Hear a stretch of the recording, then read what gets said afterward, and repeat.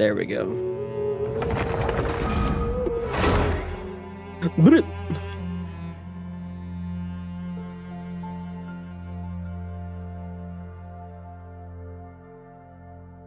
Alrighty. Where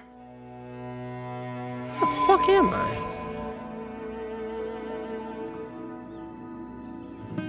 Hold on. Dilly down today? Yep, they are. Yep, they are. Hello. Alright, I'll be right back. Go take out these little ninjas. We were live on Twitch doing stuff that I know y'all don't care about.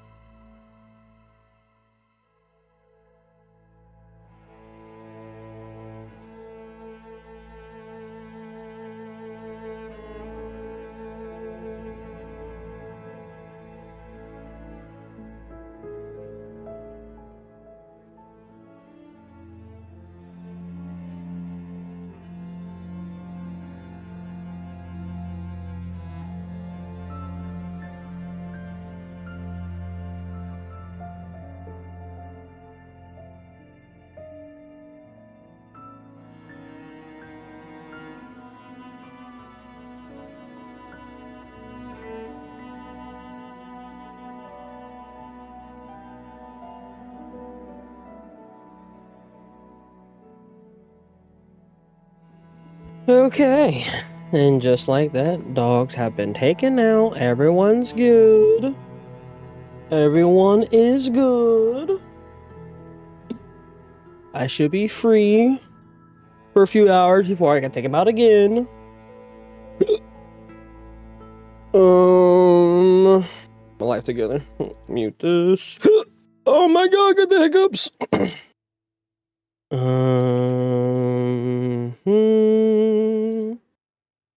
Yes, sir.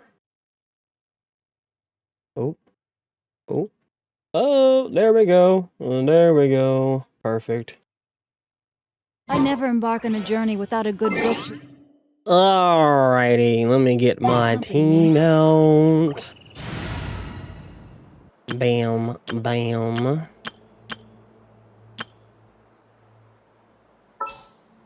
I know. Chivalry will never die. Oh. What's there to say damn about?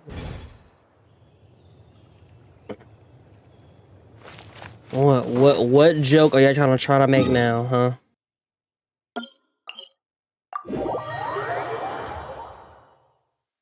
I hope my joints won't get rusty.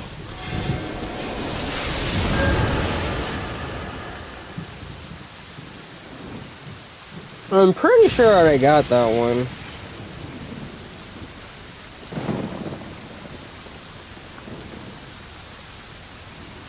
Was that one in the app? Or is that a whole different one?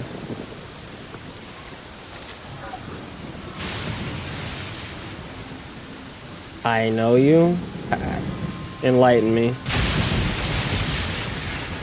I think I would recognize a name with like that.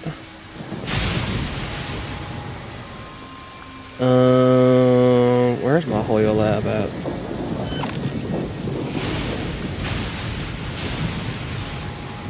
Please don't kill me while I'm next to the statue of 7. Please. No, that's a whole new code. Hold on. Yeah, the motherfucker said I know him. Like I think I will recognize a name like that. Just saying. I think I would. That's a pretty crazy name there. Not gonna lie.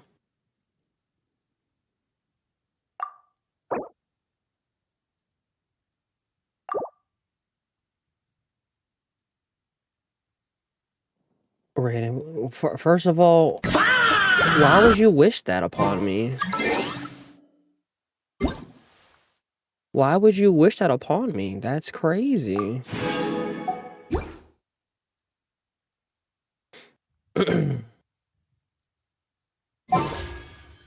Where's my music? Please. It sounds so... Bruh. Okay, that's better. That's better. Come on, you son of a bitch. You son of a bitch. I hate you. I fucking hate you. I hate you. I wanna be a Super Saiyan. I wanna be a Super Saiyan. I wanna be a Super Saiyan. Oh. Yes, I am. The pity. Like, this pity's at last time. We're at 70. I ain't pulled since the last time y'all saw me on this. Yes, we just did the pull, a 10 pull. Now it's definitely at 70. It was around like 60 something. Yeah. Fuck you, Gene. So that's 4. We'll add that. So 5, 10, 15, 20, 25, 30, 35, 40, 45, 50, 55, 60, and we just did another 10 and pull. This is not counting. So yeah, oh. Nah, she better come. Nah, if she don't come home right now in these single pulls, I'm gonna cry. If she don't come home on these fucking singles, if I gotta swipe my card, don't make me do a skirt. You know I will, but don't make me do a skirt. You, Candace, get out of here! We already got you C6. Get out of my face!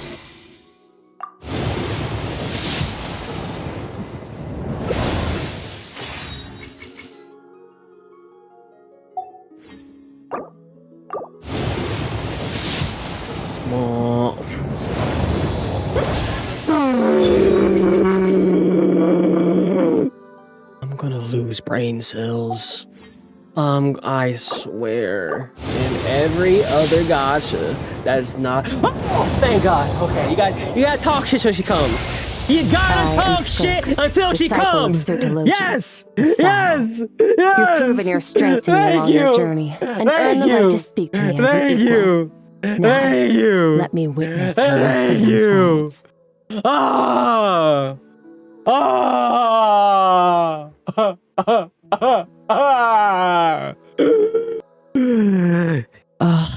100 plus pulls. Oh, actually, almost like 160 pulls, you bitch. I love you though. I love you all the same. I love you all the same. you kind of fucked up my plans, you know? I was... you kind of fucked up the plans, you know, but it's okay. It's alright.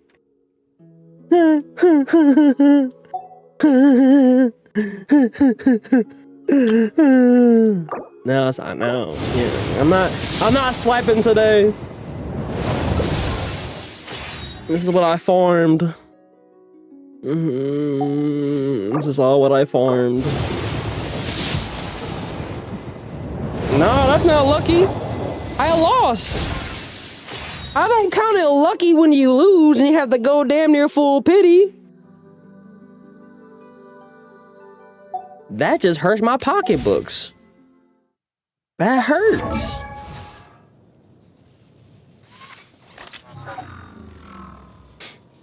Yeah, saw pity after a loss. We had to lose to get there. It is what it is, so now she's home. It's okay. Crash right over it. Oh, we got you too. We'll take it, I guess. Candace. Hello. Hi.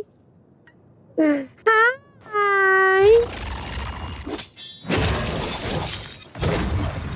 Nigga, okay, what the fuck?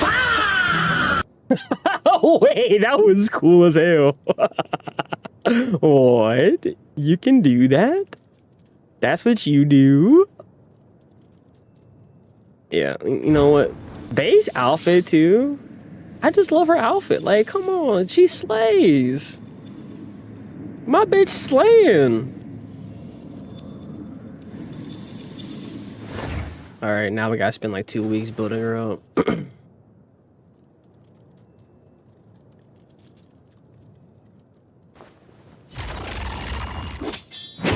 I mean, we both lost. I mean, we both looking at L's here. Both of us went over 100 plus 50 pulls. I mean, we both hurting. What do you want, the Hurt Olympics? We our pockets both are hurting. Look at my premiums after all this shit. We all hurting.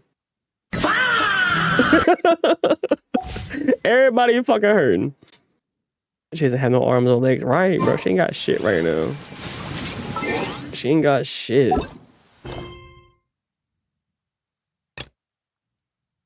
Navigate. All right.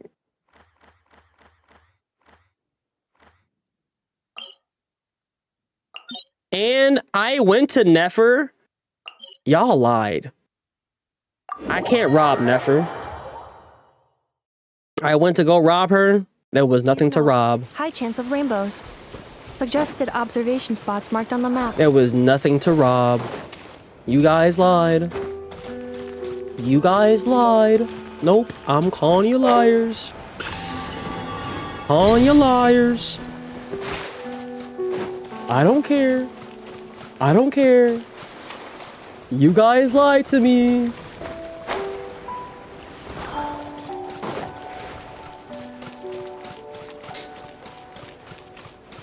Nope. You lied to me. You said after I did that, I can go rob her. I don't believe it. Send me the screenshots. I don't believe it. Oh, do you think the others are making good progress? Hope it's all going smoothly. Oh, hey look! They made it back as well! Flintz! Lama! How did it all go?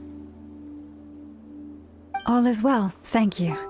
Nefer and Yehuda had to stay at the curatorium to wrap things up, so they won't be joining us for now. I ran into Miss Anefa and Miss Aino on the way back. Their work is still in progress, so I suspect they won't be back for a while either. You seem rather cheerful today, Mr. Flintz. I certainly am. I achieved what I set out to do and came away with more You than I think you're gonna bargained slap for. me in my ass for calling you a liar? First of all, I don't think my wife would appreciate that. Not one bit. Here, I'm gonna press it for her.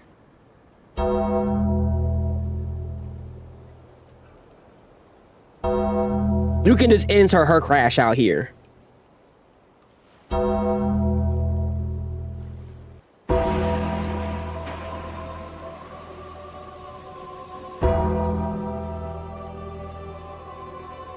There we go.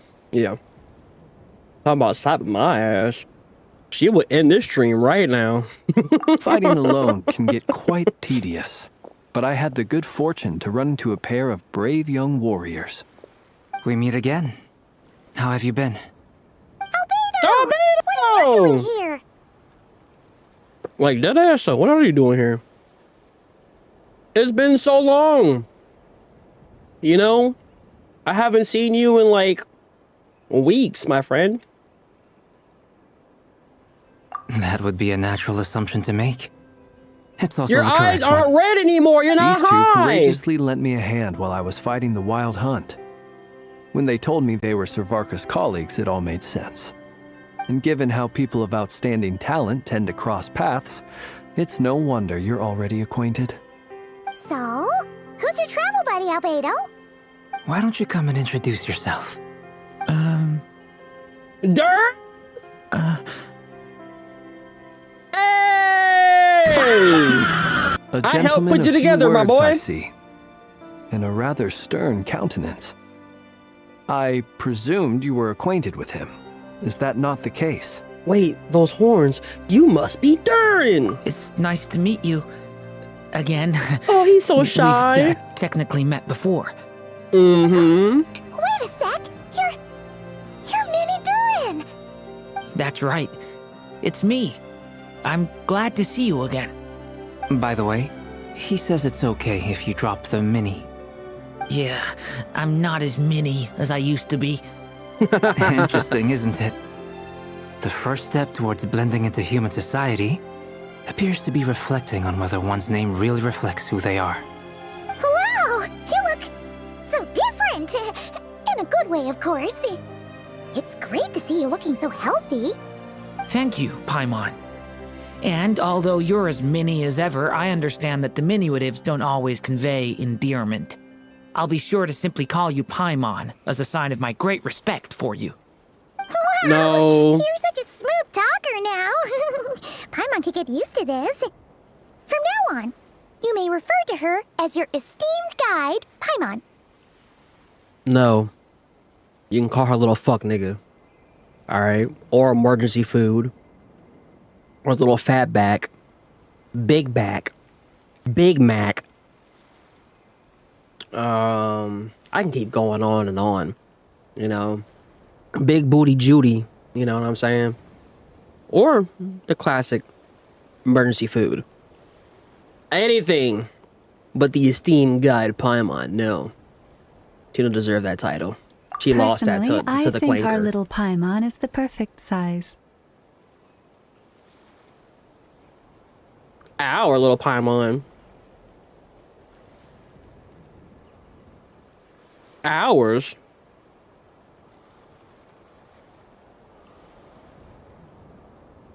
It's you. I'll let it slide. When people call her little Paimon, it's just because she's so adorable that they can't help themselves. If that's not a sign of endearment, what is? You're absolutely right, Miss Lauma. My brother still has a long road ahead of him when it comes to understanding human relationships. Anyway, You're calling him your brother, not speaking your of son? long Okay, journeys, interesting. Didn't Columbina, leave with you? How come she isn't back yet? She's been catching up with old friends. Wouldn't be surprised if she stopped for a cup of tea or a 10 on the way back. Uh-oh. People are talking about me. Arlecchino! Hope it's nothing negative. She's like she's in much better spirits after meeting with old colleagues. Judging from your expressions, I'm guessing it all went well? It's getting crowded here. I'll go grab some chairs. Bitch, you got chairs?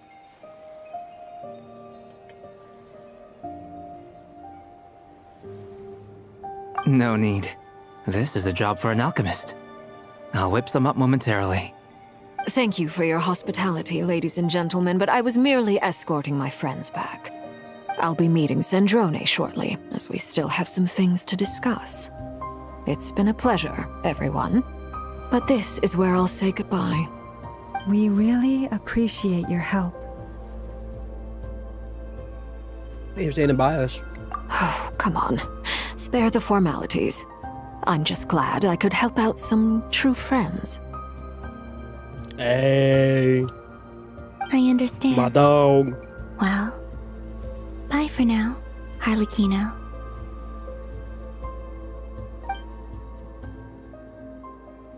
Bye, Father. This place is hopping. It's probably a good thing one of us left. Otherwise, we might not fit all these people in. Are you saying we're about to run out of chairs? As a matter of fact, I am. Come on in and see for yourself. Nigga, what are you up to?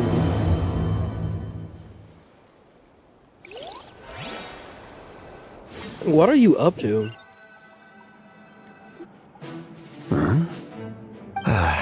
Dang! My Sasuke! I overheard your little chit-chat outside, by the way. With Miss Columbina's colleague gone, we should be back to the original crew plus the other colleagues I brought in. Bro, this really the No, it Avengers looks lineup. like we have another new face. Someone else managed to rope in a colleague too? Sorry. He's probably here with us. Frankly, you and Paimon are the only people I know here. Yeah! This here is Dainsliff. colleague of Teyvat's greatest guide, Paimon, and greatest adventurer, the Traveler. Well, not exactly colleagues, more sort of friends. Hey, I'm not gonna lie. You calling me the greatest adventurer has a great ring to it. That kind of go hard. I need a title like that in game. The greatest adventurer. You damn right. When someone else jumps in to do the announcing, you know you're speaking to someone important. Let's hear what he has to say. Note to self.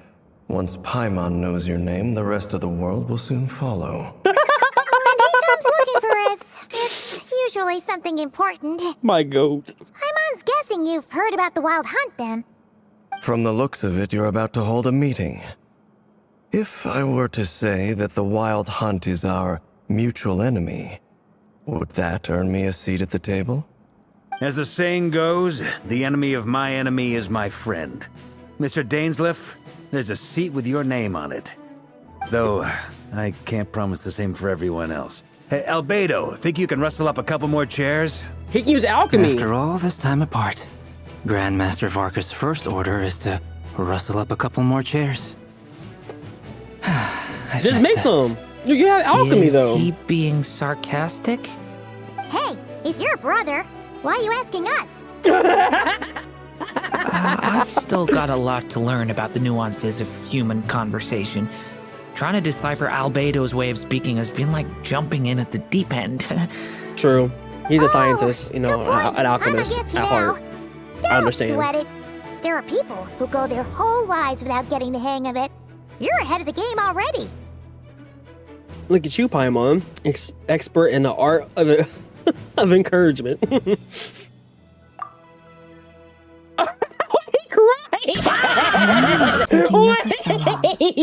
Perhaps you should go and check in with her. That's my nigga If anyone crying. can hurry her along, it's you. I just got back from the curatorium. Besides, aren't you curious to see what's taking her so long? Miss Nefer doesn't strike me as the type to share secrets. And since gathering intel is her specialty, I'm guessing she'd prefer to keep her methods confidential. Under such circumstances, would it not be tactless for me to impose? Oh, but it's fine for me to impose. What can I say? You have an unrivaled ability to garner people's affection, Miss Moonchanter. Oh, hold on. Besides, Whoa. you have far more in common with her than I do. Don't be raising her up, bro. She's mine. Hands off there, buddy. All right, Mr. Gojo Sensei, sir. All right. I don't need your flins to get up all on her, bro. Okay? She's mine. All right? Don't be flirting with my girl there. All right then. Bro, every time he talk, he just raises up somebody. And look at him just smiling, bro. I admire your powers of persuasion, my friend. As I'm sure Miss Lauma will realize soon enough, the trick in life is to always pitch in with other people's responsibilities so that you can be selective with your own. Another trick is to simply hide in the background. Spoken like a true sage. Anyway, looks like we've got some time to kill before the meeting. Yeah, that's for Let's all take of a little us. breather, folks. And feel free to chat amongst yourselves. We'll get down to business once the other two arrive.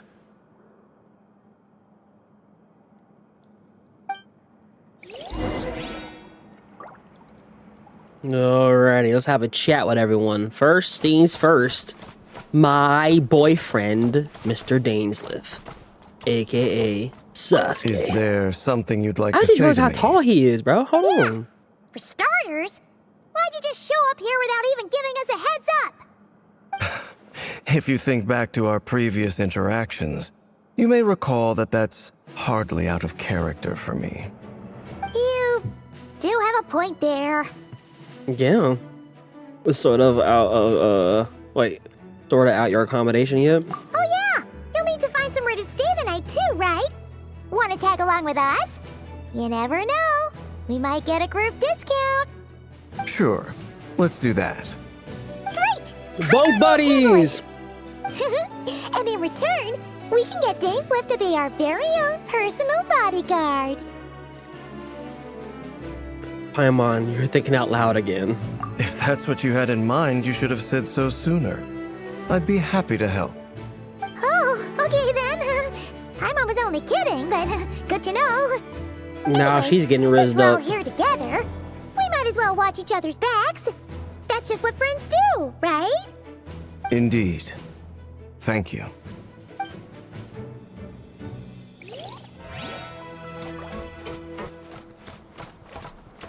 What up, Flins? Truth be told, I can't remember the last time I was in a meeting with so many people.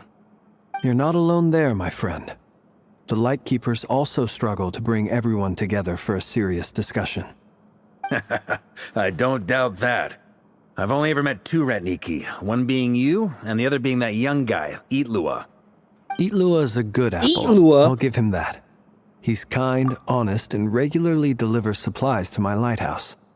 A true Ratnik to the core. In that sense, he puts me to shame. I've been pronouncing that nigga's name all wrong, and y'all never said anything. Y'all fired. Fired! Eatlua is a good apple. Eatlua. Eatlua is a good... Eatlua is a... I'm gonna have to get used to that. Eatlua is a good... Eatlua. Eatlua is a good... So that G is just silent as fuck. Eatlua is a good apple. Eatlua is a... That G is silent as fuck.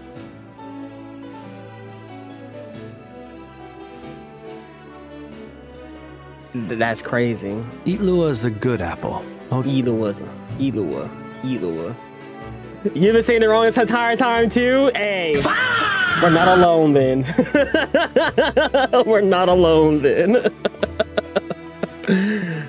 I genuinely don't know how to say his names. Well, now we know. Eatlua is a good... Eatlua. That fucking G is silent as hell. Like lasagna. So you're what? A fake Ratnik? That's what it sounds like you're saying. But I get the feeling that's not quite what you meant.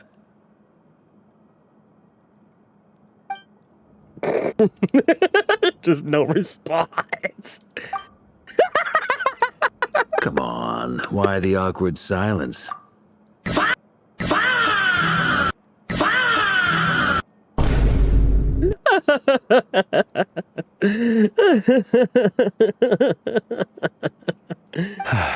Sorry. I'm not even gonna bother trying to hide it. You've known all along, haven't you, my friend?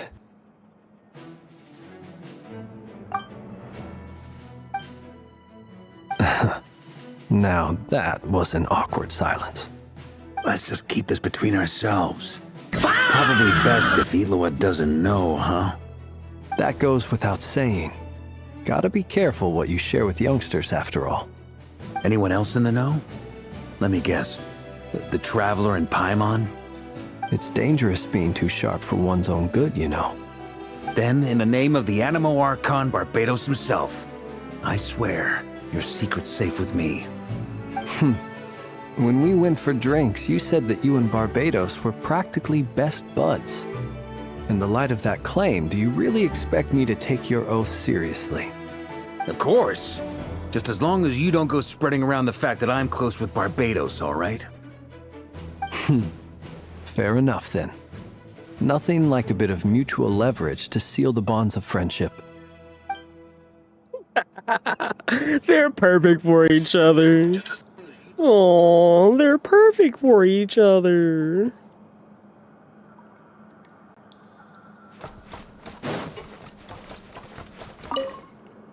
You're both awfully quiet. Why don't I start us off with an icebreaker? Much obliged. And if y'all on the YouTube Have stream, either hit of the you like ever had button, your portrait please. painted? Hit that like If not, button. I'd be glad to help. That sounds like a lovely idea. Glaze off it. Hell You know yeah. how to paint, then? I dabble occasionally. He's an excellent painter. Tables, chairs, people, dragons, you name it. He'll paint it for you. I'm flattered. If I ever get the chance, I'd like to give it a try myself. I'll bear that in mind. Anyway, how about you, Durin? What sort of portrait would you prefer? Oh, I'd be fine with anything. Whatever style feels best to you. Very well.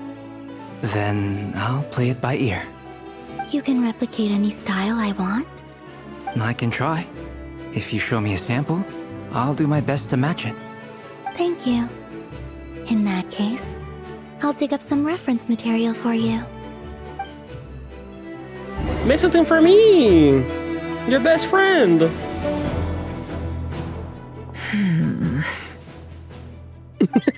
Why you look pissed?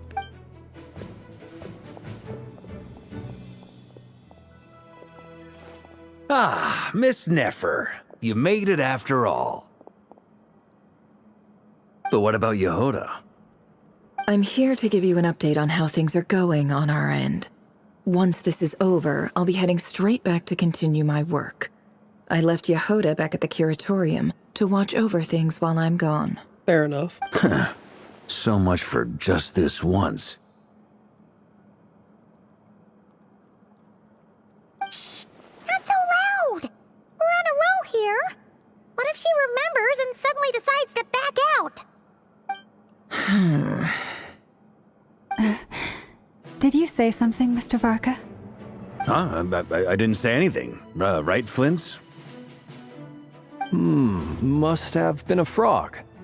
They get so noisy around here at nighttime. It's like they're putting on a concert in the background. Anyway, before we begin, there's a few introductions to make. Let me start by saying that it's an honor to be speaking before so many distinguished colleagues and collaborators. First up, we have Miss Lauma. As Moon Chanter, she's the leader of the Frost Moon Scions, a local religious community in Nod Krai. Then there's Miss Nefer, boss of the Curatorium of Secrets, an intel gatherer extraordinaire. Nefer is leading the investigation into Rerer's background, assisted by Yehoda and Lauma. From the little I've heard, they're making some great progress. Over here, we have Mr. Flintz, a ratnik and guardian of the abandoned lighthouse. In our last operation, he courageously distracted the wild hunt to buy time for the rest of us. For those of you who've never wasn't met, just him, it was this me is too. Mr. Albedo, a renowned alchemist and captain of the Knights of Favonius investigation team. By his side is a new face for us all, myself included, Mr. Durin, who has come to lend his aid. Next up, we have the Moon Maiden and former Fatui Harbinger, Miss Columbina. Then we have the Traveler, who's earned more titles than I could possibly hope to list out, so I'll spare you the rundown. And Paimon, the him. ultimate Just travel say that. companion and quite possibly the best guide in all of Teyvat. Wow! You're forgetting about That's a lot of Nefa. people. Great turnout! Miss Nefer, it looks like you might have another job coming your way, so, congratulations on the booming business, I guess.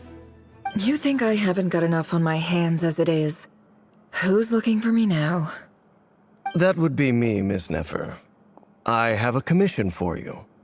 And you are? Who I am doesn't matter right now. What does matter is that I'd like you to gather more intelligence about the Recher of Solnari. Well, it's not as if we never take on anonymous commissions. But in your case, I'll have to decline.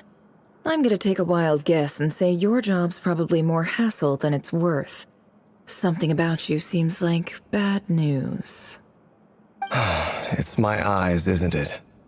Conrian, I assume. And what's with the mask? Are you trying to hide your identity? In any case, the fact that you're even still alive raises an awful lot of questions for me. Damn. My name is Dainsleif. And yes, I am from Conria. As I'm sure you're aware, the Recher of Solnari's real name is Rerir. He was once an acquaintance of mine.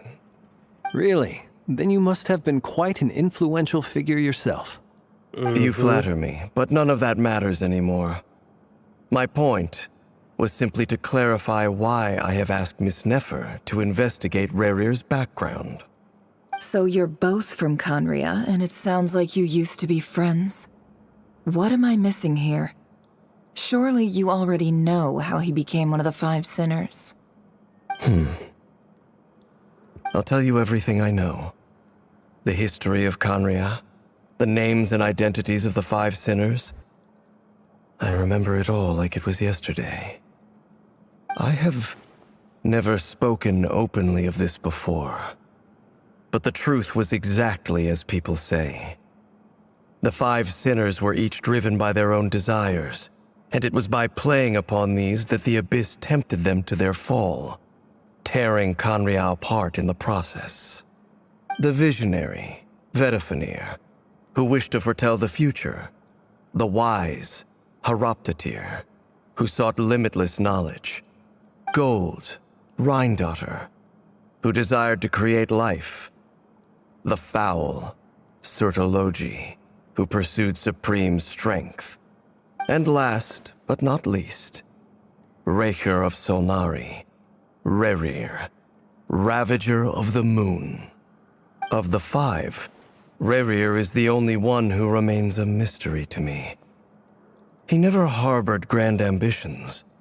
So what changed in the space of a single night? How did he come to fall like the others? In other words, you're saying that his change came as a shock to you, and you have no idea what actually happened?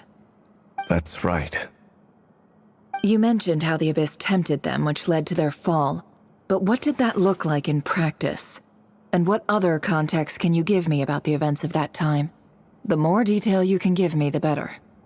Strangely, now that it comes to it, I hardly know where to begin. The fateful night took place during the era of the Eclipse Dynasty.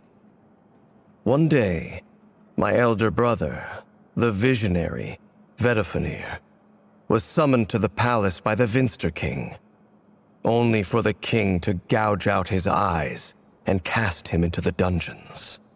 When I came to hear of this, my fury knew no bounds. I gathered together every ally I thought I had, and together, we set a night to storm the palace and free Ved. Centuries on, the memories of that night still haunt me like a never-ending nightmare. We broke through the palace gates, just like we had planned, each striking towards our separate targets. But then, I was betrayed. Even Vedifenir, the very person I had come to rescue, abandoned me and partook of the Abyss's power. So, it's personal after all. Then tell me, Mr. Dainsleif, what price are you willing to pay? You, of all people, must know that nothing comes for free.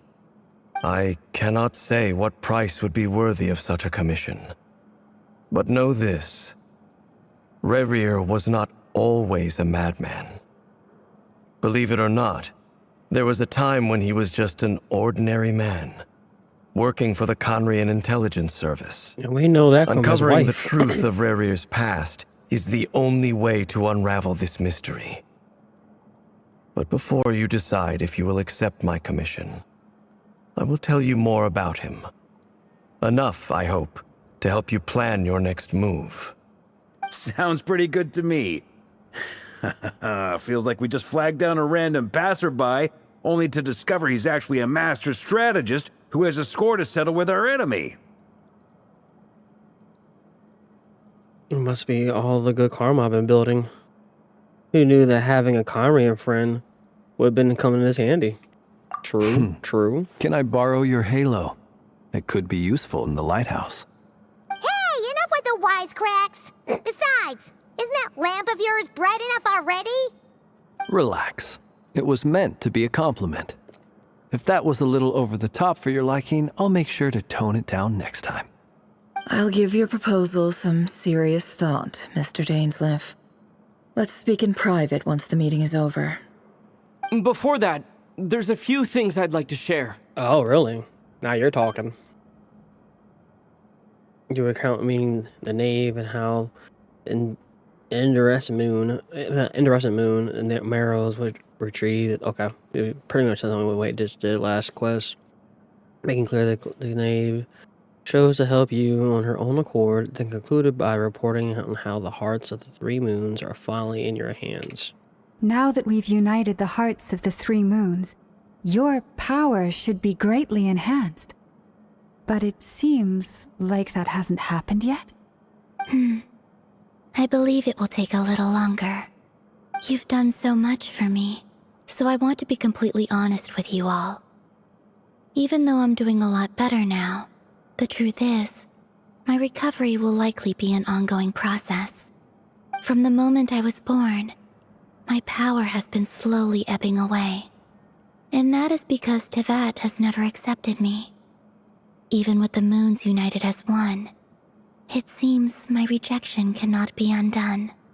So far, I have yet to find a solution. It may turn out to be a problem that will plague me until the day I finally leave this place behind. Even so, I will do everything in my power to help you drive out the Ray here of Solnari. As Arlecchino put it, this is not about chasing the spoils of victory. It's just a gesture of heartfelt gratitude. Kutar. Seems like a lot more energetic and positive than she did in the first minute. Defeating the Ray here of Solnari will be no easy task. While my strength slowly recovers, we'll also need to gather more intel. Naturally. We should take all the help we can get if we hope to defeat him. We've considered several viable plans now, but our choice hinges on the answers to a few key questions. Is it even possible to kill Rerir? What experiences shaped the person or monster he became? And what's he really after? Given Albedo's expertise in alchemy, I think we should leave him to try and answer the first of these questions. Understood. As for the other two, I'm afraid we'll have to count on you again, Miss Nefer. Believe me when I say it's not my wish to burden you. But right now, relying on your skills is our only option. So you're placing all your hopes on me, huh? We can't thank you enough for agreeing to help us. Honestly, I can hardly believe how lucky we are. You sure have a talent for changing your tune, Miss Moonchanter. Timid like Yehoda one moment, then flinches insincere flattery the next. Ladies, please. I must object to your portrayal of me. That's all. Feel free to keep bickering. Just pretend I'm not here. Oh my God!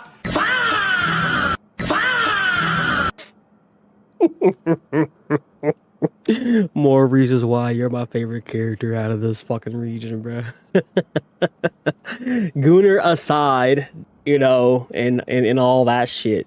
I just love you and Yehoda, bro. I almost don't want to leave this room. I'm curious to see how this plays out. I have faith in you, Miss. That fight. Something tells me you'll stand by us until the very end. Oh? And what makes you so sure of that? What if I suddenly decide that my compensation is insufficient? This isn't about the money. I can sense that you've got a deep-seated distaste for Rerir. And knowing you, that alone is motive enough. He Look bad at for them business. Getting along so well. Like two peas in a pod. And I'm the one they accuse of insincere flattery. There is no justice. Miss Lauma, you have to understand something.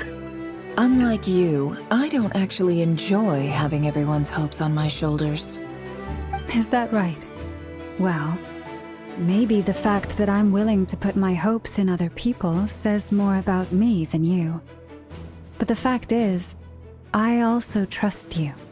And that's because I know that you're someone we can count on. Anyway, we've got our plan, so let's get moving. Mr. Dainsleif, let's talk.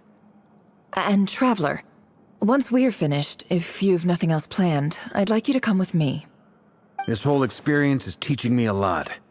For instance, I now know that when other issues come up in the future, I'll have far more luck getting Lauma to convince Miss Nefer than trying to do it myself. Hate to say it, friend, but that's one of the funniest things I've heard in a while. Why? You think I've got it wrong? Quite the opposite.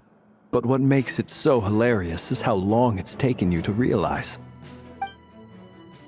Nefer and Dainsleif converse intently for quite some time. From the gravity of their expressions, you can tell how heavily the next stage plan weighs upon them both. After a short chat, Albedo and Durin head off with Varka on what they describe as a sample finding mission. Lauma steps out for a while, then comes back loaded up with emergency medicine. She tells you that while people rarely expect to get hurt, it's her duty to be ready when they do. You and Paimon wait patiently for Nefer, content to see how well everyone is working together.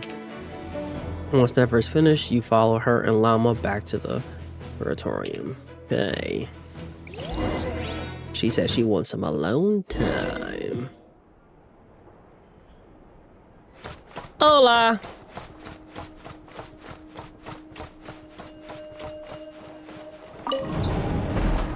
See, ain't no fucking chest in here.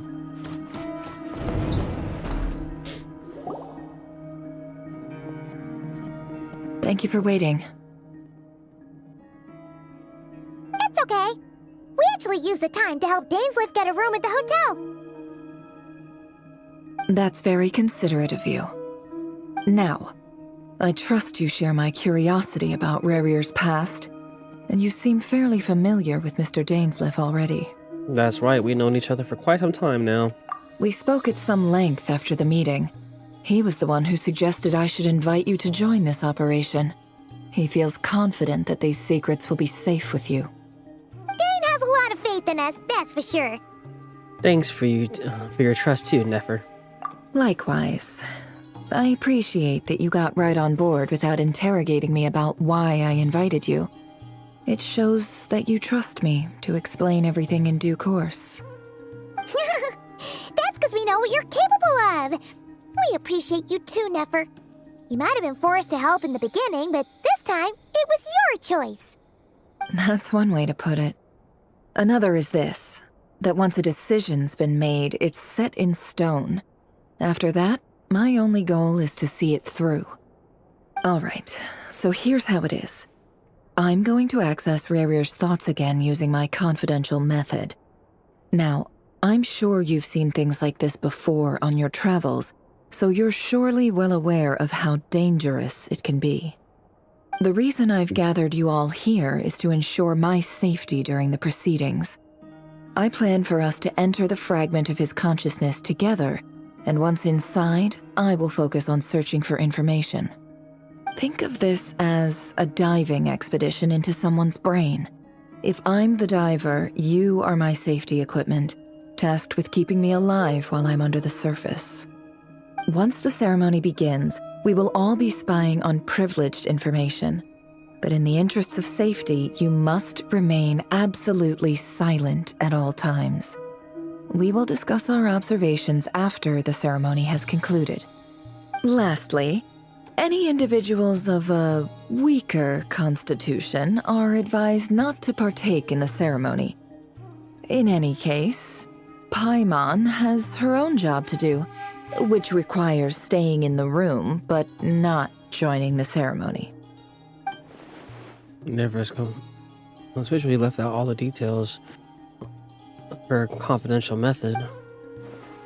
I guess her brain diving techniques are a trade secret. Well, good luck, everyone. Sounds like all Paimon can do is cross her fingers and root for you guys. There's a little more to it than that. I was being serious when I said you have a job to do. While the rest of us are inside Rarir's mind, it's imperative that we have a team member on the outside. In the event that something goes wrong, you will be our first responder.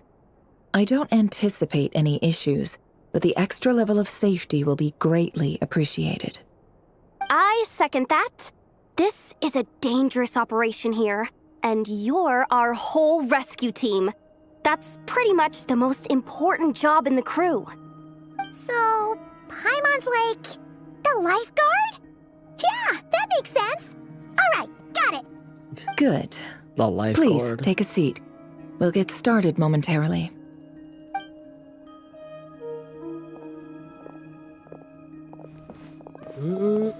So, did Mr. Dainsliff tell you anything else? He told me that he believes Rarir kept some big secrets in his life. He's not sure that they were the cause of his eventual downfall, but he's asked me to uncover what those secrets were all the same. But surely you're not planning to go through with this, no matter the cost. If you think that, you'd be overestimating me. I'm a businesswoman, not a mercenary. I couldn't tell by your claws on your hands. But I do have my own professional reasons for taking this job. You think I'd turn down the opportunity to get a first-hand glimpse into Conrian history? No chance. Well, as long as you don't let morbid curiosity get in the way of safety concerns, we're good. We'll do whatever we can to help you. You're such a killjoy.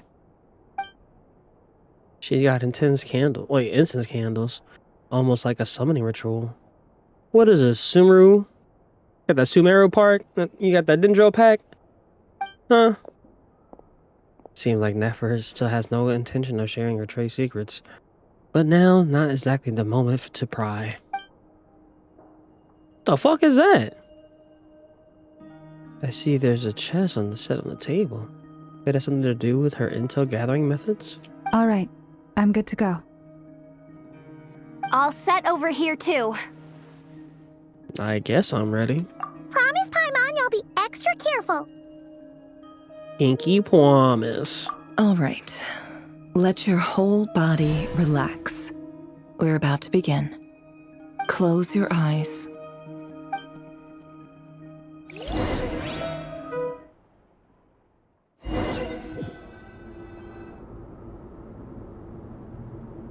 Phew.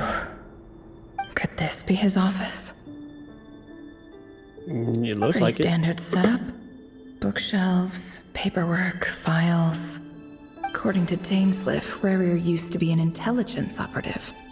Chances are there's plenty of top secret intel stashed away in this room. Is this where you keep your secrets, Rarir? Can't say I'm not looking forward to this.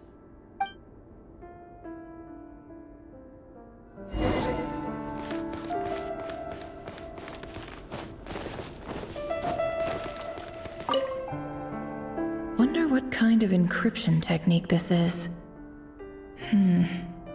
Seems like it has to be inserted into that camouflage device nearby. Aha! It's an audio recording. Oh? Please, hear me out. I can't shake this feeling that someone's been spying on our house. No, I'm not being paranoid. It's true. I saw someone dressed in all black. It was a couple of days back, but that was on another street, not near my house. I swear, I know what I saw! There's a note in the margin. Surveillance of the Runforther residence has concluded. We apprehended the target and filed the mission report last night. Could the voice in the recording belong to one of Rarir's targets? Sounds like it.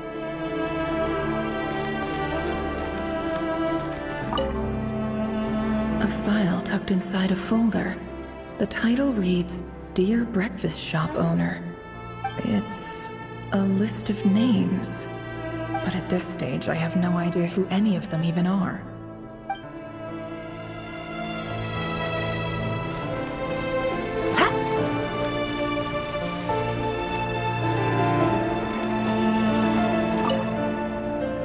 Bookshelves full of documents. Looks like these are all files, packed with the personal details of individual Conrians. The Crimson Moon dynasty preceded the eclipse. Since Rarir worked as a secret agent during the latter, it stands to reason that he was tasked with purging remnants of the old dynasty. Yep, lines up exactly with what Dainsleif told me.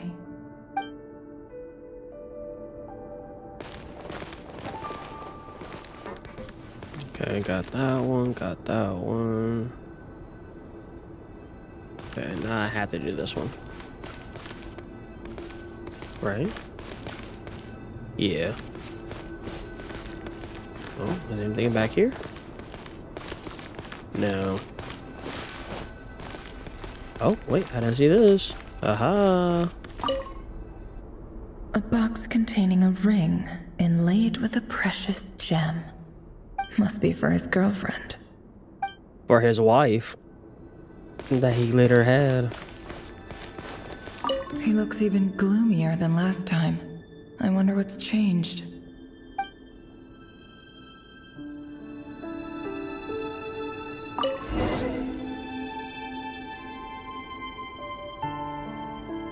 Today's files are in. Time to wade through them, just like usual. Oh, I like the camera movement there. Male, 51. Alright. Occupation, cook. Confirmed Crimson Moon descendant. Has maintained frequent contact with other descendants over the past year. Poses a threat to the dynasty. Neutralized.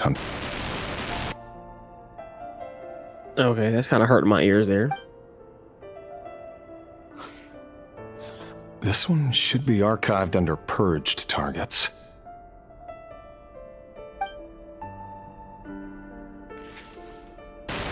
Female, 23. Occupation, office clerk. Confirmed Crimson Moon descendant. Has maintained frequent contact with other descendants over the past year. Poses a threat to the dynasty. Neutralized.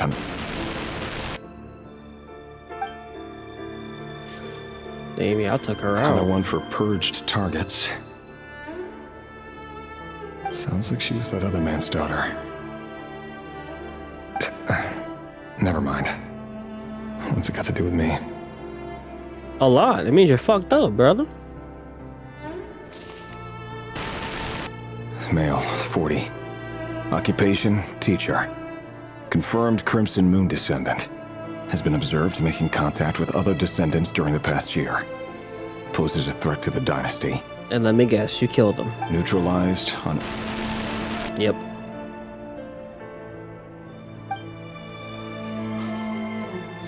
Just another nobody for the archive. Come to think of it, I remember surveilling this man. A case like his never would have been considered a priority in the past. Huh. He barely even interacted with other Crimson Moon descendants.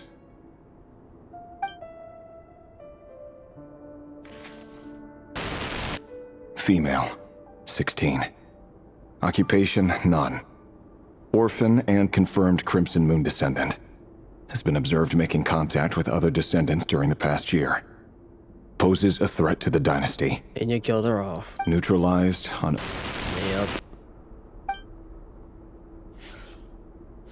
Filed.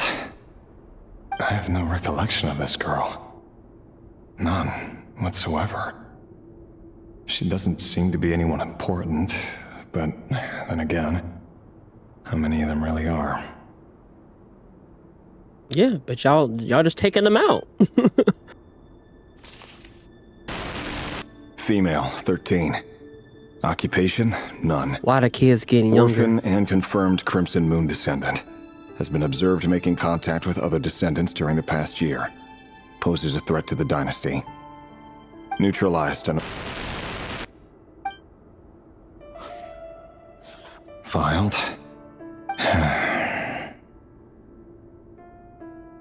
That nigga look depressed as fuck.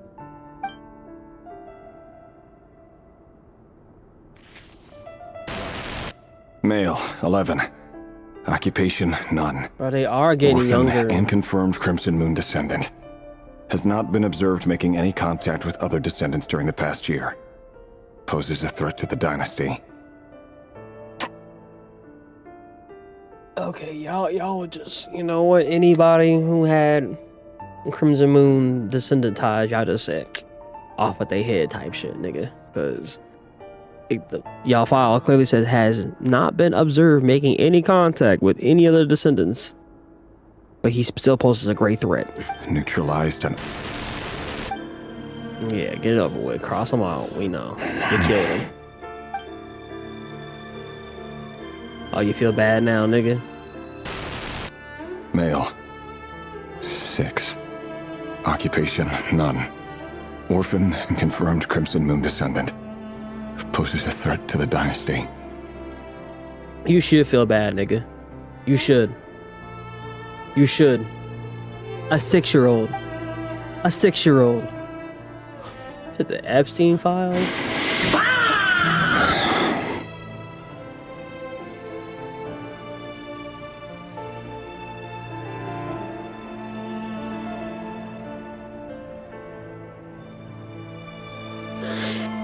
Okay. It's funny, isn't it? Your job is becoming both harder and easier at the same time, depending on how you look at it. Sooner or later, the Crimson Moon descendants will be completely wiped out. But as their numbers dwindle, they become harder and harder to track down. That's not how it is. Fortunately, however, most of the able-bodied adults have already been taken care of. The remaining weaklings will be increasingly easy to deal with. No! No. My job is to ensure the survival of the Eclipse Dynasty. And the only way to do that is by eliminating any and all potential threats. It's a perfectly legitimate line of work. No, it's Every not. single one of my colleagues can attest to my fairness. No, it's and if not. my friends were aware of the facts, I know they'd back me up too. No. Assuming, of course, that they were aware of all the facts. No.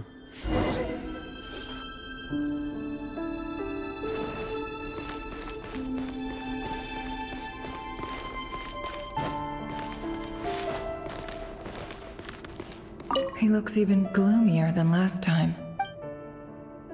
He's killing kids, that's why.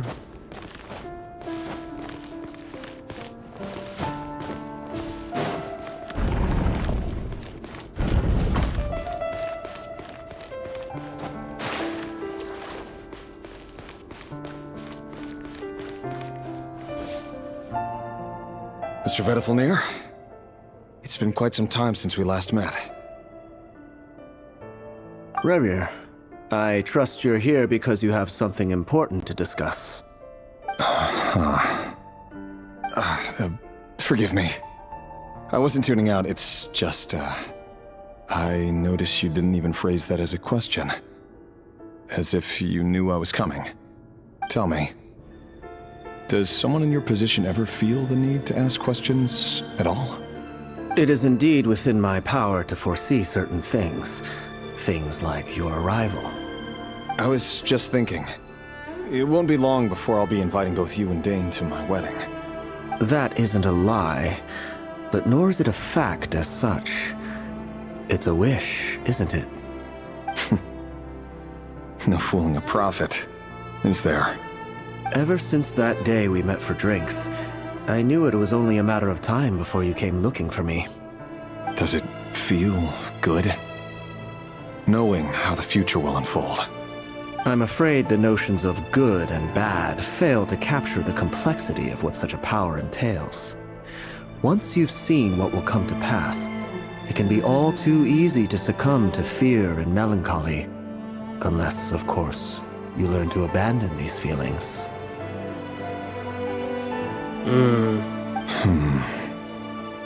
You fear my silence, and long to hear the words I left unspoken that day. That's right. You must have noticed my reluctance to broach the subject, and the reason is simple. Because the truth could never have lived up to your hopes. For both our sakes, such words are better left unsaid. The burden of prophecy was never meant for your shoulders. So who exactly do you deem worthy to hear your prophecies? None but our exalted king? Or rather, our king as he once was. You're closer to his majesty than I am. You must know better than anyone how much he's changed. You say that as though it is to my benefit. Yet precisely because of that, I dare not speak rashly. A king can turn out to be the most virtuous of rulers, or a tyrant more terrible than the most vicious of dragons. You are so wise and far-sighted, yet still you would have me live in fear of the unknown? You make a fair point. Especially given my silence alone was all it took to send you spiraling downwards. Very well then. Let me offer you some advice. And I say this not as a prophet or a visionary, but simply as the brother of your friend. For many reasons, there is very little chance of your marriage ending in happiness. If happiness is what you seek, you should find another fiancé.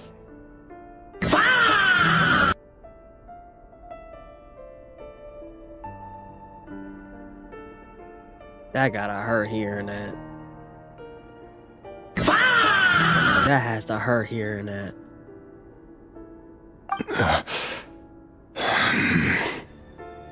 I know how I react, bro. Hold on. There's that same black fog again. Could this memory Bros belong said, to move, move on in, nigga. Guess I You better think you tread love her, fuck carefully. nigga? That's just what he just said.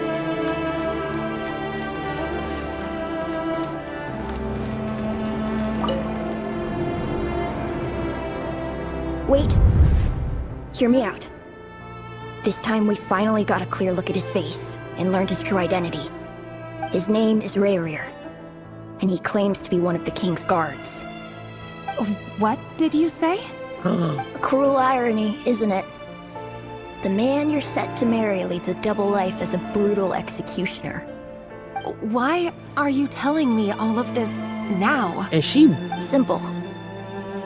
It's because... Alright, hey.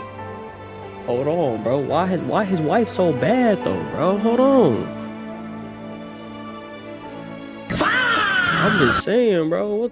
I was not expecting that, bro. I was not expecting that. I want you to kill him. Oh. You are the only person he would never suspect. No, absolutely not. I would never dream of doing such a despicable thing. So you'll just stand by and watch him slaughter us to the last?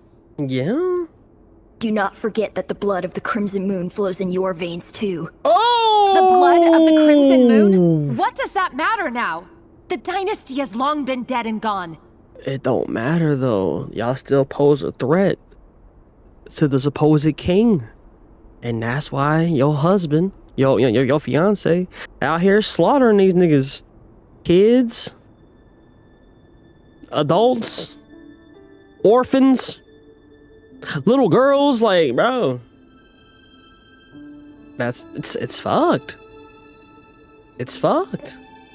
But you need to hear the truth. You think that alone is reason enough for me to throw away everything I have? Why wouldn't it be?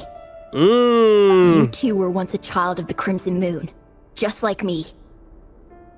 Don't tell me you've never felt so much as a flicker of fury for the way we were trampled into the dust. I As long as you promise to abandon this pipe dream of restoring your dynasty, I can try to persuade him. Or have him persuade the Vinster King. Persuade the Vinster King? Do you even know why he's so obsessed with hunting us down? Why he keeps trying to force us to hand over our secrets over and over again? Or why we refuse to give up on restoring the dynasty? The Vinster King. A blind fool. His eyes clouded by powers from beyond this world. A petty little man with a miser's heart. And he dares to sit upon the throne? Mark my words. Sooner or later, Conria will fall. And it will be his doing. If you can't bring yourself to do it, so be it. Just you watch. It won't be long before calamity descends upon us all. The Rehir of Solnari. That really is quite a secret you've been keeping from me, Rerir. But who am I to talk? Am I really any better? I've kept my own past a secret this whole time, too. Love should be built on honesty. But ours was born from lies. And yet, is it really so wrong to hide things that would only make life harder? If we don't cover up the parts that no one else should see, how can we go on pretending to be normal? Vedifilnir must have known all this. And that's why he made his prophecy. In the end, nothing stays hidden forever. What you gonna do, shawty? But I won't just sit by and watch this disaster unfold. I'll do everything in my power to protect what I cannot afford to lose, no matter who I have to face.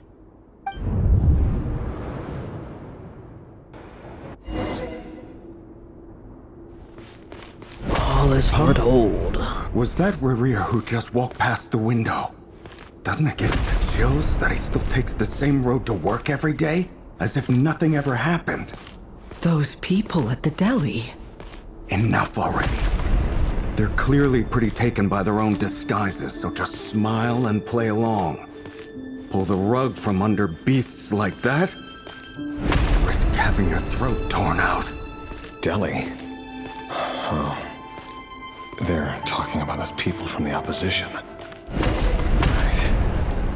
I'd almost forgotten they used to run a deli. People of no consequence always vanish so easily. And no one even remembers them. But surely you can see he's not the man he pretends to be! So many have died already, and they say that the king's madness grows with each passing day. We're not going to survive this, are we? But why does it have to be this way? Do we really deserve to die just because of the blood that runs through our veins?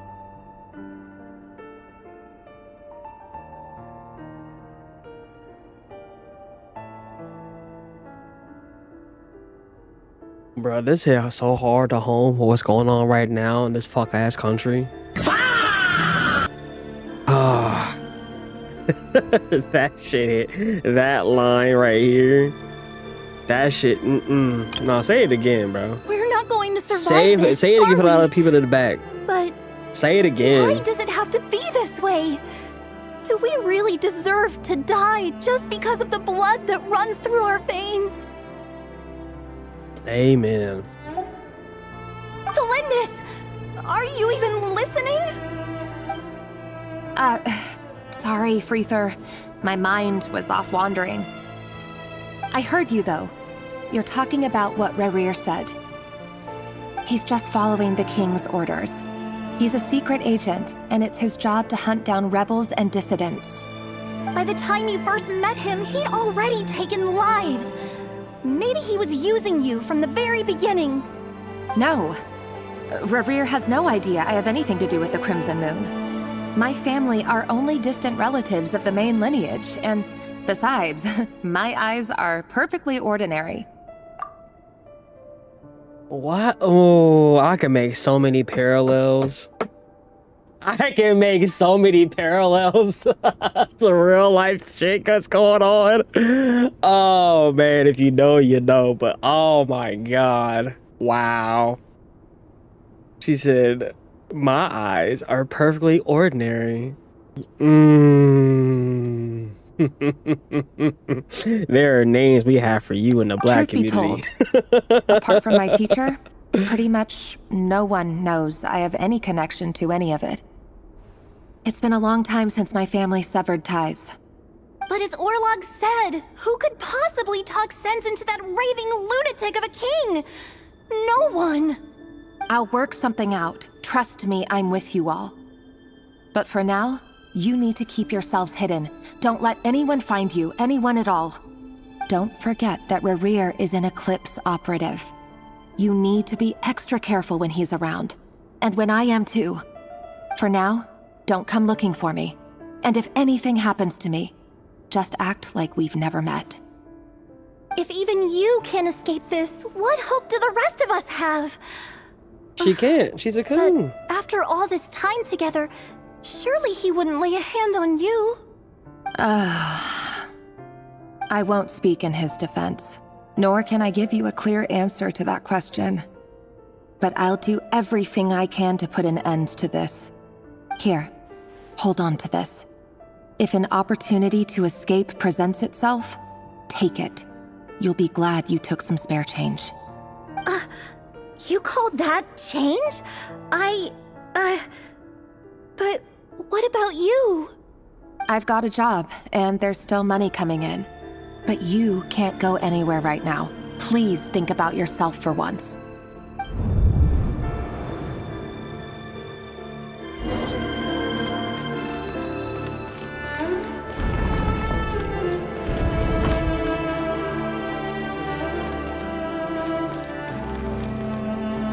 Go in the training room now. Got it. Another day, another round of assassination training. Training ground is just beyond this hidden passageway. When you kill a person, doesn't it bother you when you end up covered in their blood? Why would it? Aren't we all just walking blood bags? But not everyone is accustomed to hunting down others like prey. You've been a hunter for so long now, you seem to have forgotten that most people don't just go around killing one another. Leave me alone. That nigga done lost his fucking mind, bro.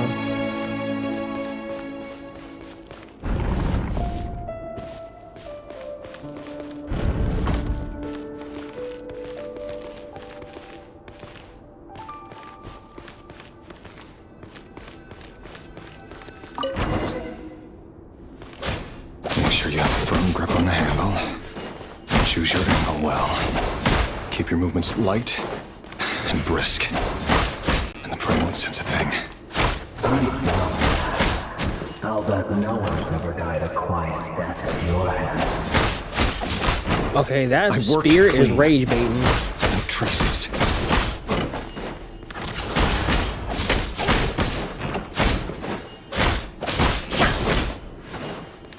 That doesn't make it open and above board, though. The king just happens to need you right now. Somebody doesn't. That won't happen. You say, ever since you fell under the spell of black power, in the beginning, you only had you take out a handful of the guilty. But now...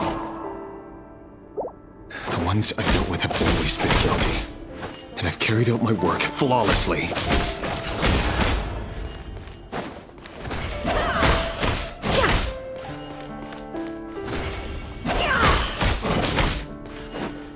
No more lies.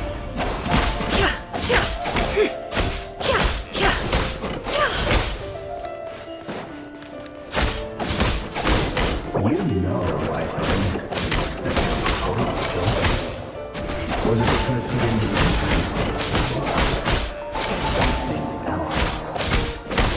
something else?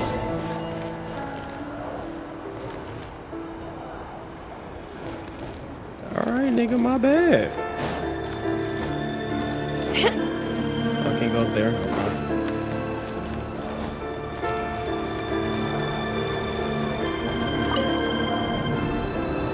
Delindis, do you still remember Orlog? Orlog. The boy who was pretending to sell flowers. You spoke for quite a while, didn't you? Yes, we did. What about him? He was arrested 2 days ago. Chances are he's already dead. He... I just don't get it! After everything he's done, why do you still stand by him? Or does it mean nothing to you that people keep dying? Oh my God! Honey, please wake up. Please wake up, honey.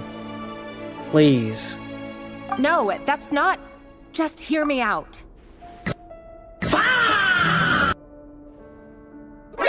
NANI?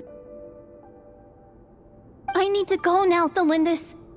They're looking for us. You take care too. You said she's Candace Owens? Bruh, dead ass. That's gotta be racist. There's no way. I'm gonna just keep it real. There's no way that is like of our culture. Dead ass, bro. Dead ass, bro. Dead fucking ass, bro. Like, that's the comment of the year, bro. If I could pay YouTube comments in a chat, I think I can. Not in my, not the way I usually would, but you know, if I could, I would pin that chat, because that is truth. Truth. If you ever need a place to hide, come find us.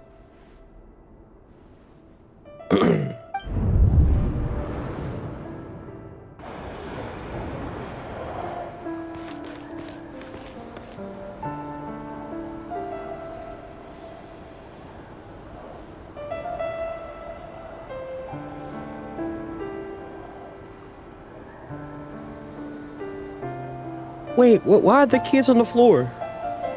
Wait. Were those dummies actually kids? I thought y'all was just trying to rage bait me. I thought y'all was just trying to rage bait me like y'all usually do. Wait, I was actually killing kids?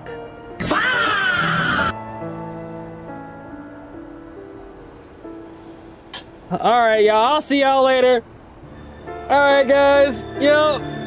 No. Yo. Alright, guys. I'll see y'all later. I just, oh my God. I thought I was just fucking fighting dummies. Bro. No. We, the Gooner community, find Mamba guilty. I didn't know. I didn't know they were halflings! I didn't fucking know they were halflings, bro! God damn it! I thought I was just hitting practice dummies! Oh, man. Oh, pack me up, bro. Here, take me away. Take me away. I really did. I just... Execute Order 66 head ass, bro. Exactly! Stop! I didn't know what I was signing up for. I didn't know that. No, don't play that. No, I didn't know what I was doing. That's not fair. No one said a thing. Y'all just call me a mass murderer. Y'all already had me pegged as guilty before I knew what I was even doing. Author Melendez. Over the course of this week, the research object was subjected to interference for a total of 47 hours for experimental purposes. The results are as follows. All subjects of observation that were sent you missed inside a lot. have now... We had a whole the situation within battle is proving royale more problematic episode. than anticipated. Yeah, that was like what, 4 months ago, 5 months ago. when I went on a whole murdering spree and I killed a lot of people. No progress whatsoever. What now? Won't you give me even a glimmer of hope? Things are getting worse by the day. I have to find a way or we'll all be in danger.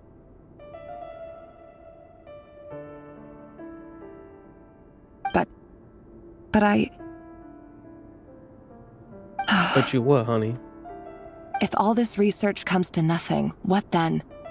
Sooner or later, it'll be my neck on the line. You said it's a fair game. It can't affect you, they said. Nah, I'm not gonna lie. Could he really bring himself to kill me? Of course he could. What the fuck? Is that even a question? He's murdering kids. Yes, he can kill you. But I'm not gonna lie. I said this like a while ago. But when I first started playing this, my perception of this game was one way, and then actually playing the game, you know, and then seeing all the racism in this fucking game and the parallels to real life, you know, it was like, damn, bro. On the outside, this game has a perception where like this shit is just, you know, kiddie shit. I'm like, dude. Hey, behind all the fucking anime-esque characters, bro, there's some fucked up shit in this goddamn game. No. Surely he wouldn't have the heart.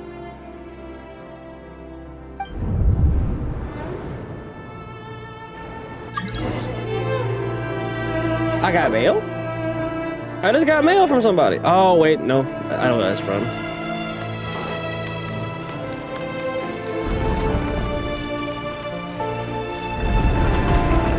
Okay, that transition though.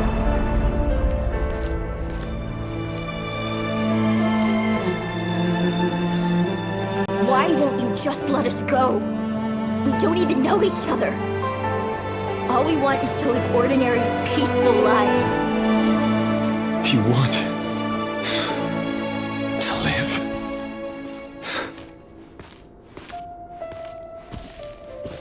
Of course they want to live, nigga. They're kids. Yes. I just want to go on living. Is that really such an unforgivable crime?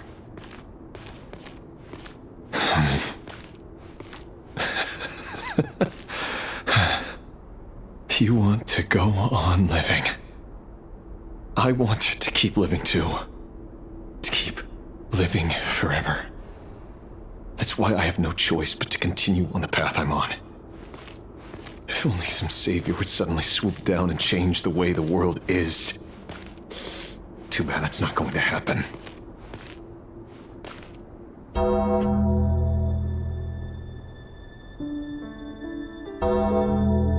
Pack this nigga up, bro. Get him up out of here. Pack him up. Pack him up. Pack him up. There's no redeeming him. There's no redeeming him at all.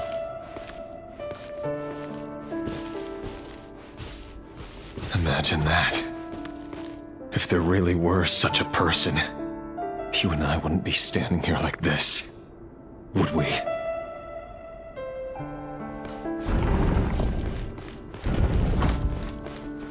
Back to paperwork. Today's files are in. Time to wade through them just like usual. No, I don't get tired of it. It's my job. And not only am I lucky to have it, I'm good at it too. Nigga said I'm good at killing kids. Wow. Wait. That's... Oh, you got the kill order, didn't you? For your wife, didn't you, nigga? Ah, that's right. That's right. That's right. Bitch. Oh, shit. Shit hitting the fan now. What are you gonna do, fuck nigga? What are you gonna do, fuck nigga? Are you sweating? Oh, you're sweating. No. Oh, you're sweating. Why? But you bear no mark of the Crimson Moon. How could you possibly have anything to do with them? It cannot be. A diluted bloodline. Carefully concealed. I see it now. You've been living in the shadows just like me. What a fool I've been. Numbing myself with talk of justice. Even imagining my friends would back me up. But in the end, Irminsul. Finster King! He blamed How far Irminsul. are you going to take this? From the direct bloodline to secondary offshoots? And then what? Okay. You mention of Irminsul here. Keep a note of that. Today it's the descendants of the Crimson Moon. Who will it be tomorrow? Will you not rest until everyone down here is dead? Yes. No. This cannot go on. This is where it ends.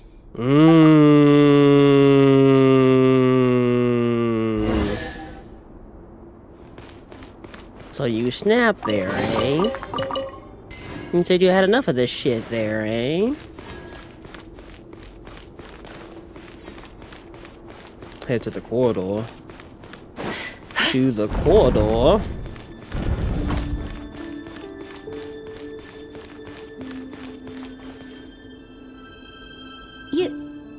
You're really letting me go? I am. As long as you can guarantee that no one will find you. Don't worry, I'll be extra careful. No one will know I was here. But what about you? Me? If you let me go, you won't be able to complete your mission, will you? Good point. In that case, maybe you should stay. No, please! I just want to see the outside world again. To... Go on living? Yes. I know you're a man of your word. So please, just let me go. But is he really a man of his word? If I let you leave, what will become of me? Just kidding. Go, now. Bitch, run. Take that shit and run. But remember, don't let anyone know you were caught. We'll be seeing each other again very soon if you do.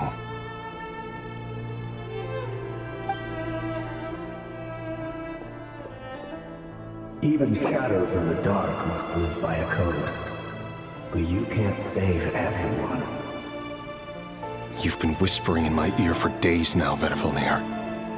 What are you trying to do? Break me down? I only say this because you long for an answer to your problems.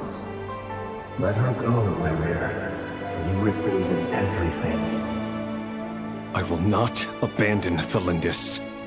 Then you'll need a little more vigilance and a lot more power.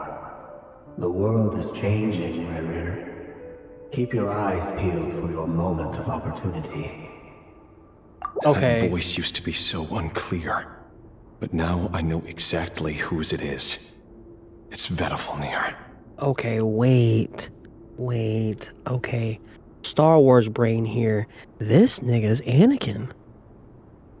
This nigga's getting seduced by the dark side.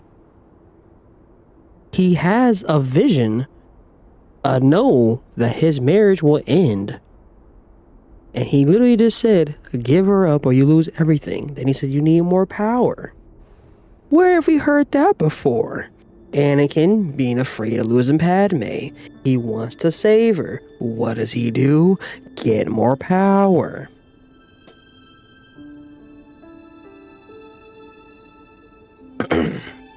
Coincidence? I think not! So then, so it's gonna end like Anakin then too. Oh, damn. Don't tell me you end up killing her. Don't tell me you end up killing your own wife. Oh, damn. And that nigga Venator, how you pronounce his name? Fuck him. I'm gonna call him Palpatine Jr. Palpatine Jr. over here whispering his sweet nothings in his fucking ear, you know? He won't tell me how to actually resolve any of this, but he keeps trying to manipulate me like a puppet. What's his game here? Tell me then. What will this moment of opportunity look like? And no answer. Yeah. He's like a ghost. Always disturbing me when I'm on edge, but never answering when I need him most. So, the Eclipse Dynasty was purging, well, massacring the descendants of the Crimson Moon.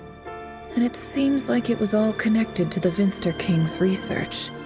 The King's obsession with abyssal power left the future of Conria hanging in the balance.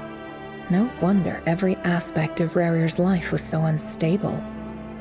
And it looks like this Thelindis, Rarir's would-be fiancé, herself belonged to a sub-branch of the Crimson Moon Dynasty's descendants.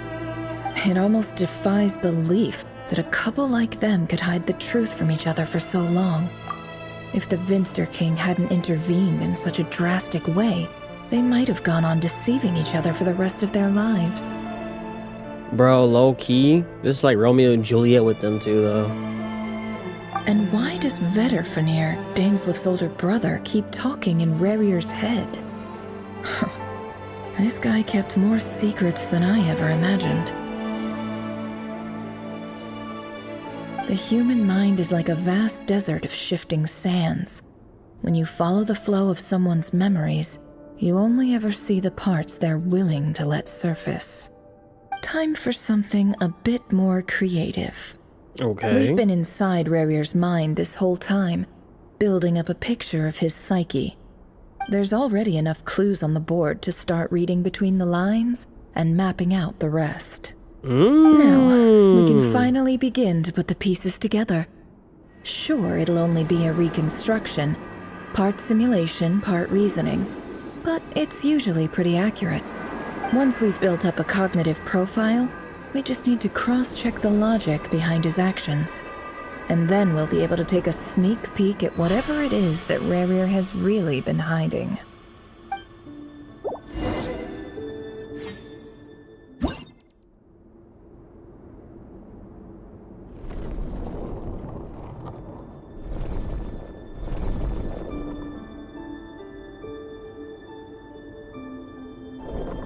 Just that bedroom? Are you there?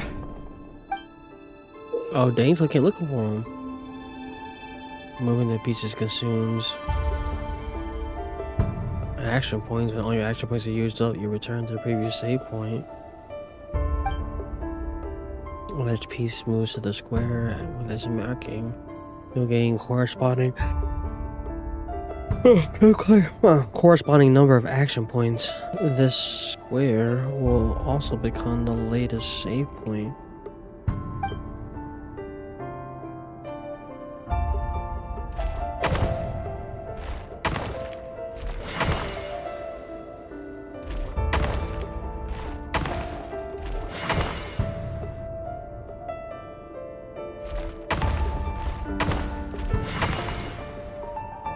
Hey, Rarir!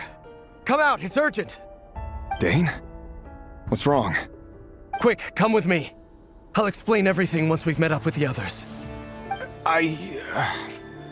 Okay. I'll come. But the Lindis is still over at the Universitas. I'll need to leave her a note. All right then, but make it quick. This is the night he went to go. I've never seen Dane so worked up before. Whatever this is, it must be big trouble. This is the night.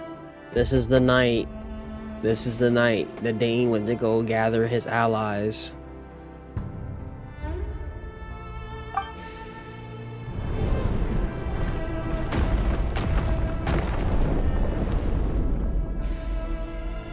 Oh fuck. Make sure the movement squares to move pieces in marked directions. Moving this way does not consume points.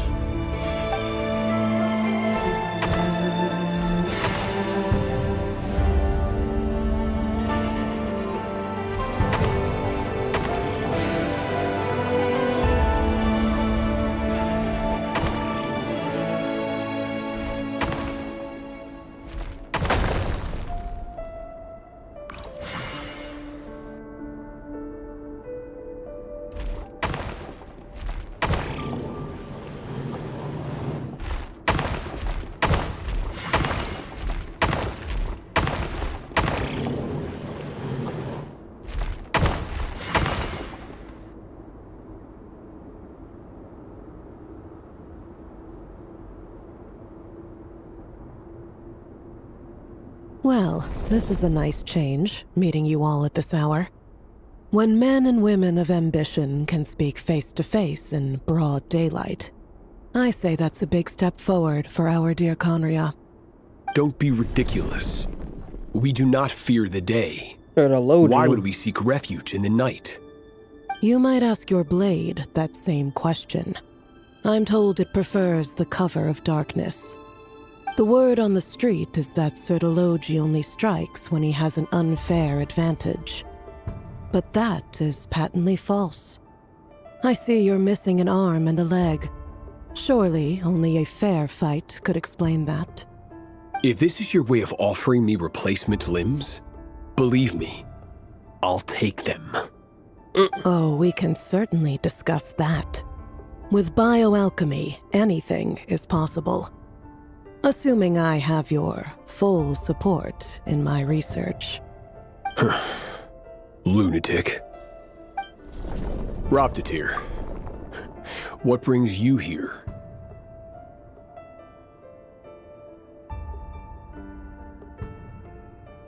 Didn't she create... I'm just making sure I got my people correct. Didn't she create Albedo? Just to make sure I got the right people in place. She created Albedo, correct? Okay, cool. Just wanted to make sure I had the right person in my brain. Okay. Why, Dainsleif, of course. He invited me. Please, cast aside your apprehensions, Miss Rhindaughter.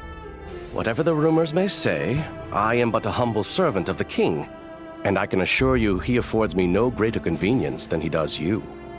Well, the Universitas Magistrorum won't stop fawning over you. So at least some of the rumors must be true. You're clearly doing well for yourself, so drop the humble servant act. It endears you to no one. You're president of the Universitas Magistrorum, the chief royal mage known as the Wise by royal appointment, and by far the most favored among the 4 pillars of Conria. Vice President Veit doesn't even try to hide his envy when he sees you. My success is the product of hard work and good luck. It's as simple as that. Were the king not such an extremist, I hardly think I would have received a senior post at my age. Of course, no job is without its gripes. Serving a king like ours can be a challenging task, as I'm sure you can imagine. And as for Efterveit, in missing out on the presidency, he's dodged a mountain of stress. Like everything else in life, it comes with pros and cons. You're all here. I apologize for the short notice, but it was an emergency.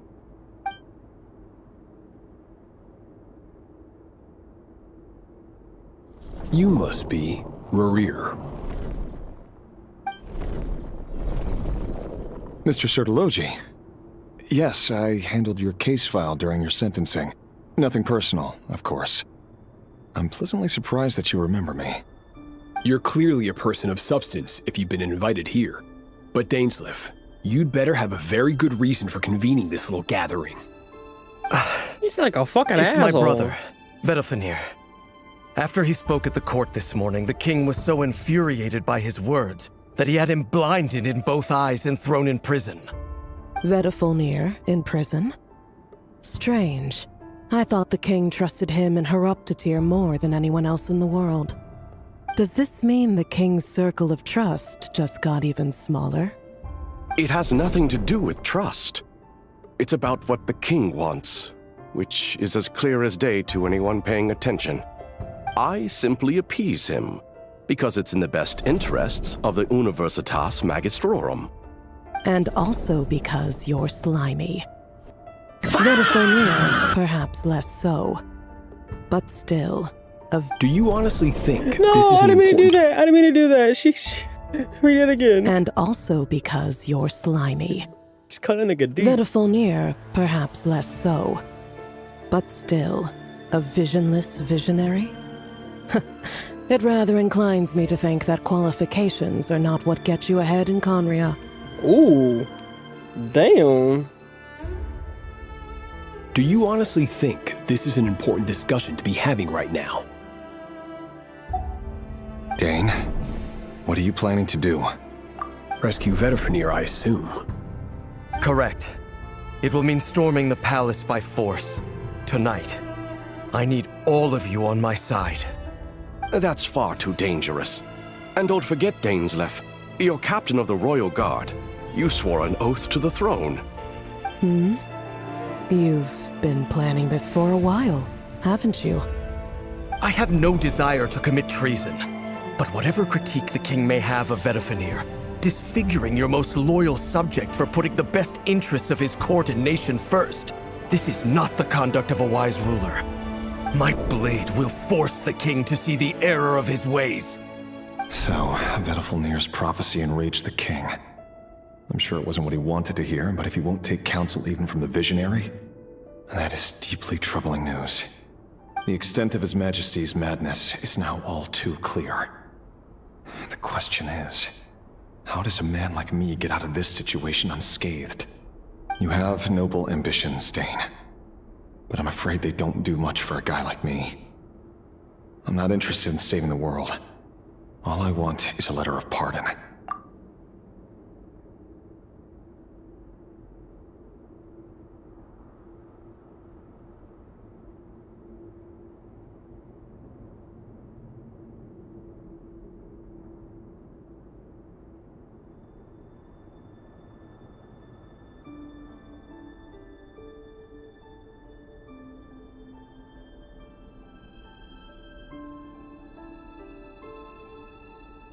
Fuck this nigga.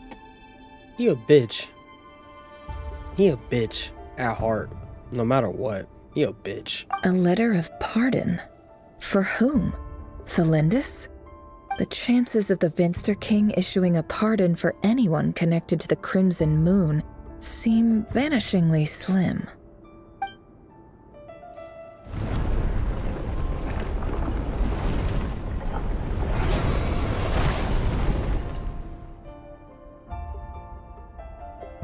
This black fog over the board must have some connection to Thelindis. But why is it taking this form? Does it have something to do with Rarir's past? Another mystery I'll need to unravel.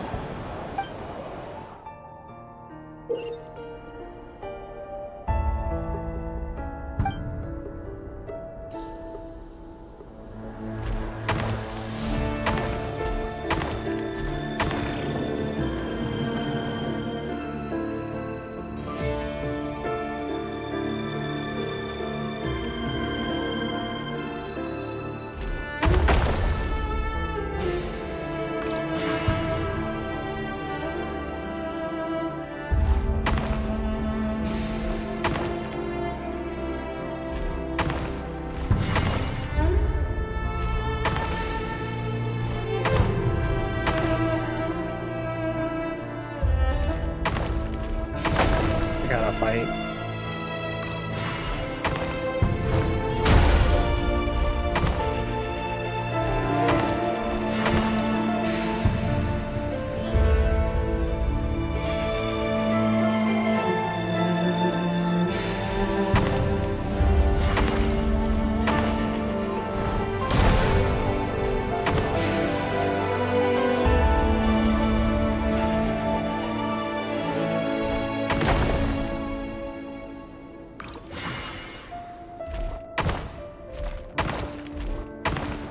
No!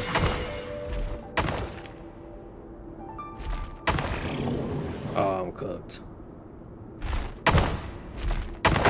Yeah. Alright, so I'm gonna have to make it.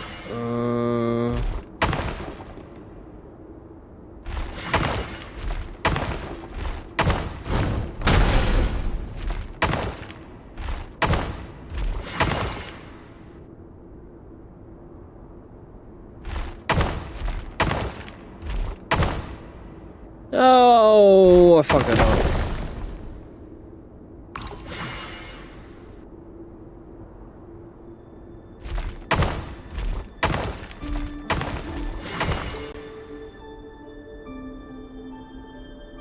Then 1, 2, 3, 4, 5, 1, 2. Got it. Author Thelindis, Over the course of this week, the research object was subjected to interference for a total of 60 hours for experimental purposes. The results are as follows. Research dating back to the Crimson Moon Dynasty has established 2 points regarding moon marrow. Firstly, its origins have something to do with a god's power. Secondly, it serves as a portal to an as-yet indeterminate location. Moon marrow can thus be defined as a spatial gateway. However, there are a number of hurdles to overcome before we can answer the question of where it leads to. To start with, opening the gateway requires a specific power source, which the relevant literature indicates an enormous amount of power is then required to keep the gate open. Currently, the total power output of our instruments remains in the single digits. To make matters worse, I am now the only staff member remaining in the Moon Marrow Lab.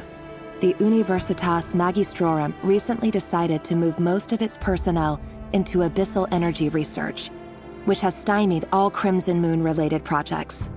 This is not a wise move. I have always maintained that placing all our hopes in a single source of power is risky, especially one as poorly understood as this. As well as making ourselves overly reliant on a single resource, we are neglecting other promising technologies. I apologize if this comes across as disrespectful. But as a Moon Marrow researcher, I desperately want to see the world beyond the gateway. If we really made it there one day, what would we find? And how would we go about taming the unknown? My imagination is endlessly fueled by questions such as these.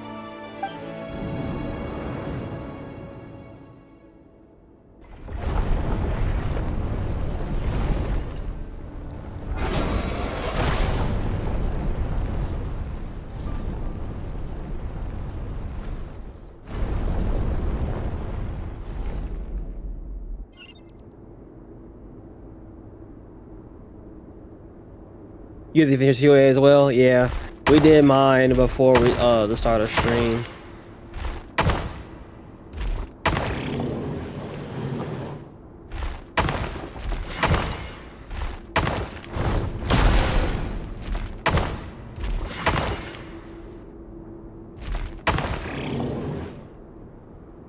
Oh, I'm cooked.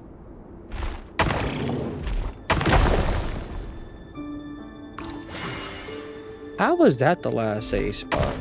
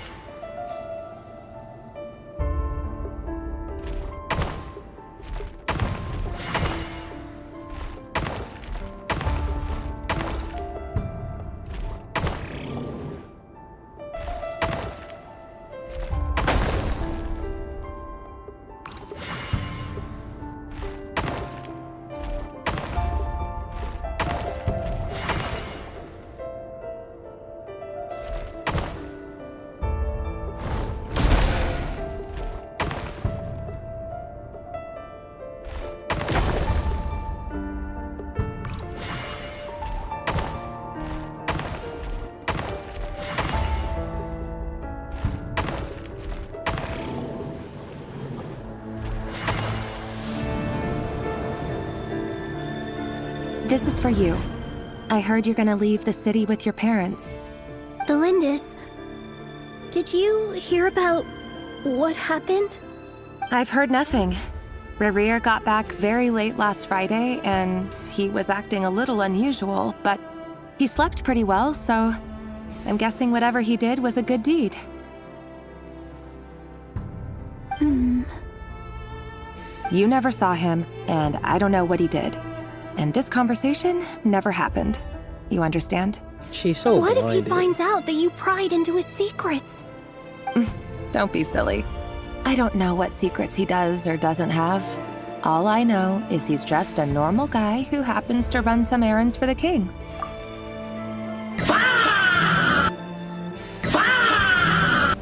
Oh my god! Guys, she's too hot to be smart, okay? She's too good looking to be smart. All right, that's her flaw. Okay, that's her flaw, man. She can't see behind, you know, his good looks, I guess.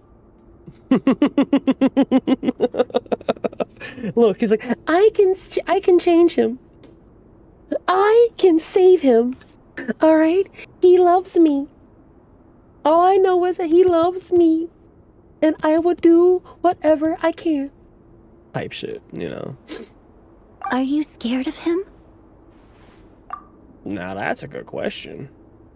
Leave it to the child to ask a good question. You said huge dick rear can do whatever he.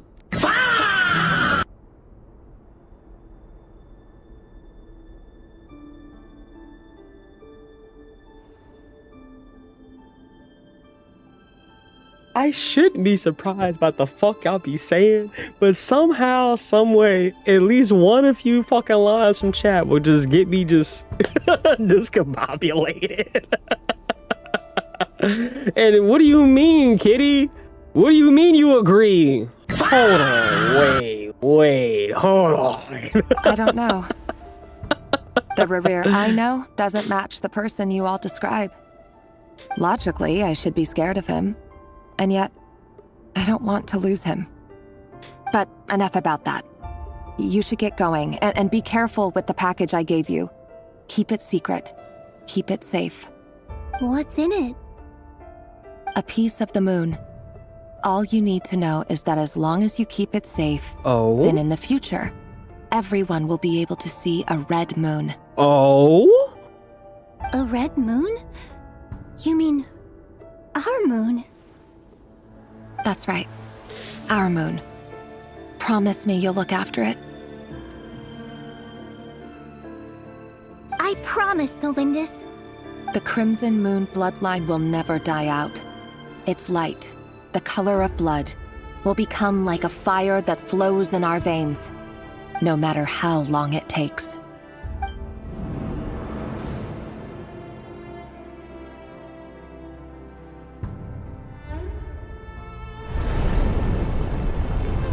Okay then. Interesting.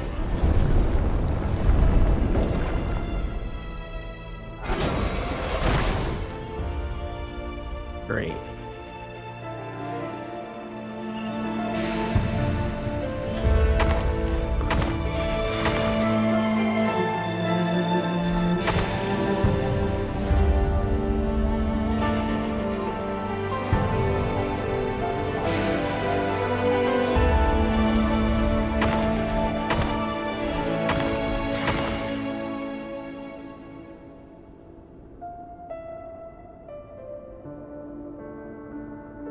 Oh, I fucked that up.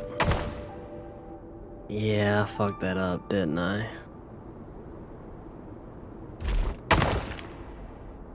Yeah, start me over. Yeah, start me over. I fucked that up.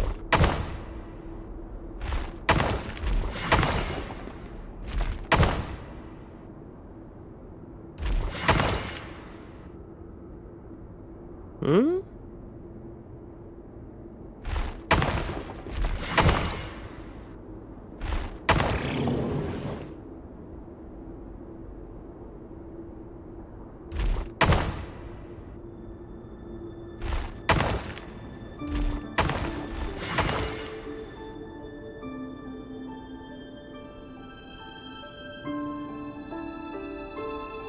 I'm not gonna have enough to make it over there though. I'm gonna have to backtrack like a motherfucker. Okay, hold on. I think I see what I gotta do. You want me to backtrack, don't you?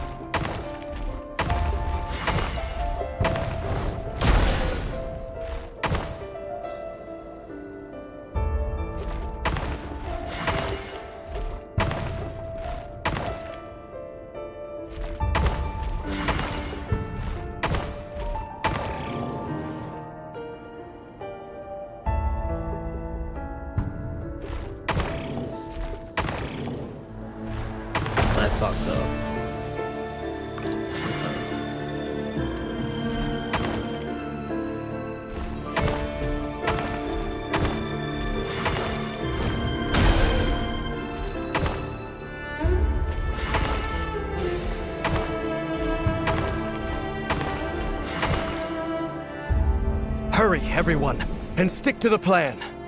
Sir Dainsleif, what are you? Is this treason? You know what happens to those who betray the throne. Please, don't do this! It is the king himself who has betrayed the throne. He has betrayed all of Conria. If you have any love left for justice in your heart, you should join me. It's showtime. Dane and his group will handle the troops in the palace. Then Hraptatir and Rhindaughter will disarm the security measures. My job is to enter the prison and rescue Vedifalnir. Stay safe. Wish me luck. Look after my brother. Draw your blade. It is time for justice to prevail.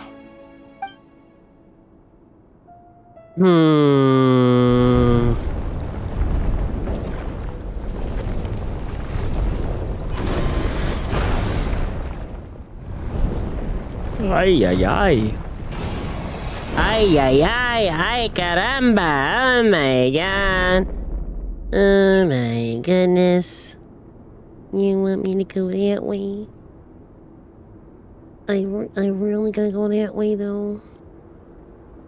Yeah, I do. Alright. Can I make it that far? I can. Bitch.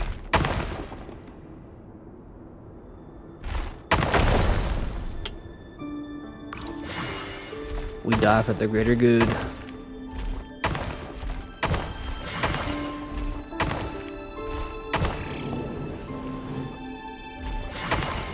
Okay, alright, so far so good.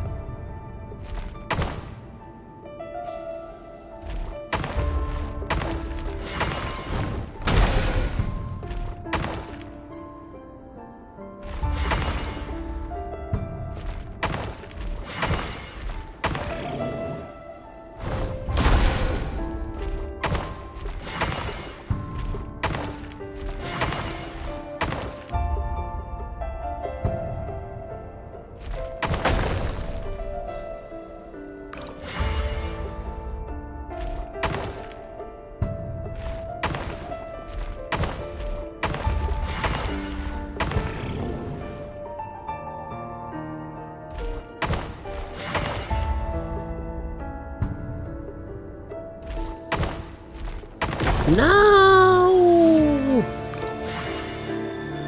Damn it!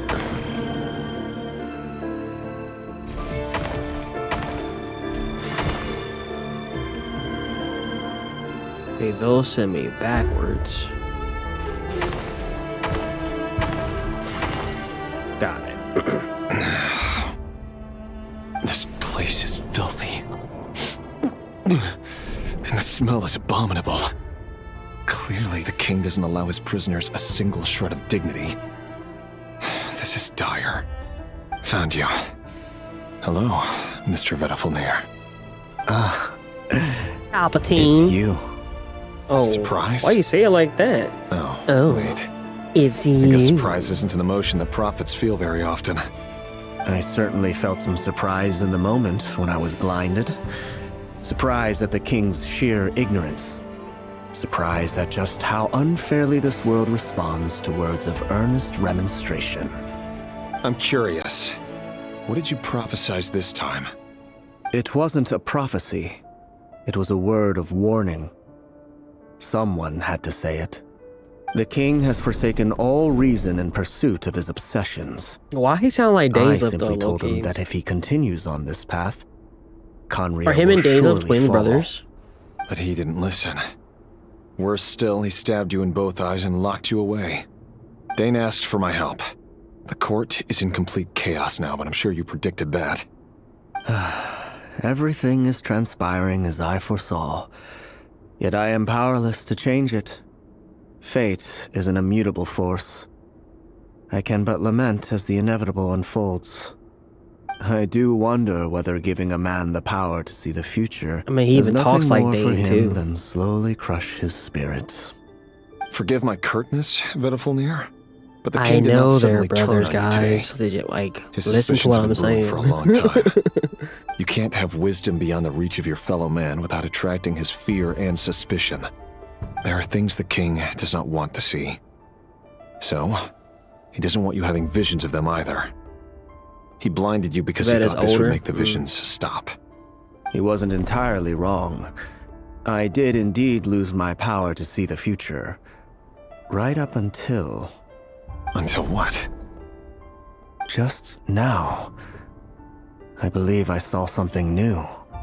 Well, tonight could go a lot of different ways. 5 of us banded together to storm the palace, also we could rescue you. This will go down as the most tumultuous day in Conrian history. I sense hatred in you. But also hope.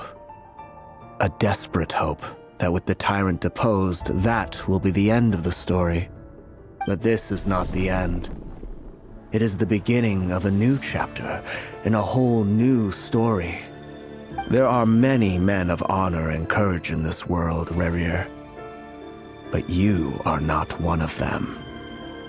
You're not here for justice, are you? You're here for yourself. Bitch ass nigga. Is that a dagger? Interesting. Why not the polearm? It was always your weapon of choice. With your abilities, I don't doubt that you were able to recover some of your sight. But I also doubt that you want to make an enemy of me right now. Of course not. We're on the same side, aren't we? We could be. But I need you to be honest with me, Vedafilnir. At this point, you're my only hope for the future. You mean your future? With your beloved, Thelindis? Yes. And I know there are bigger things at stake here. A dynasty, a nation, maybe the entire world. But forgive me, I care first and foremost about myself. I can't abandon the one I love to save myself. I just can't do it. But you see a broader picture of the future than I. You see the solutions to the biggest problems of our age. So tell me, what is my solution? What's the answer? In matters of fate, answers are either right or wrong. What will be and what will not. Maybe you are willing to pay a certain price in the pursuit of happiness, but unfortunately, fate does not negotiate. That is the cruelest thing about fate. It is unmoved by your sacrifices. That can't be true. I know it's your voice that I keep hearing in my head, urging me to see how the world is changing, to seek more power, so I can protect the things I love. You show me disaster, but you won't show me how to avoid it? Why? Why are you doing all this? My voice. In your head.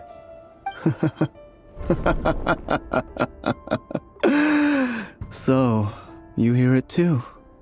The voice that steals your mind, gains your trust, and drives you crazy. It turns out that we are not so different, you and I. Vedafilnir just broke into the strangest smile I've ever seen in my life. As if he'd discovered some monumental secret. But then he suddenly switched to looking extremely weary. I wish we could have fucking seen that face. I would have loved to seen that face. Very well then. My advice to you is as follows. You must persevere. Whatever trials and tribulations you may face, be steadfast in the belief that they are your path to the future. For as long as you live, your story with Thelindis shall not come to an end. That is the only chance you have of fighting back against fate. It is up to you whether you believe my words. Regardless, that is all I will say on the matter. I have no right to intervene any further. I will hold you to your word.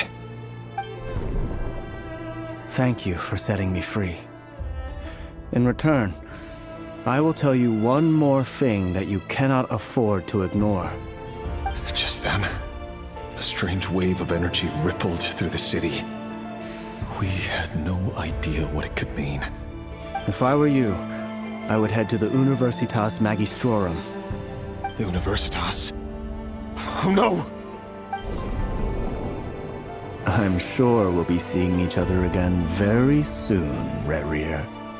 Whatever Vedifalnir said, I didn't catch it. I didn't even help him out of the prison. There was no time to lose.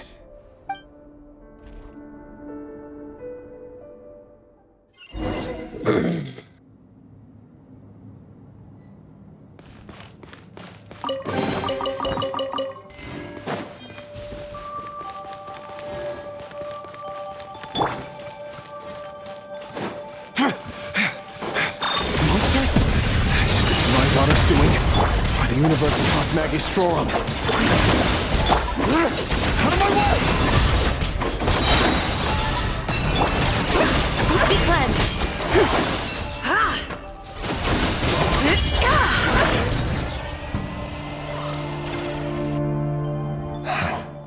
The Universitas. That reminds me of a rumor I once heard. Allegedly, the king installed secret mechanisms in the palace and around the city. No one knows where they are or what kind of power they hold. But if they were ever gonna activate, it would probably be on a night like tonight. Help! Help! Oh, Hold shit. on! Don't let them anywhere near you! You're Save me! cooked. I can't! Ah! That sounded like an explosion. So, the rumor is true? The king really went through with it? What other means does the king have at his disposal? They must run on power from the Abyss. And given it's a major center of Abyss research, anyone over at the Universitas will be in grave danger. I have to hurry! I'm sorry, Anakin. I'm sorry, Anakin. What's about to happen to you?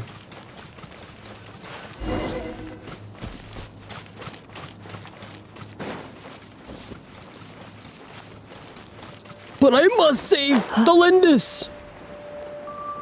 My wife! Defensive mode. Stay away from my girl! Rain outlines your fate. Know my sword. Witness the power of Gurwa. Press the advantage. Be gone, Shadow of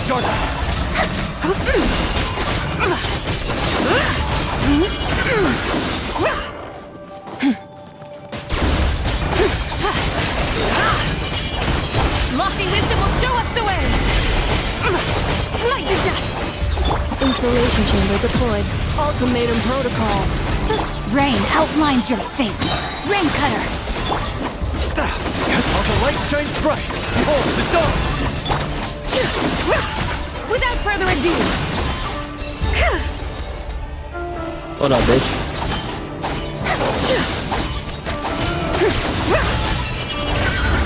Meet the power of Geo, bitch! The sky's clear. The glazed moon shines. Cleanup sequence initiated. Preparing for dust up. Know my sword.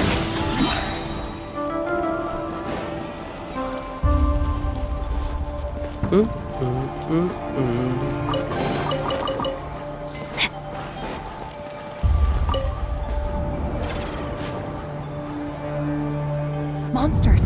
At the Universitas Magistrorum? Why now? Oh no! They're coming! It's no use. The table won't hold out much longer. The weapons. Where are the weapons? Oh, she's cooked. Of course. All the lab equipment was upgraded after the inspection last week, but the new weapons haven't been allocated yet. Of course. I'm done for. Is anyone there? I need help!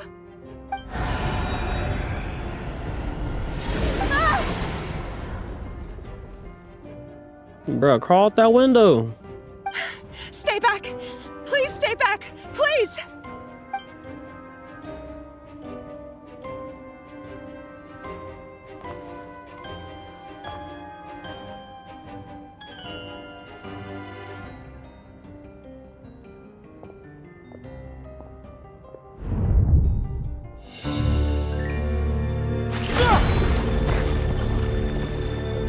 What's that? Rerir! So the rumors about your work are true. What? No! Listen, something happened at the palace tonight. We have to leave! You don't need to lie to me anymore. What do you mean? I know why you're worried. and I will respect the decision you've made. But it's okay, because I found a solution. I know how to end all this. You can have it back. The normal life you so desire. But until then, I'm afraid our wedding will have to wait. No, don't do it! Celindus! Celindus!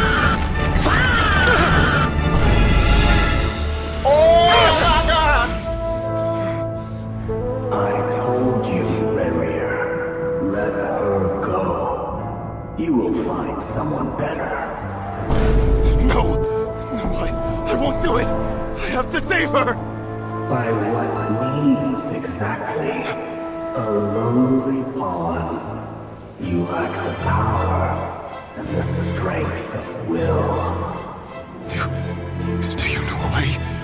Tell me! Come to the palace. Join us. And this is how he got fucking subdued to the dark side. Rerir, thank goodness we... Step forth and take your share. You made it. Rhine? Not you too.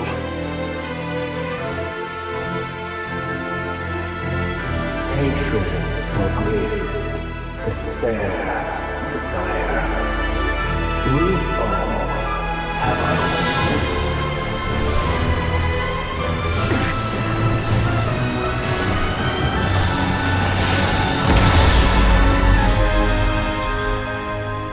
Rerir. Rerir. Celindus? Were you daydreaming? Wow. You still remember, Rerir? That question you asked me a couple of weeks ago? Oh. You mean the proposal? Yeah. I'm wondering, where do you think would be a good place to discuss it? Maybe in the garden? Or were you thinking a fancy restaurant? It's your choice.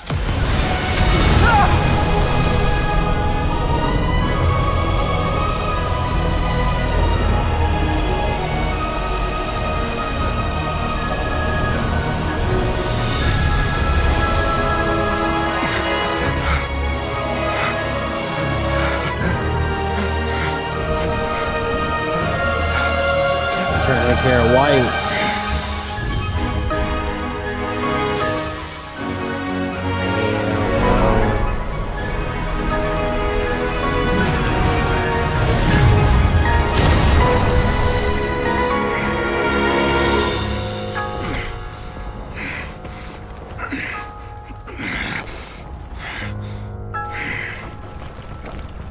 I will find you.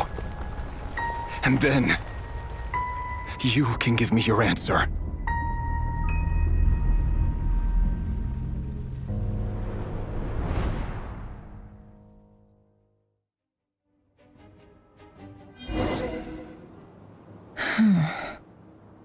So that's how the Raker of Solnari was born. A monster created by circumstance is a monster all the same. Viewing other people's thoughts for too long can get uncomfortable. Right now, I'm feeling a strong sense of loathing. In a nutshell, the story of Conria is what happens when the truth falls by the wayside. Everyone tells little white lies, and before long, you have a huge pack of lies that destroys everything. Amen. Time to get back. His past is filled with sorrow, but the tale of any fallen civilization is one of endless tragedy. Cruel as it may be, that was Conria's fate.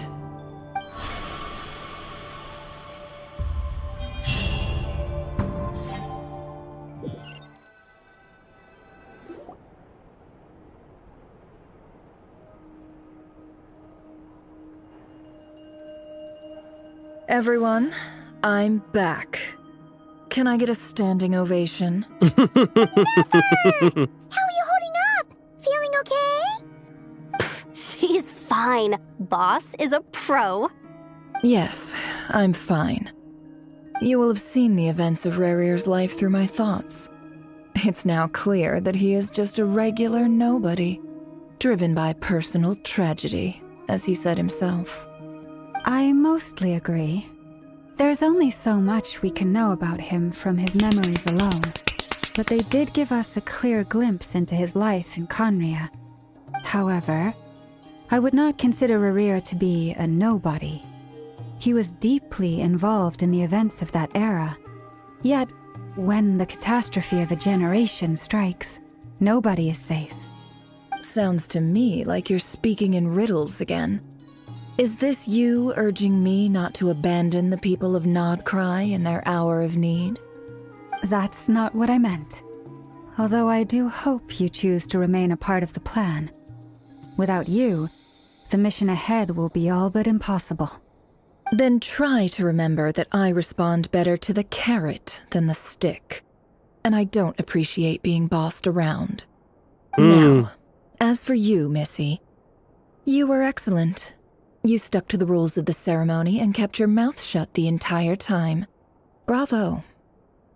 Cool. So, can you fill me in on the deets now? Most of what I saw went right over my head. Patience. You'll hear the whole story, don't you worry. But let's meet up with the others first. It will save me narrating it twice. Yehoda? Yes, boss. Let me get that door for ya. That's more like it. For a moment there, I was worried you'd forgotten about the first clause of your employment contract. No, what's the first clause? Forgive my curiosity, but what does the first clause say? It says I gotta do the annoying stuff that boss is too lazy to do for herself. Like opening the door, pouring the tea, yada yada. Is that right? If something is in the contract, it's because she willingly agreed to it. Rest assured that the Curatorium abides by the very strictest of labor policies. You don't seriously think I'm cruel enough to treat her like my slave. In any case, I've hardly shied away from my share of the work today. Hope I don't catch Flintz and Varka lounging about in their chairs, enjoying a leisurely cup of tea. There's nothing I dislike more than other people enjoying themselves while I'm hard at work. Hey. Facts, baby. Speak that shit. Uh-oh. Oh no.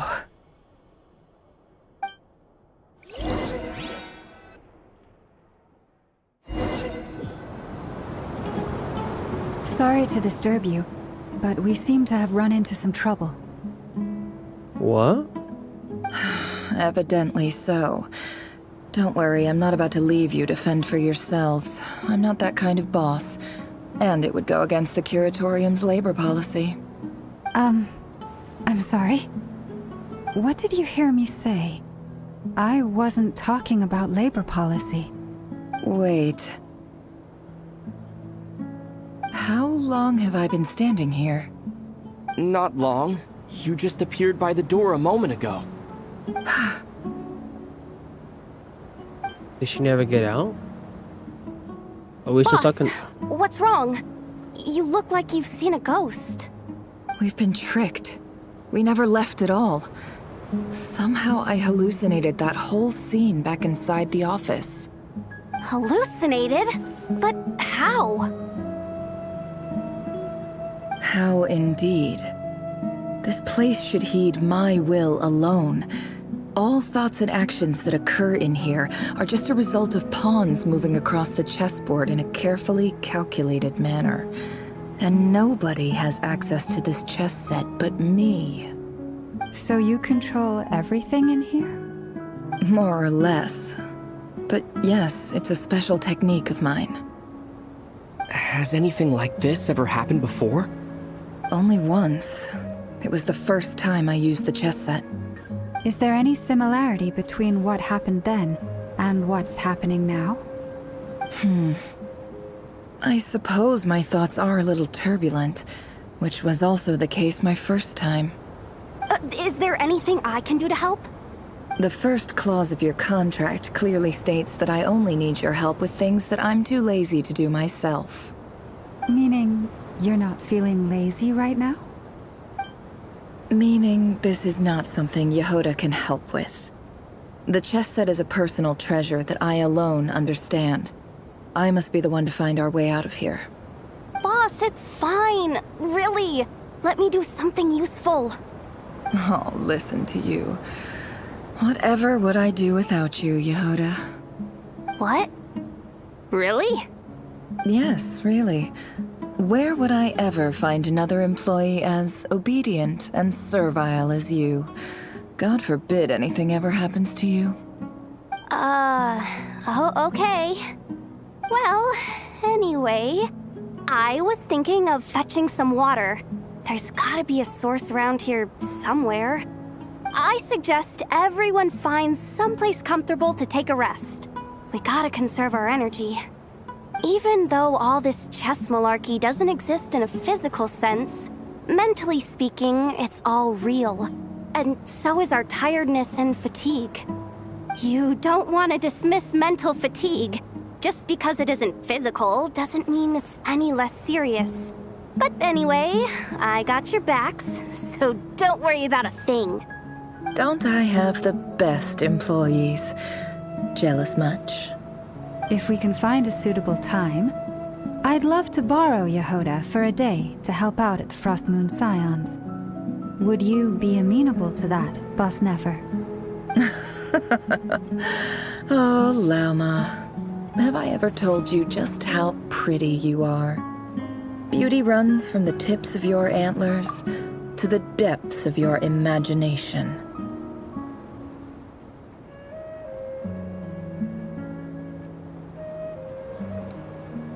I mean, I was thinking it, but damn. Time to rally, everyone. Follow me. As we continue our journey, the same rules will apply. That means stay focused and no talking no matter what we encounter. And don't disturb the chess pieces. You have my word that I will get us all out of here. Just kiss already? Deadass. Alright, I'll be right back. I feel like I earned a bathroom trip. I'm gonna go to the bathroom real quick and I'll be right back, alright?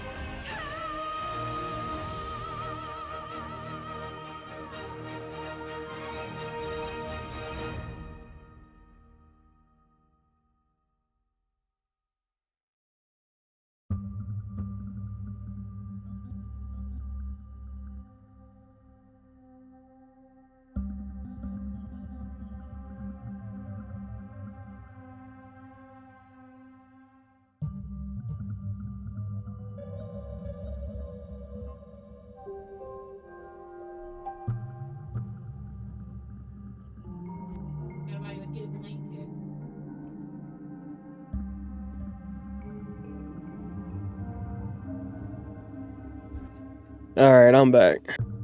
Got me some water. Got me some more refreshments.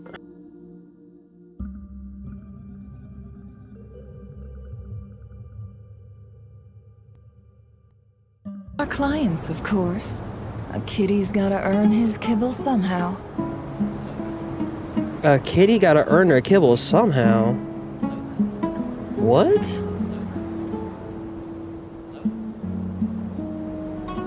Hello there. What?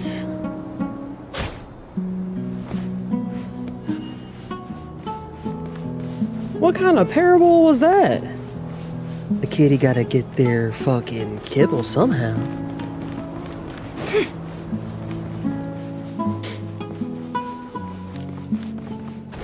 This place looks familiar.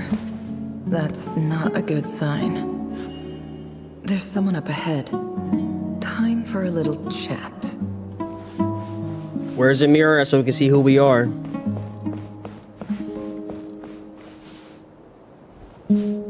I wasn't expecting visitors at this hour. Wait, is that?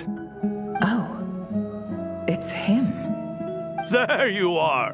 Sinue's been looking for you all day. I think he has some news for you. Oh, yeah? What were you doing just now, Uncle Oh, Reginue? young Nefer. Hiding away some more loose change? I know I saw some Mora. What do you mean loose change? Oh, come on, I'm too old for this. Just pretend you saw nothing.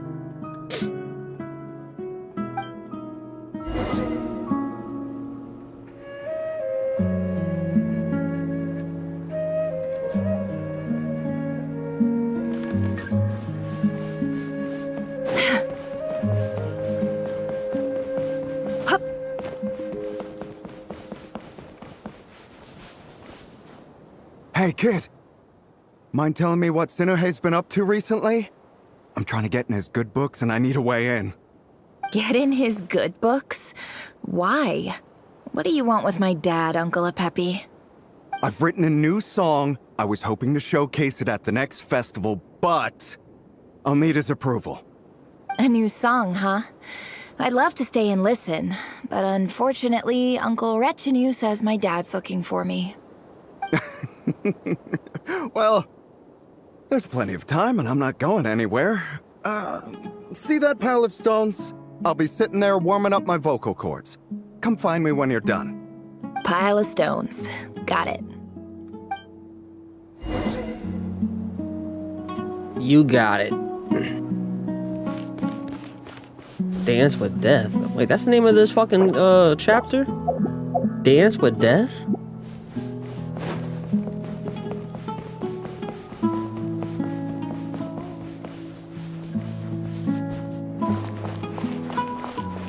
Hi, Dad. Papa! Uncle Retinue said you were looking for me. Ah, there's my little princess. If you'd gotten back just a little sooner, you could have shared the spoils of war with me. Spoils of war? Who were you fighting against, Dad? It was just a figure of speech. The aftermath of a sandstorm is no time to be waging war. I was talking about our war against thirst. I went out to fix our water supply problem, and now I'm back. Which means... We have a well again. That's right. I found a new one and brought back as much water as I could carry. It should last us for a good while. How much water did you If it carry? wasn't for these blasted sandstorms, our wells wouldn't be caving in. You wouldn't be spending all your time out searching for new water sources. As the chief of our tribe, I'm supposed to be leading us out of hardship and poverty, onto better things. You know how prosperous our ancestors were. I've told you all the stories. And look at us now, squeezed into these hovels. No one would choose this, if it wasn't for the endless wars over the years. But things are looking up. I started working with some folks from the academia a few months back. They gave me some contacts in return for my assistance in the desert. So you're the academia's helper now? Special ambassador, they call it. Think of it as a partnership. It's nothing bad, okay? Yeah, We've it been is. isolated here in the desert for too long. Seeking opportunities elsewhere is the best thing for us. and the fastest way to progress. So you're working with the same people to put my Archon behind bars? You're working with the same motherfuckers who abuse their power as sages? And working with the academia? So, I see. do you get anything good out of being a special ambassador? Of course. My luck's improving all the time. One day, I swear I'm gonna lead us out of this place. We'll find somewhere new. Somewhere better. I'll give the benefit of the doubt. I'm not saying he's all bad, but he is working with them. Just gotta keep it a buck. Gotta keep it, gotta just keep it honest. You are working with the same people that condemned my favorite Archon.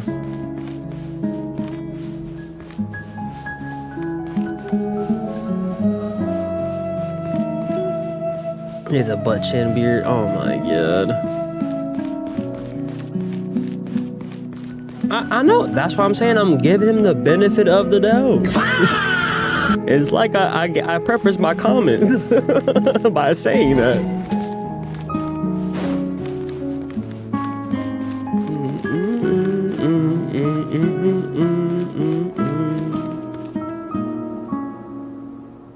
That's our well, and you know it. You stole from us. Well, you've gone from chief to thief, and now you have to face the consequences. Did you really think you could take our water without permission and get away with it? You're either brave, stupid, or both. And that Special Ambassador Act? Yeah, nice try. We spoke to the academia. They said it was all news to them. You're a liar and a cheat!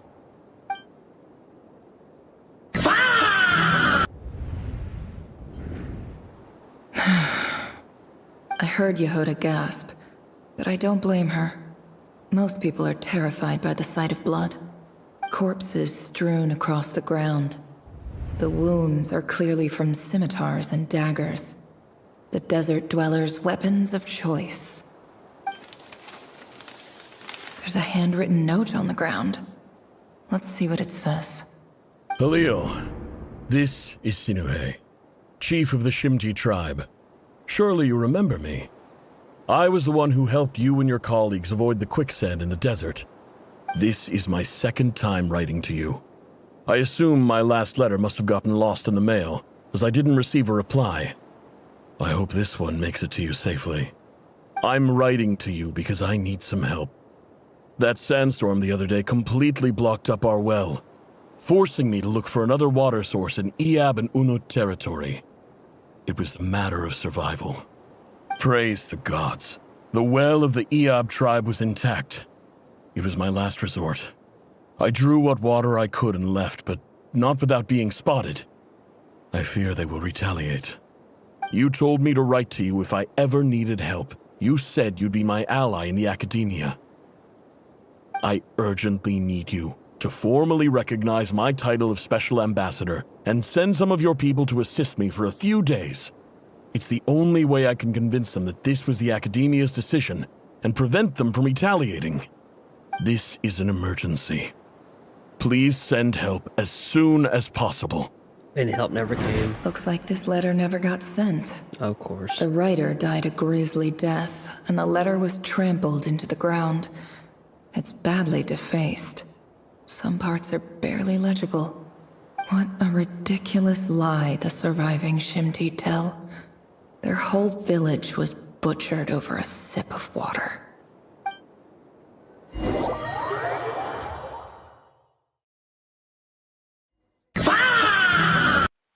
Ah, officer. Welcome. Welcome to our humble village. I thought you would at least have the courtesy to provide some respectable libations. This is the finest wine our village has to offer. I promise.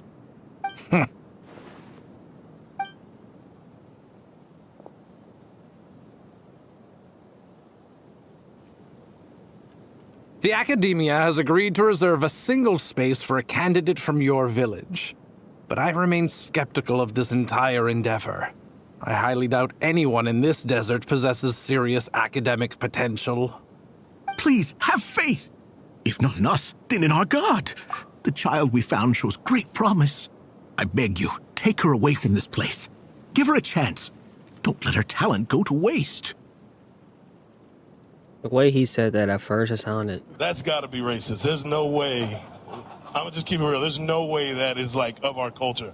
I'm just saying. I don't recognize her. New arrival? She showed up here a few days ago and we took her in. She's a really bright kid. Please help. I'm begging you. So, where are you from? Nowhere special. Just a sand dune. What about the rest of your family? How many of you are there? Just the one. It's only you? Correct. So, no brothers, no sisters, no mother or father? Nigga, she said none! Any who have slept on a bed of sand, I call my brothers and my sisters. Apart from that, I have no family. All right. Get over here. Sign your name on the form.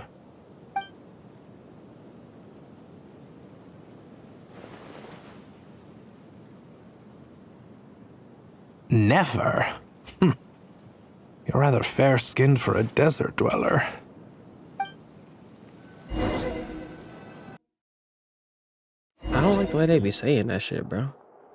That shit really be sparking the nerve in me.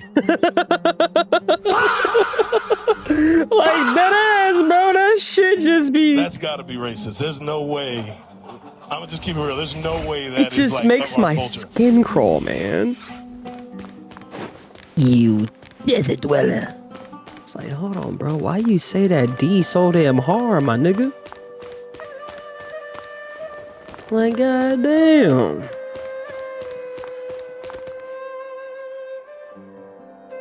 Nefer, this term's assignments have been issued already. Please read through the materials thoroughly. That's how she's so good with research, information and and then write everything. an She essay learned from on the topic. Akasha. Yes, Professor, I'm aware. I just had a couple more questions I wanted to get your perspective on. Oh? Please ask away. Well, I saw the other students' problem sheets, and I couldn't help but notice that my assignment is much easier than theirs. Do you really think I'm a weak student? A weak student? Goodness, no. Quite the opposite. You have a sharp mind. Almost too sharp. I think what you're saying is, a weak student wouldn't have noticed the discrepancy. And if they did, they certainly wouldn't complain about Yeah, the lighter exactly. I'm just talking about the workload. racism. Like, that shit You just see, speaks to sharp as they come. my You ancestors. see things the way they are, and I'm sure you know why they're like that. Because of where I come from. Because I'm different. I'm sorry, Nefer. I don't like it any more than you do. It's just... Anyway, Actually, you said you different. had a couple of questions. What's the other one? I wanted to check. If someone sent me a letter to the academia, where do I go to collect it? Ah, your family wrote to you. Well, as long as they put your name on the envelope, someone should hand it right to you. Not exactly. It's not even a recent letter.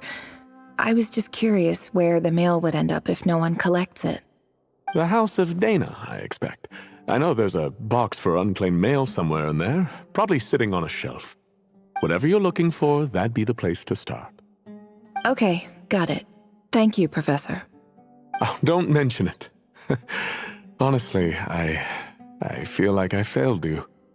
I'm supposed to be your teacher, but I haven't taught you anything. Hey, don't say that. You're a great teacher, and you do your best for all your students. But the rules are the rules. You're not allowed to teach students like me.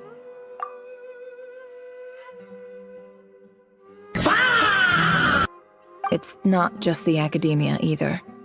The whole world bends over backwards for the successful and leaves the losers to suffer and die. Oh, my dear child. Don't tell me you've given up on life already. I haven't. I just think that if you want to make it in this world, you have to find a way to become successful.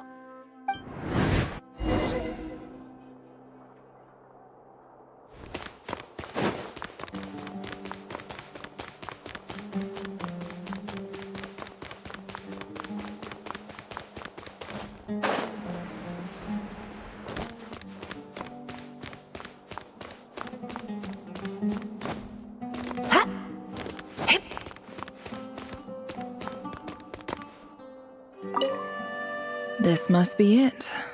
A big cardboard box full of unclaimed mail.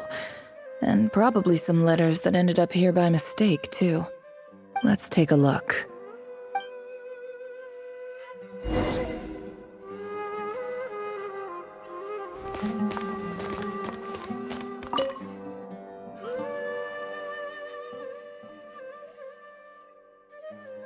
Oh, my bad. A dilapidation survey from Port Ormos. Looks like it's from a Core of 30 representative. What a strange thought. A bunch of mercs losing sleep over rundown buildings. This one was never even opened. I guess the recipient didn't care what the Core of 30 had to say about anything. Who was it addressed to? I don't recognize the name, but it must have been a Ksharawar professor. This one is addressed to the Immorta Sage. The title is Changes Observed in Satyavada Life Symptoms. Why do all these letters read like full-blown dissertations? Because that's how they talk. Guided by the incense, we became lost somewhere in the forest. All the barriers between levels of consciousness disappeared as our minds soared around in circles, looking for a branch to seek refuge on. In clinical terms, these symptoms fit the description of incense poisoning.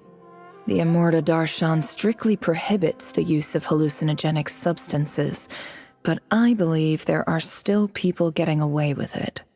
For example, my neighbor who always breaks out into song and dance after using incense.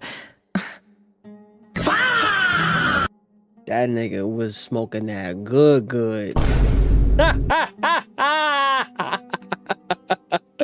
My neighbor who was always breaks out into song and dance. Yeah, bro.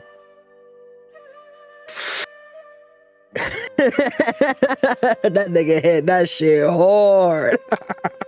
This seems like something the academia would want to know about. Why wasn't it collected? Wait, what's this written on the back? It's so small. The note says, the sender authored this letter while under the influence of mushrooms. I would send it back, but no return address was provided. Stamped by the Grand Conservator of the House of Dana.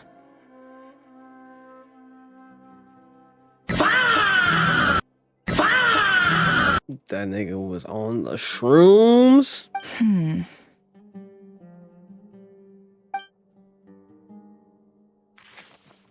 This next one is addressed to Grand Sage Azar. A few words of protest regarding recent changes in Sumeru's educational policy. In recent years, the academia has taken on a small number of students from the desert region, as per the policy to this effect. However, it appears to me that these students have not, in fact, been provided with educational opportunities that are, in any meaningful sense, equal to those enjoyed by their peers. As well as receiving dumbed-down assignments and perfunctory tutoring, they do not even have full access to the Akasha system. Education is the fundamental purpose of this institution. which should go without saying in a nation whose founding virtues are knowledge and wisdom. I ask you, is the lip service we pay to the policy of education for desert students truly the standard of pedagogy to which the academia aspires?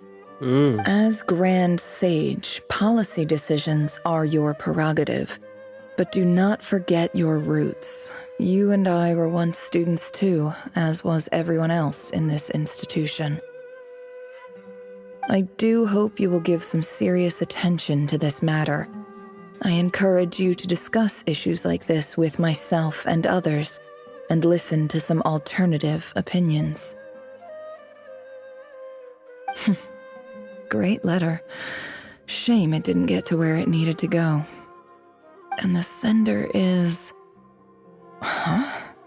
Sage Cyrus of Spontamod. I didn't realize anyone else even knew how bad students like me have it in this place. So this is where letters from the Sage of Spontamod end up? Nice one, Grand Sage. Really enlightened leadership. Whatever. This isn't what I came here for. Moving on. I'm not exactly holding out hope that a letter sent from the desert would even make it here. But if it did, where else would it end up if not in this box? I can't believe how much discarded mail there is. Must have been years since someone last went through it all. And this is just one box. The whole House of Dana is boxes on shelves. I don't believe for 1 second that any human being has sat down and read through all the documents in this place. Who has that much free time on their hands?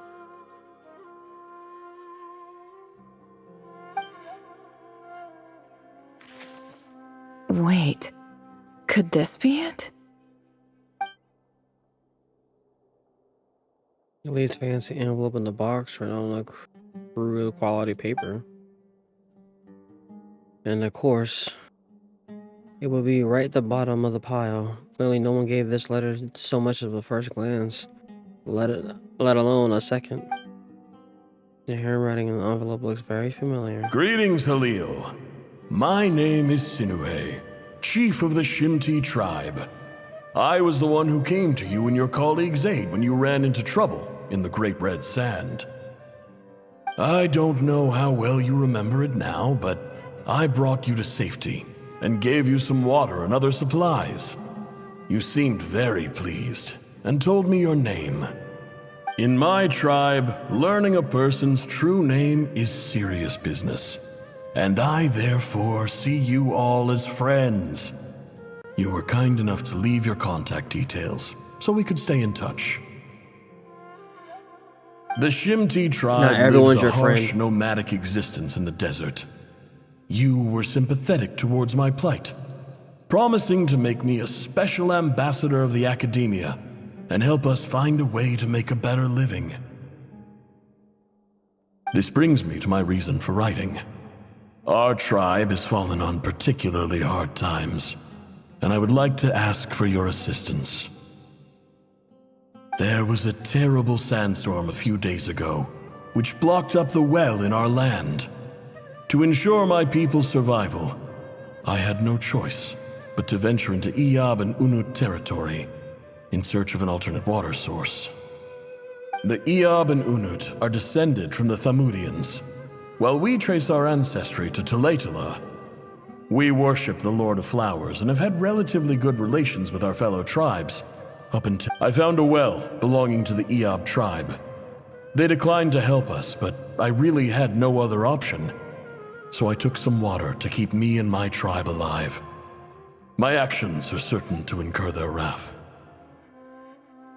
I've already reacted to that and put it on my YouTube channel. When we met, you assured me that you would be my ally in the academia.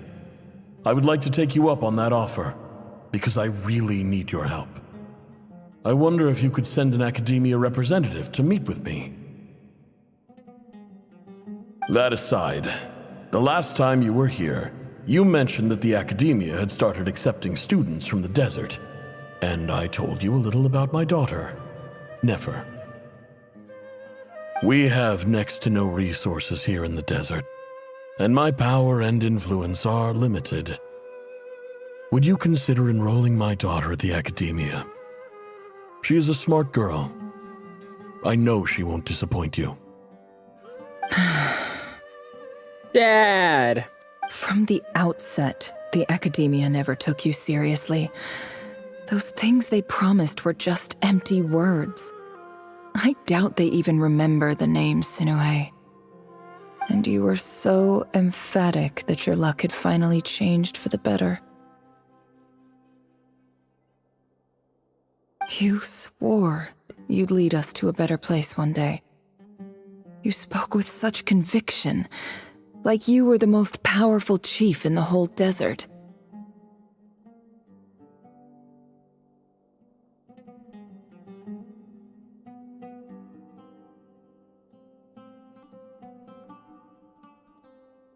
You liar. You lied about everything. You promised the world and delivered on none of it. And who fell for it? Just me, by the looks of it. Despite your best efforts. Which makes you a pathetic liar. You weren't even any good at it. Don't say that. Not a liar. I think I'll take over from here. Let me show you how it's done. That's how you... Okay then, Dad.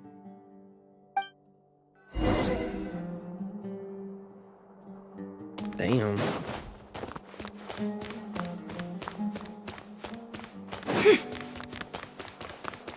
Her attitude change reminds me of Ruby from fucking Oshinoko.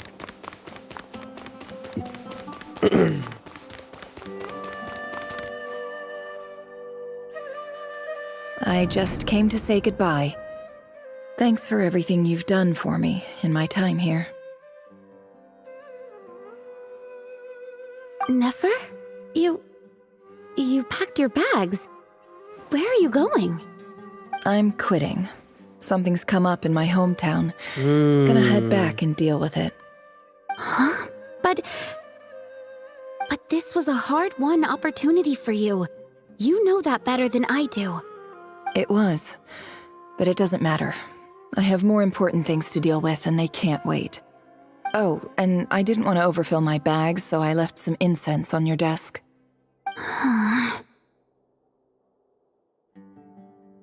What's wrong? I thought you liked incense. Alright, I'll look at it later. Although, I did read somewhere in the House of Dana that it has hallucinogenic effects. Don't use it all at once, alright? Isn't this the stuff you brought from your hometown? You're just letting me have it? But you said it's a rare and valuable commodity. Yeah, about that. I lied. It's not rare at all. There's this bunch of ruins near my hometown that are practically overgrown with this plant. It's not worth much. Keep it, it's fine. But Nefer... Alright, that's all from me. You take care.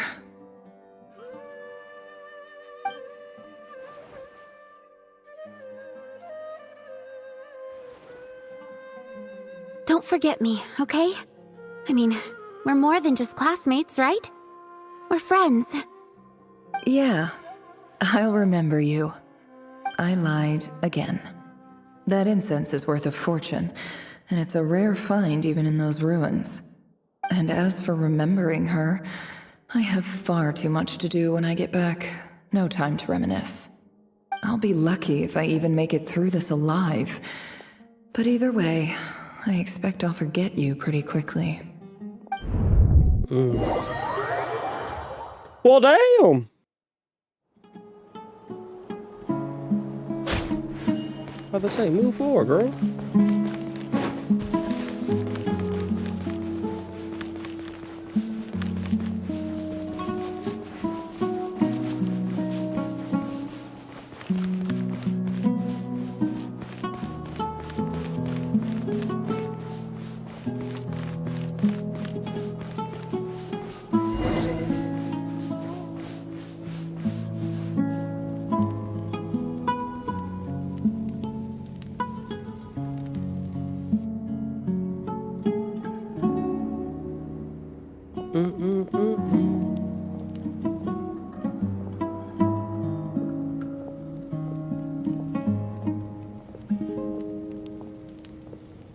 It's a pleasure to meet you, Mr. Arif. So, what does the Academia want? Since they've sent their special ambassador, I assume there's a big business deal to be made. If not, I'd be very disappointed. Please, sir, lower your blade. You're lucky I'm the one they sent. Not all special ambassadors share my admiration for the Iab people. The ever-shifting balance of power in the desert reduced the once great civilizations of this region to rubble and sand. But the story of the Iab has a very different trajectory. Others grew weak, but you grew strong, beginning in obscurity and moving to prosperity. You're the only ones who defied the trend. Huh. So, you do know who you're dealing with? This well is the perfect symbol of your strength, is it not? It used to belong to the Unut, but it looks like you have control over it now. You're not wrong. But I'm sure you didn't come all this way just to flatter us. Of course not. I came to bring you some very good news. Some information that recently came to light, which might just be your ticket to freedom. Records uncovered by the Vahumana Darshan show that a certain well currently under Iab control is built on top of some ancient ruins. These ruins are of great archaeological interest to the Academia. I checked the map carefully on my way over here, and I'm confident that this is the well in question. The Academia is offering 50 million mora in return for excavation rights. 50 million? Give me some of that. No, wait. If these ruins are as important as you say, 50 million's a little low, don't you think? Don't get greedy, Iab. We know far more than you think. We know that you seized this well by force. Wasn't that the first step in your rise to power? To drive away the Unut and steal their water supply? So what if it was?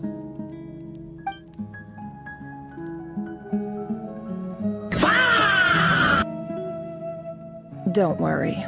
As unscrupulous as it was, it's something we're willing to overlook. The Academia is only interested in dealing with the de facto power holders in the region. I hope I am making myself clear. And I hope your words are the truth. If I find out the Academia is trying to play me, I'll hunt down every one of your people and make you watch as I cut their heads off one by one. Okay then, nigga, damn. I assure you, Chief, that would not be in your long-term interests. You don't want to make an enemy of the Academia. You see how I'm dressed, don't you? I appreciate that you've never been to the rainforest, but surely even you recognize an ambassador's attire when you see it. And what does a barbarian like you have to lose anyway? You really think the Sumeru Academia would bother to come all this way just to lie to you? We have more important things to worry about. Talk your shit! All right, I take your point. The Academia is the highest authority in the land. I'm sure you're trustworthy people. In that case, we have a deal. We will sell you the excavation rights. I'd like to thank you, Ambassador. This is good news indeed. Excellent news. In fact, it calls for a celebration. Would you do us the honor of staying a while and enjoying some Iab hospitality? Gladly. I am partial to wine myself, and I trust you are as well. So let's indulge in a few drinks together, in celebration of this momentous occasion. I like how she's like different from her pops. You know? She's like, look, you were so naive. You suck at telling lies. You know?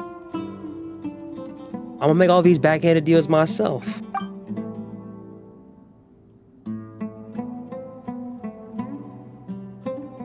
When a day's dawns, it brings some shocking news. Chief! Chief, it's an emergency! Uh-oh. It's the Unut. They've taken the well. What? How? Well, don't just stand there. Take it back. Yes, Chief. I have every confidence in the EAB's military superiority, and yet...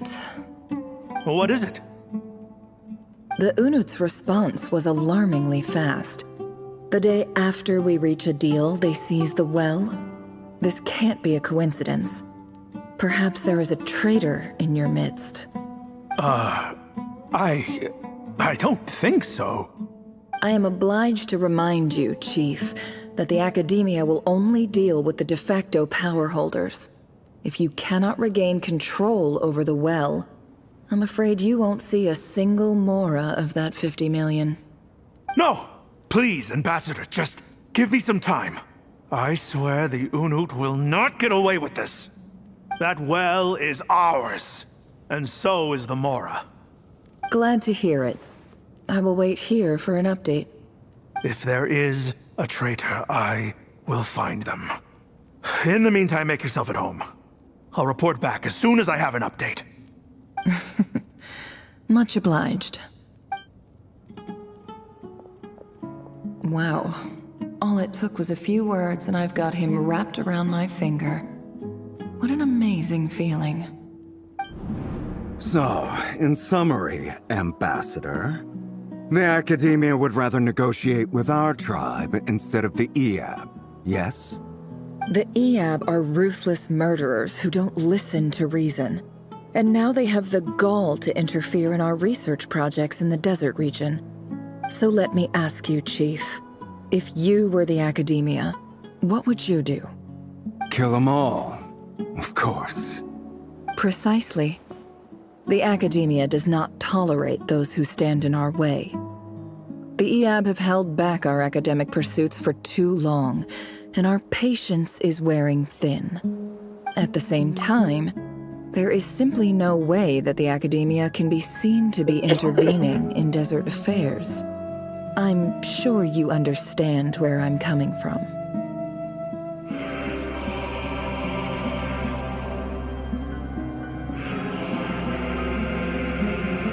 Bro, this bitch cold. Hold on.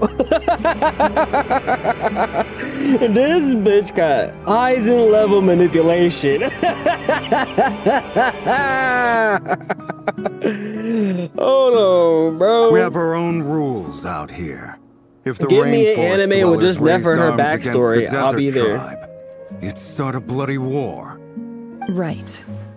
We can't confront them ourselves, but we can support their enemies. The Unut have always had strained relations with the EAB, which makes you our natural allies. Natural allies.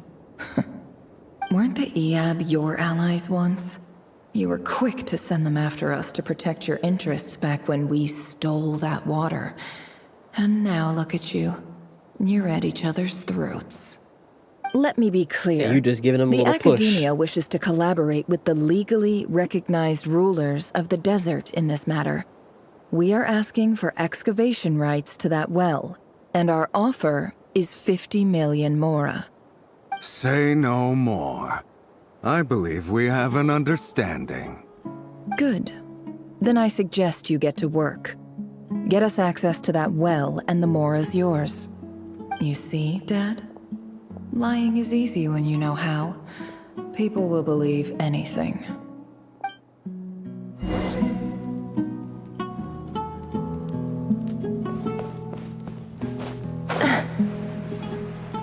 My question is, who her mama?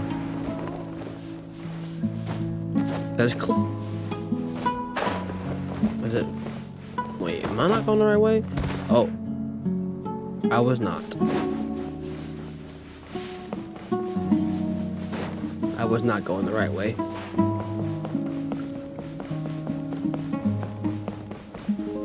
How embarrassing.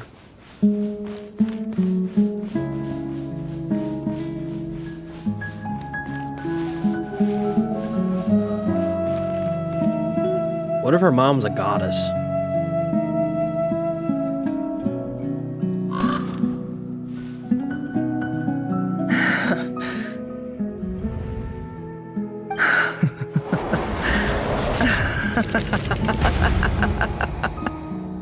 Look at yourselves. You may be vile, savage monsters, but your butchered bodies bleed like any others. You're no different. You're nothing special at all. The monsters who destroyed my home, they're just ordinary, petty human beings. What a joke. I think we're even now.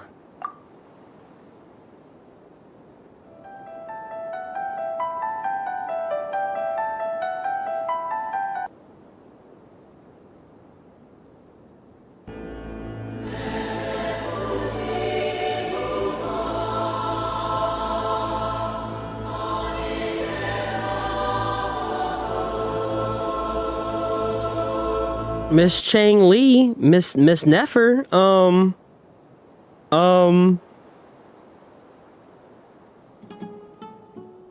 excuse me. An eye for an eye, dead ass. She don't play around. Maybe I've even done the desert a favor. She's my kind of character. It's a better place without all You're these not from people Genshin. around. You're from Falcon Attack on Titan. Sinuhe, my gullible fool of a father. This bitch Perhaps is if you'd been Mikasa. as ruthless as I was today, mixed with our Aaron. tribespeople would still be alive. In this dog-eat-dog world, a chief needs to be tough to survive. But you couldn't do what had to be done. Don't talk about your dad I like that. Did it for you. Nefer, it's okay. All of this is in the past now. I believe I remember you promising to remain silent. Oh. Yeah, but even so. Yehoda, is there anything you can do to ease the tension? You got this, Yehoda. Surely, it's your time to shine. Alright, time for a sharp turn onto a completely different topic. So, Okay, we can anyway, hold off on the spoilers, that's enough of please. that. When are we getting out of this place? Feels like we've been walking forever. I'm getting pretty tired. Oh, Lauma, you tired? Yes. If we can find somewhere to sit down, I could certainly do with a rest. It's not far now. There should be a temple just up ahead.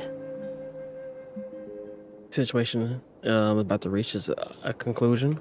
Yes. I will hope so. Really? A temple? That's where this story ends? I guess that's how things go in the desert. I've been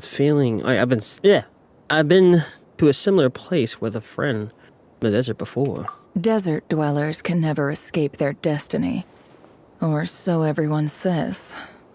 I never wanted to believe it, but looking back now, I'm as desert as they come. You mentioned a temple. What's waiting for us there?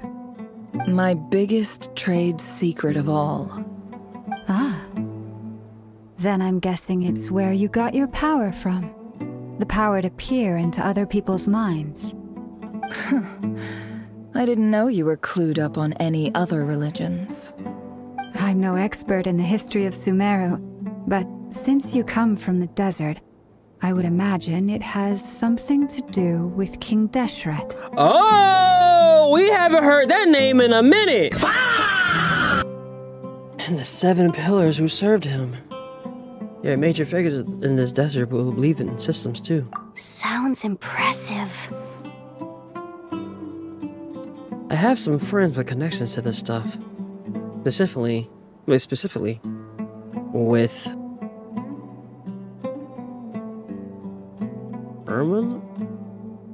Hermanubis?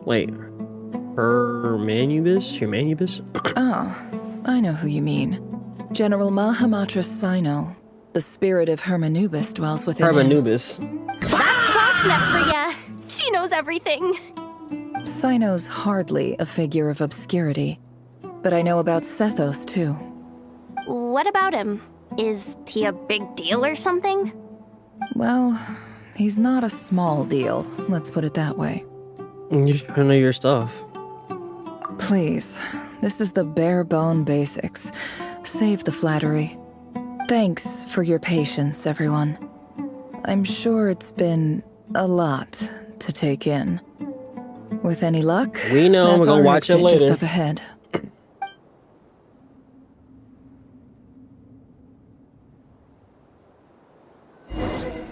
I'm in the middle of a story right now.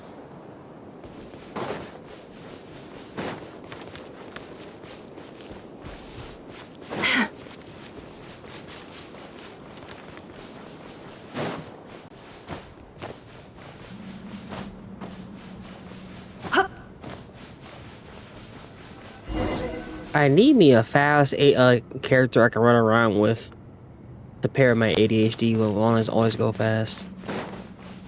I just need one character I can just run around with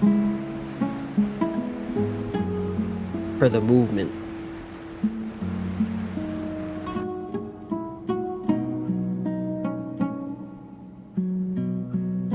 Uh-oh. Uh-oh. Uh-oh. I'm totally out of my depth here. I don't have anything to add about any of this stuff. Like, look at that statue, for instance. I want to do the whole name-dropping, this girl knows her stuff thing too, but I've never seen anything like it before. A statue with the head of a bird. Looks like something out of King Deshret's mausoleum. That's Thoth, the Ibis King, one of the 7 pillars of King Deshret. The legends say that he, the Crocodile King, and the Goat King were the 3 retainers of King Deshret. Let's take a look.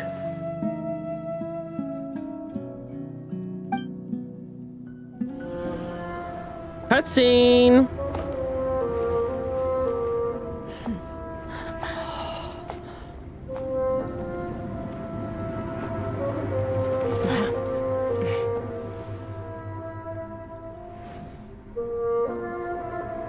The kitty! It's just Ashru. So, all is well?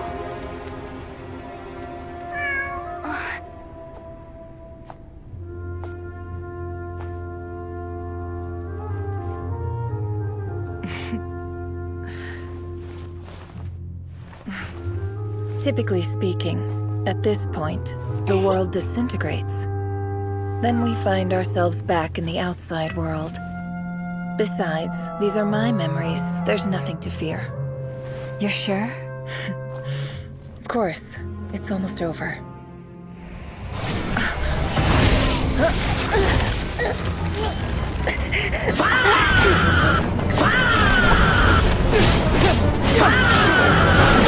Oh!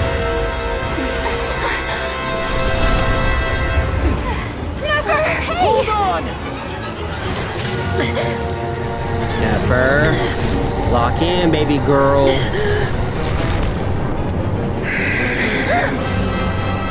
Knowing too much is always a death sentence. Speak for yourself.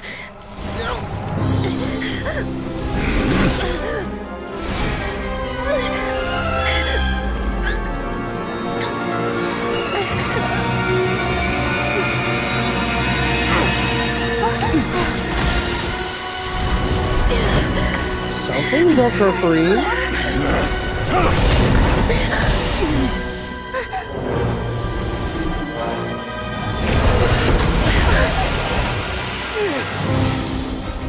How repulsive. Dane.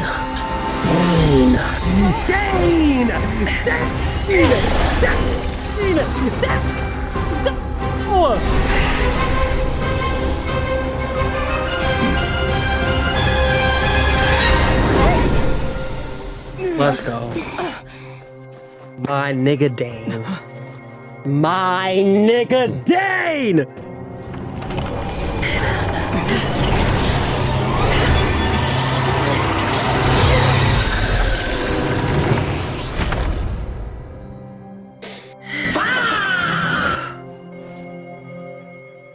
Oh, damn.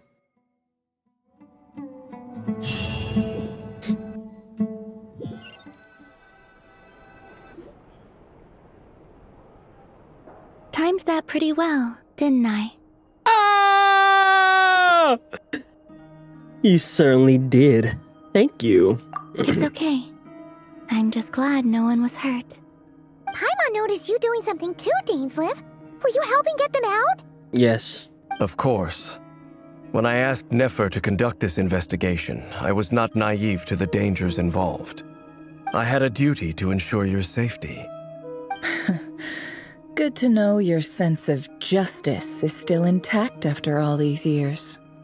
I take that to mean that you saw the truth. That comes as a great relief. I certainly did. And thanks to your help, I also managed to trap Rerir inside the chess set. Whoa, really? How'd you manage that? Well, to be honest, I sensed that something was wrong long before we made it to the temple. By using this fragment to probe into Rerir's past, well, the monster formerly known as Rerir, it seems I alerted him. I was tracking him, then he caught on and started tracking me too. Can't say I'm surprised. But how did he track you through your thoughts alone? That shouldn't be possible. Rerir was a secret agent who reported directly to the Vinster King. He is an expert at finding a trail and hunting down his pursuers. No wonder. Yeah, he murdered all those kids. He infiltrated the chess set, read my thoughts, and built a new virtual chess set inside of it. That's why we weren't able to leave at first. Speaking of your chess set, it's quite a remarkable item. Would I be right in thinking you have some connection to King Deshret? You overestimate me. I only have a connection with one of his underlings, the Ibis King. You all saw how this came to be. A long time ago, the Iab massacred my tribe, the Shimti, in our home village. A few years later, I enrolled in the academia, where some new information came to light. The Unut and the Iab fought a bitter battle over the rights to a well, all for the sake of a non-existent 50 million Mora. The Iab ultimately won that confrontation, but their victory came at the cost of almost every warrior in the tribe. The final blow to the Iab came at the victory feast, when an Unut assassin beheaded their chief right before my eyes. The remaining Iab fled and have been scattered to the winds ever since. Having gotten my revenge, I returned to my hometown. The anime about to where, go to crazy, my surprise, the nearby temple was still standing. There it was, seemingly immune to the relentless hostility of the desert. Whenever this fucking anime in ruins. Whenever this anime gets released, oh, this shit about to break records, bro. They have so many fight scenes they can just go and tell, or moments they can just go and tell through the anime that they didn't showcase. Oh my god. That's about to be crazy. That's about to be crazy. As I stood there gazing at the temple, I gotta just think about that I shit. noticed a cat just outside. This cat, as it turned out, was home to the spirit of the Ibis King. Oh, the He kitty! led me to a gate deep inside the temple, and there he made a deal with me. This chess set is my gift from the Ibis King. The chessboard within is made to the same specifications as the one in the mausoleum of King Deshret, and represents his power of piercing analysis. With this chessboard in its container, I gained a certain ability to perceive hidden secrets. Now, you could conclude that the Ibis King simply wanted to give the people of this world the power to seek the truth, but I don't believe that's the full story. Every god plays favorites. Their hearts are as fickle as any humans, full of secrets, perversions, egotistical tendencies. But precious few gods are willing to admit this. It is the same with all powerful forces, including fate itself. Their gaze falls preferentially upon a select few. As you rightly point out, this is an act of favoritism. If you're alluding to the Abyss, then yes, I agree. Gather the others. It's time to share everything I've learned. Alright, let's go. Let's get to it. Wow, the kitty being connected to a god, though, is crazy. Thank you all for being here. To a king. As promised, I did some further investigating into the Raker of Solnari's background. I am pleased to report that the investigation has been most fruitful indeed. The Raker of Solnari, real name Rerir, was once a Conrian subject who served the Vinster King. I will now share the important details of his story. Please save any questions or comments for the end.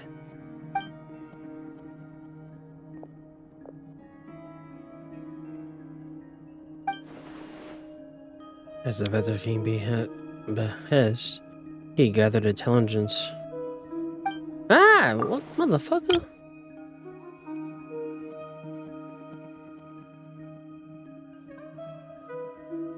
Okay. Revir's voice, which spoke to him of his fate, was like a reflection of the moon, though he could disturb the waters to gain some temporary relief. He was powerless to erase it entirely. In contrast, her own life was like a reflection of the broken moon. Once the stormy winds of fate blew across the water surface, it was utterly destroyed. We ain't gonna speak her name because that shit pissed me off. She smuggled away a piece of the moon before disappearing through the mysterious portal. It was passed down through the ages, finally falling to the hands of the knave. But what lies on the other side of the portal? Is it really a whole other world? Solon's never had the chance to share what she found there. Neither did Rerir. He followed her in. So that's why he's so obsessed with the moon. Or his wife, or his would-be wife, his fiancée. A tragic tale, to be sure. But it does not excuse his many transgressions. Of course not. No matter how much Rerir suffered in the past, the fact remains that he is what we know today as the Wild Hunt, wreaking havoc upon innocent lives in Nod Krai. He becomes more dangerous with each passing day.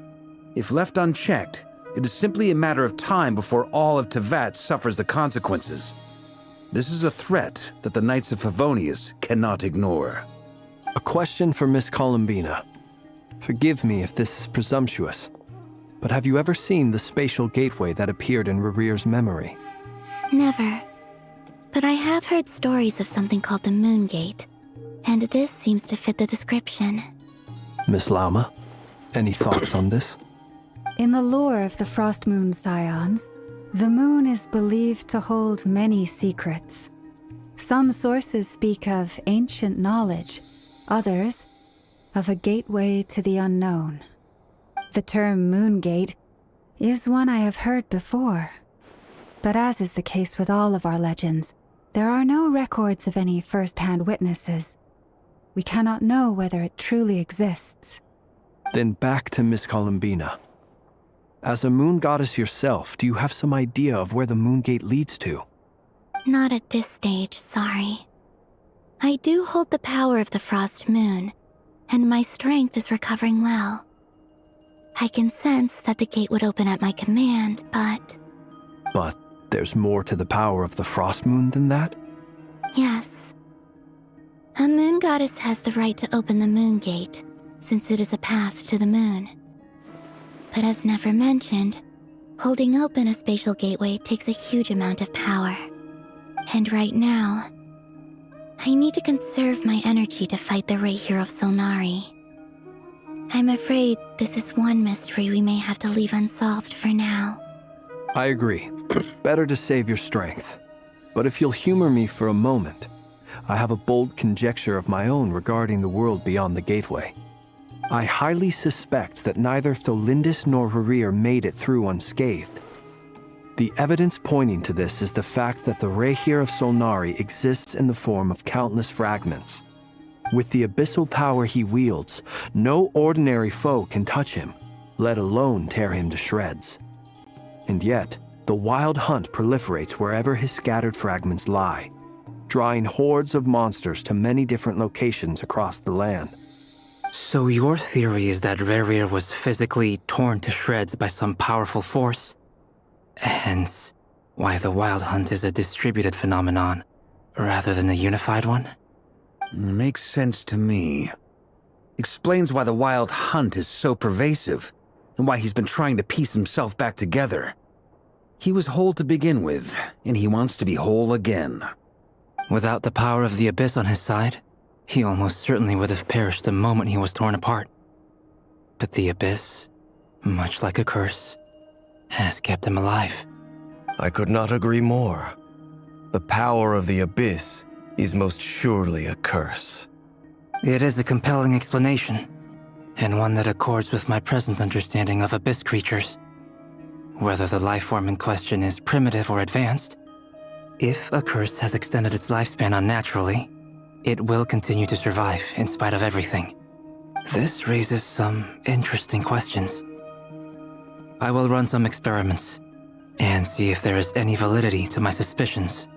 That being said, regardless of whether my research bears fruit, I would like to thank Miss Nefer for conducting such a thorough investigation. Already, it has greatly enriched my understanding of the entity we face. My pleasure, Mr. Albedo. I too hope that the information I have shared today proves useful as we look to formulate the next stage of our plan. Hey! What is it, Dainsleif? You look really upset! It's just... when I think of the man I once knew as Rerir, I struggle to understand why things had to turn out like this. The two of you used to be friends, didn't you? I don't know if these words will bring any comfort, but my heart goes out to you. It's a sad tale, but he's literally Genshin Anakin. He got a prophecy. He wanted to change said prophecy. And he was seduced by what power he could get to change that outcome. And then it was all for nothing. It was all for nothing.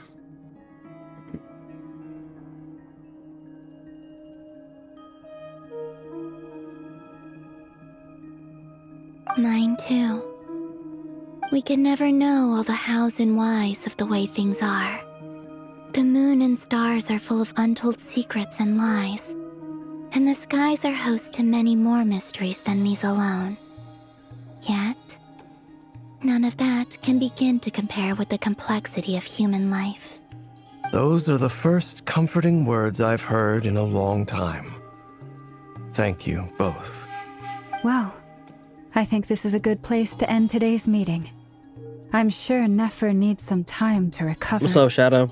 She's been through an awful lot today. Yeah, she has. Very thoughtful of you, Lama. Oh, of course. Look at them Sounds flirt good with to me. each other. Take some time to rest and digest before we reconvene to nail down a plan. Back at the hotel, you sit with Paimon for a while, discuss what lies ahead. Oh. Hey, is this a bad time? Dane's Hope I 100% didn't kill the Obi-Wan in this story. conversation. You were the chosen one! You know. No need. Come on, let's talk outside.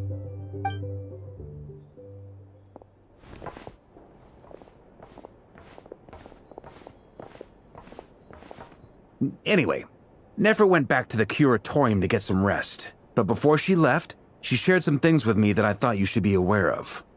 Firstly, although she managed to trap the Raker of Solnari inside her chess set, there's no guarantee that the power of the Ibis King is any match for one of the 5 sinners. Their powers are beyond our comprehension.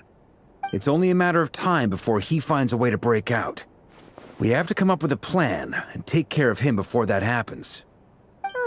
Honestly, That's where you come in. Paimon figures figured that might be the case. So, how long have we got? Well, I asked her that same question. She talked for a long time, but for the most part, it seemed like she was trying to convince me how precious her chess set is, and what a long and storied history it has. It felt like some kind of sales pitch, you know?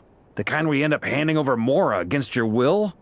Anyway, after all that, she finally answered the question. 2 days, at most. 2 days? 2 days? Holy moly! Can we even recruit enough help in that time? That remains to be seen. Which brings me to the second issue. Wasn't she obviously already conflicted rerun? about this whole thing. But given how little time we have, I thought she there's already no way had a we can pull rerun this off without his help. Recently. You have some history with him, right? Do you think maybe you could talk to him for us? I'll see what I can do. Great. I appreciate it. All right, on to item 3. So, Albedo, Duran, and I put our heads together and came up with a plan. Can't promise it's gonna work yet, but at least it's a start. We figured we'd bounce the idea off you first. We'll explore it further once everyone's recovered. Oh, please, ask away.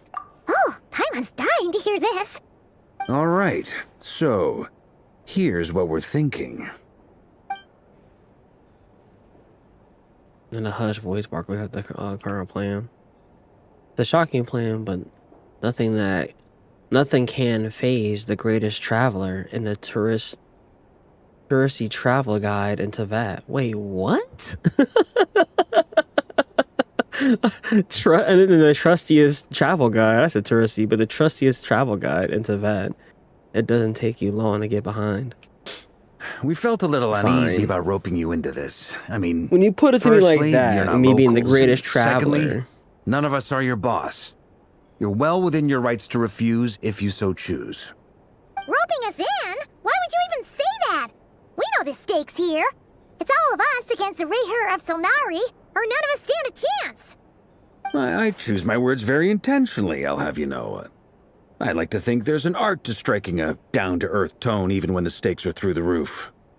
Sir Varka, I have a few thoughts about this plan. Speak your mind. I think we can be more flexible with how the roles are allocated. In my view, the most sensible lineup would be like this. Oh? Aether having battle plans? When did you become a general? I see your point, yeah. But if that's how we're going to approach this, you'd better make sure you're ready. To be clear, I don't doubt your abilities. Far from it. I just want to make sure. Are you really willing to take all this on? Nigga, do you know who I ran through in this fuck-ass game, bro? Do you know what I have done in my travels? I am him now. Alright? Since I got training from Skirk, I have been a problem. I've been on demon time, my nigga. Don't you dare talk down to me like I ain't ready for this fuck-ass moment, bro. I want to do everything within my power. The Rayher of Solnari is a truly fearsome opponent, and if I do my part, it'll greatly reduce the risk for everyone else involved. Well, that tracks with what I've heard. Jean's mentioned in her letters that you're so diligent it's almost abnormal.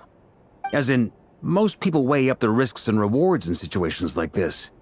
But you seem to just march towards danger without a moment's hesitation. 'Cause I'm him. Of course, everyone appreciates a fearless pioneer.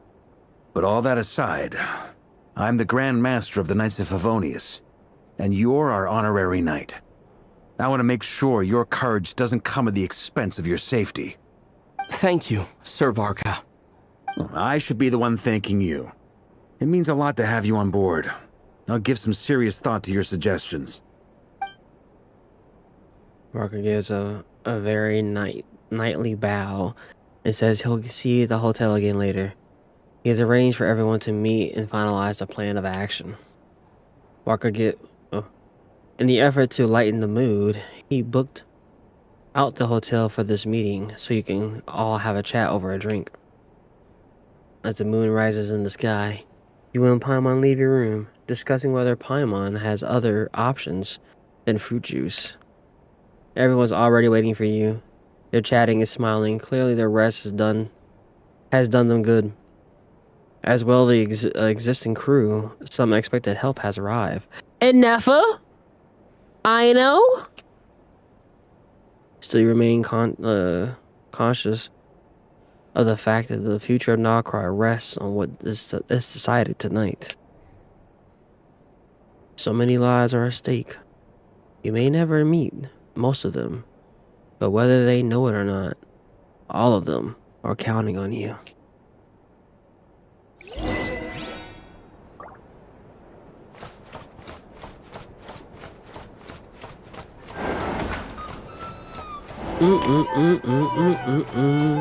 I know is here.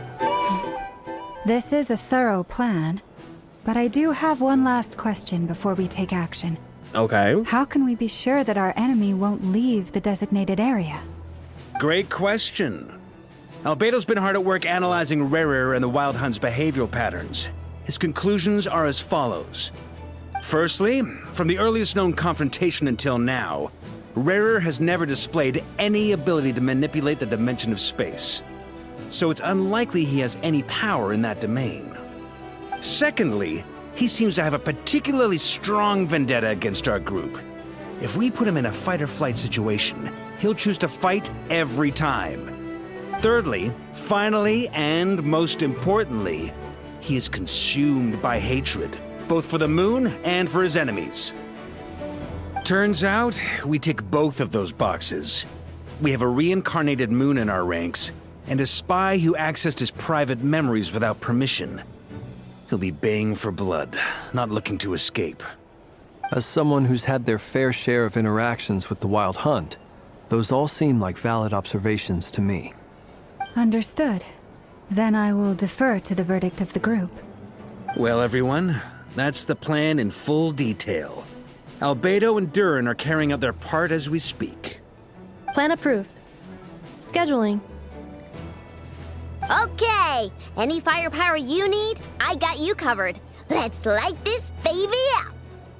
The Frost Moon Scions are behind you as well. And the rest of you? Aye, Captain. No objections? Oh, look at... Wait, what is Dorn gonna do in a Then fight it's settled. here? This is the plan we're going with. Next up, an old tradition of mine. Anyone who wants to back out, now's your chance.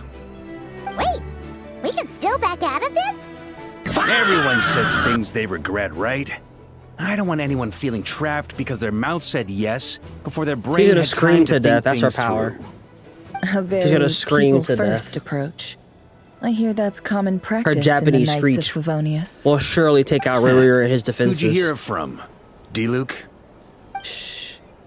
We don't use people's real names at work. This contact will be known only as Owl, please and thank you. This plan can only work if everyone does their part. Flint's and I He's will not the Dark absolutely Knight hero support it. anymore. We shall indeed. You'll be glad you accepted our help. Also, you are the last person I expected to see here, Miss Dory. It's not often I get called Dory in a work context. My peers usually call me Lord Sangamabe. Sangamabe. So, the longer your name, the higher your net worth. Is that the idea here? In that case, Mr. Flint's here must be worth a fortune.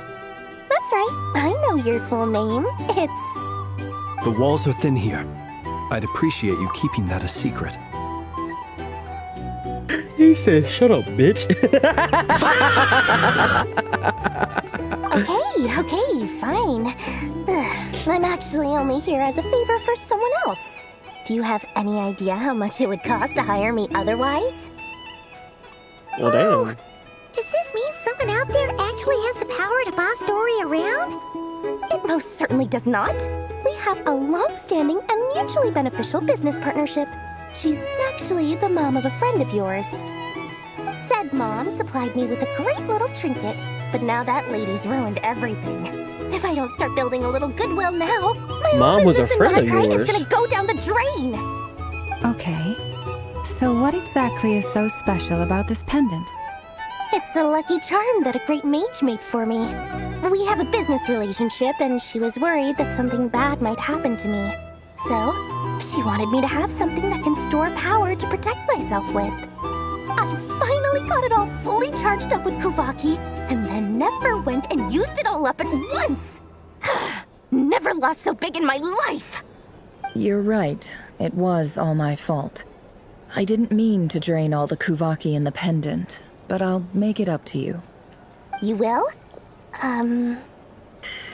Well, in that case, how about you give me your chess set, and we call it even? I knew you'd say that. Well, it's yours if you want it. In fact, take it now, and I'll even throw in a free Raker of Solnari. Deal? You're putting me in a difficult position here. It's a very useful thing to have around, but I have a funny feeling it won't be around much longer. I guess we'll see in a couple of days. Looks like bankruptcy for me. Hey, don't be so pessimistic. See this through and you never know. You might find a new business opportunity on the other side. That's one hell of a fucking jack-in-box, bro.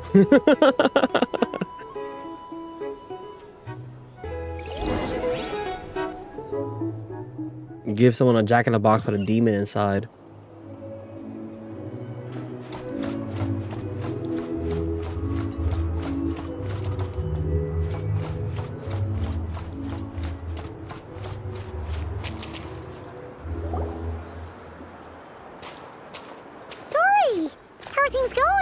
Feeling ready?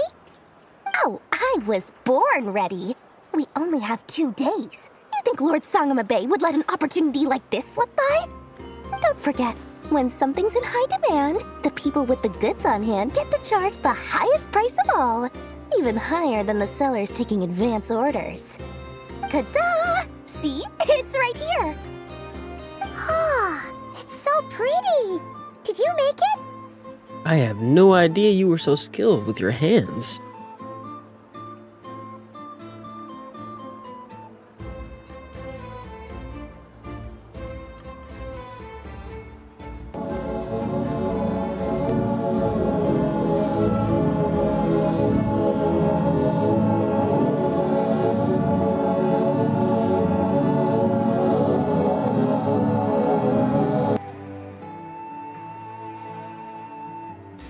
Funny little requests. Touch me. His reprimands. Touch me harder.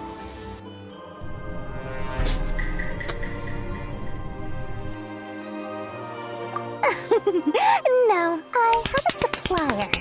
We go way back, so he made me a very attractive offer. Aha!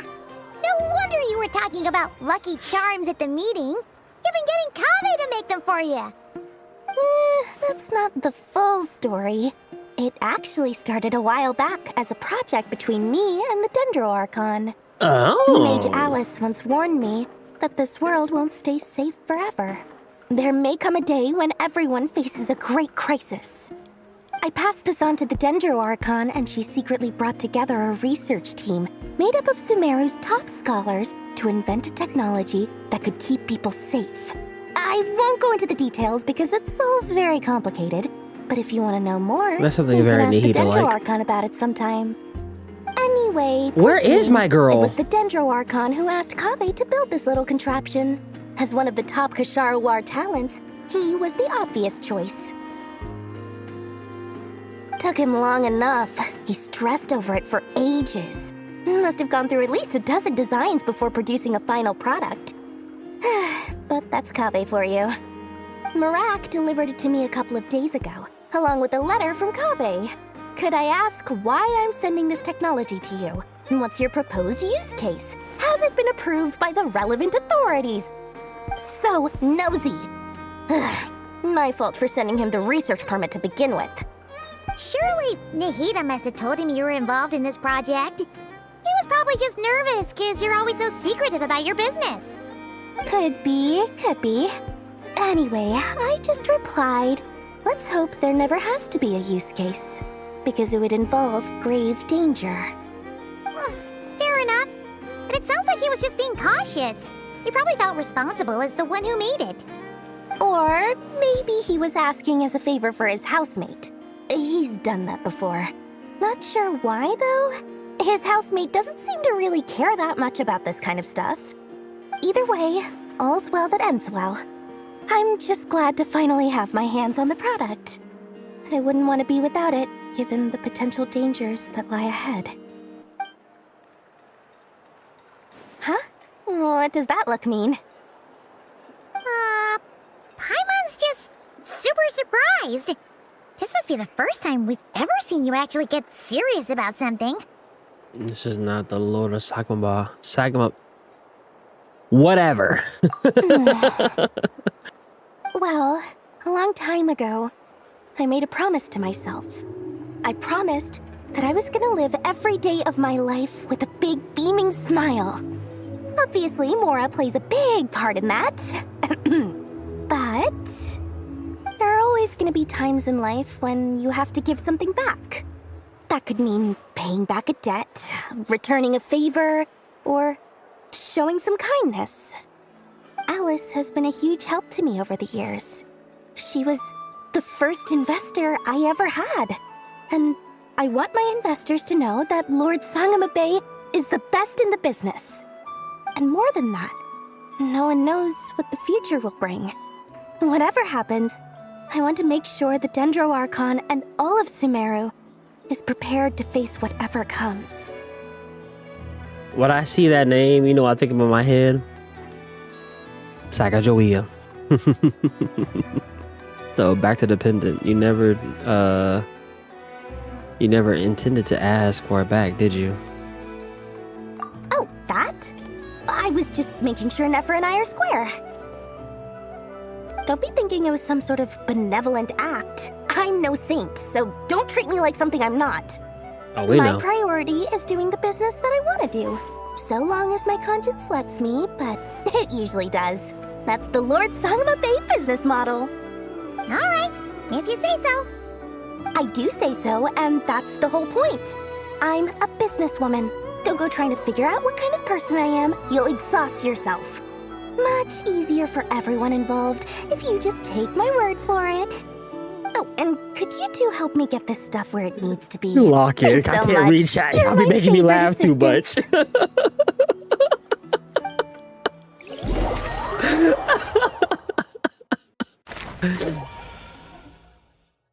This quest long as hell.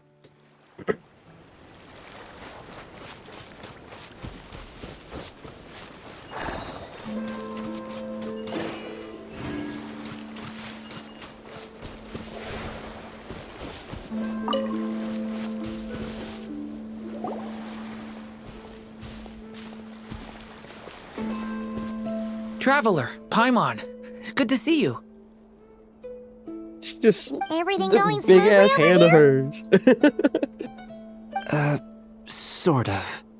As you're probably aware, Varka, Diren, and I captured some abyssal creatures from the Wild Hunt. Per the plan, we dissected and analyzed some samples of these creatures. The process went very smoothly.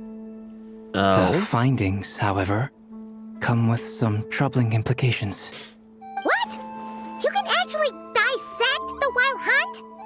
That depends on your definition of Wild Hunt and dissection. Harmless, lifeless. These words are accurate descriptions. The Wild Hunt is an interesting phenomenon.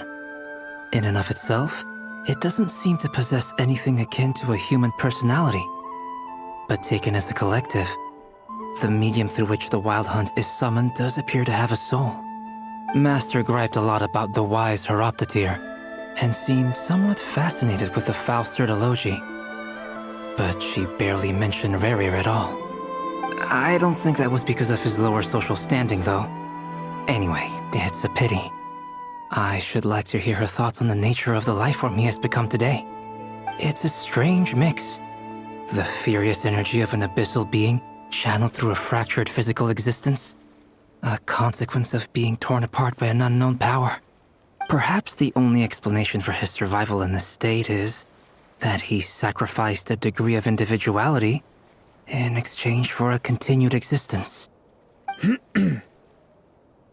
Oh, sorry. Once I get talking about interesting research, I have a tendency to go on indefinitely. Back to our research findings. Essentially, they confirm my hypothesis. Rerir's corpse is completely contaminated by the Abyss, and the effects are irreversible. You could think of this as Rerir in mutated form. But in my view, even that would be inaccurate. In reality, his whole being has been consumed by the Abyss. In other words, he is now nothing more than a manifestation of abyssal power. Unfortunately, at present, we have no means of completely eradicating abyssal power.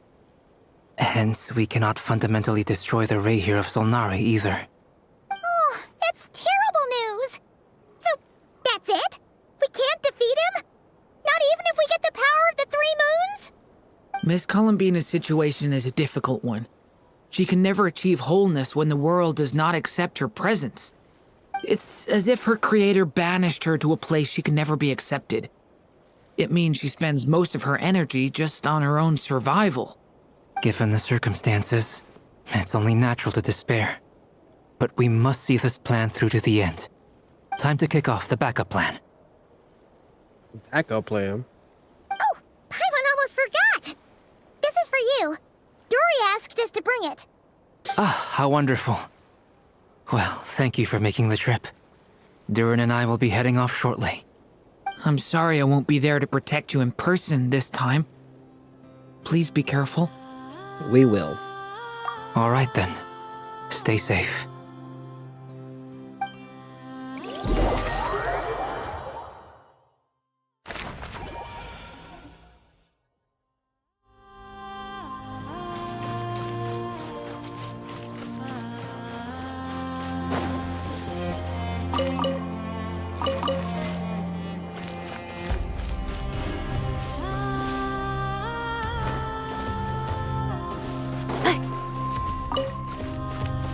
Alright, just, you know.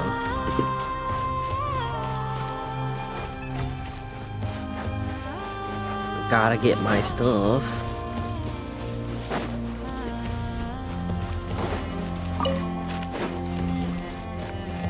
Accelerating.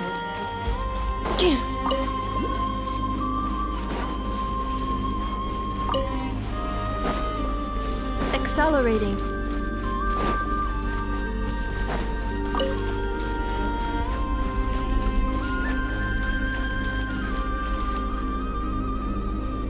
Alright, yo boy. See you later, ma'am. Miss Lauma, is everyone here? Yes. The fate of my flock is in your hands, Grandmaster Varka. Please keep them safe. Oh, that's a lady. big, What are you saying? Within the next 24 hours, we will face the biggest crisis the world has ever seen. This is not a burden that we deserve to bear. But I believe that we reap what we sow in this life. So I intend to act. I must do what I think is right. For me, that means fighting for the future of Nod Krai. This gentleman is the Grand Master of the Knights of Favonius, Varka, Knight of Boreas. In my absence, please follow his lead. Hey, everyone.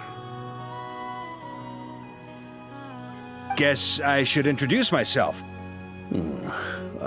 Well, to start with, I know my way around a battlefield. The biggest strengths are honesty and hard-workingness.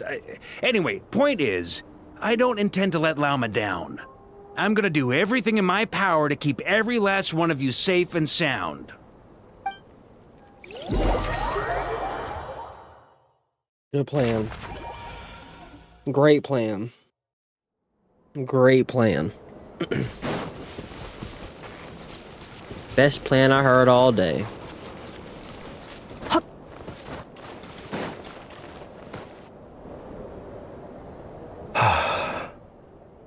Something on your mind? Miss Columbina, was it? I believe that's how the others addressed you. That's right. Names are funny things. Have you always been called Dainslev? Yes. I take it your own name has a more complicated history. I have a different relationship with names than other people. To be honest, I'm not even sure that Columbina is my name. At least, not in the same way that Dainsleif is yours. But it's what everyone calls me, and I go along with it. A lot of my life has been that way. I get so used to things that I forget to question why they are so.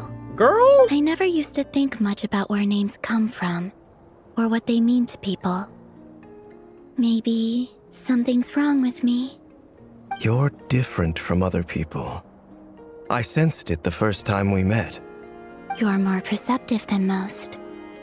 I'm sure your long life and rich range of experience explains that. Do you ever find yourself missing Conria, Mr. Dainsleif? Difficult to answer. I have dreamed of the past many, many times. Sometimes I'm fighting tooth and nail. Other times I'm lying on the ground, defeated. I don't recall any happy moments from that time.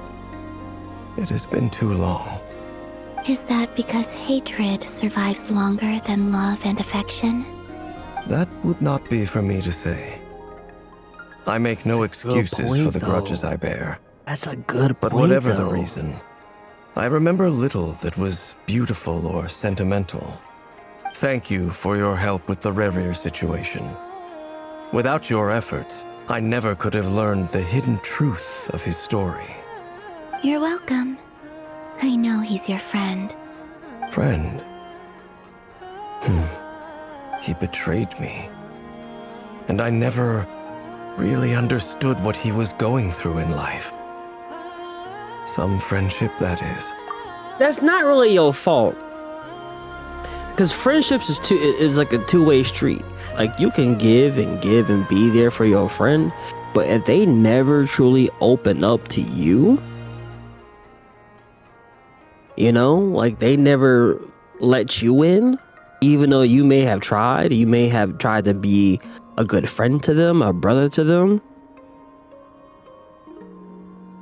You can't get you like, sometimes it's one-sided.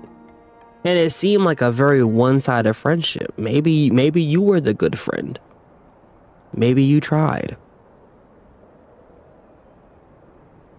But he kept a lot of secrets. Kept a lot of things away from you. So don't blame it on you. Don't blame it on you. Okay. So, do you plan to fight him with us? You see, you're torn. Now you know what really happened. You see the things he's done in a new light. I need some time. Of course. I completely understand. Anyone else in your position would feel conflicted too. Actually, I went through something similar myself recently. Something happened that changed my perspective on a situation. A situation I took for granted at the time, but now I feel very grateful for it. You mean the Harbingers who Nigga, what still do you mean support I'm you, late? even though you've left the Fatui? Yes. I always thought they were only helping me because Harbingers are forced to work together. But then I abandoned them. A warrant was even put out for my arrest. Yet even now, they support me, which means I was wrong about them all along. Clearly, they view you as a friend. I feel And I a little understand guilty that. now. Like, never mind. I I might go regret back not and seeing forth their with y'all. help for what it was, and not treasuring it. I see the guilt that you're feeling now, because I feel it too. Hopefully, talking about it will do us both some good. Have you noticed that the Traveler and Paimon are over there? I think they've been listening. Huh. Shall we say hello? Sure. Hello. Ah! They caught us!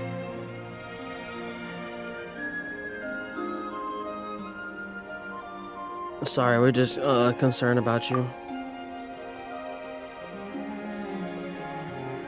I apologize for making you worry. No doubt you wish to know where I stand on the plan to take down the Raker of Solnari. I'm afraid I need a little time, but I will seriously consider joining you. You will? Oh, thank you so much! Everyone will be so grateful to hear that! They needn't be. This was something that I was going to have to face up to eventually. That doesn't matter to them. They're grateful to you regardless. You can't control their gratitude, so just accept it. And then, have a think about whether you're willing to join us.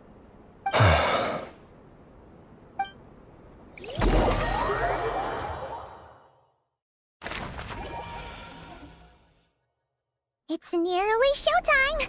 Let's go rendezvous with the others. You know the place.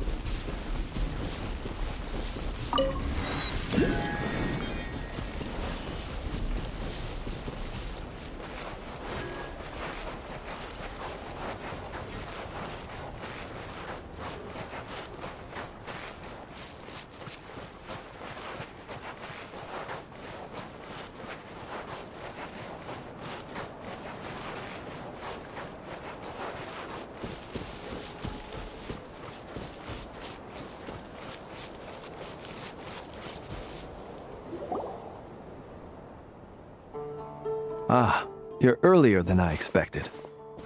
Hey, Flint's! Been waiting here long? Not too long.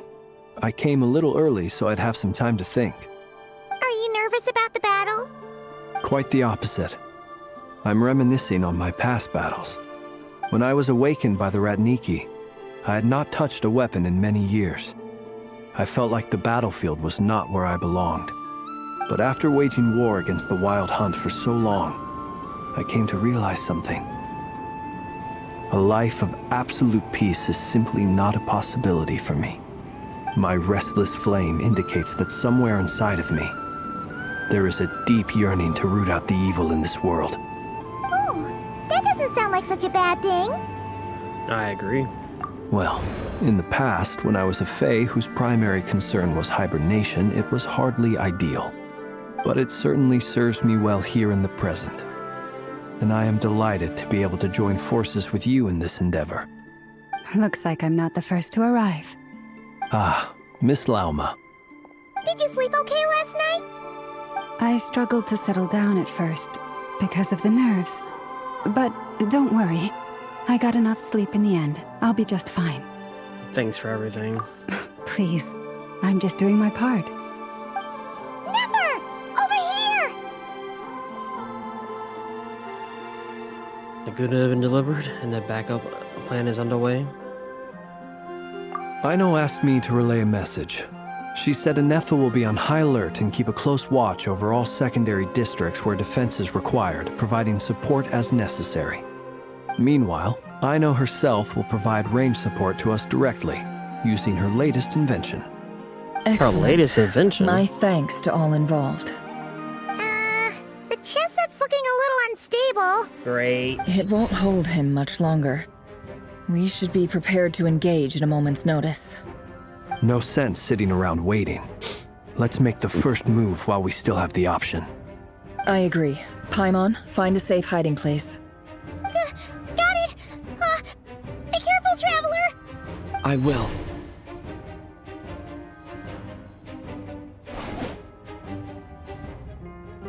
Everyone, take your positions as soon as the battle starts. Every ounce of strength we have in our bones, let us bring to this fight. Ready? Let's go. I've seen all your futile ploys before. You have become the authors of your own demise. I wouldn't be so sure about that. You are merely a moment of sport before I tear down the moon. Oh!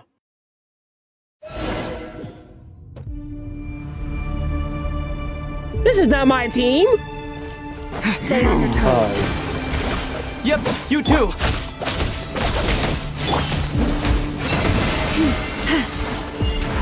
The moonlight betrays you. Be silent. Let me help you guys.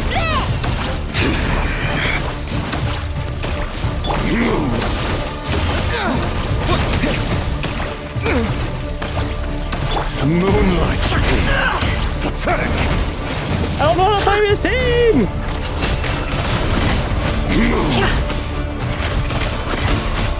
It all adds up. The moonlight. Protect us. Feel to hunt him down. By the frost moon of old.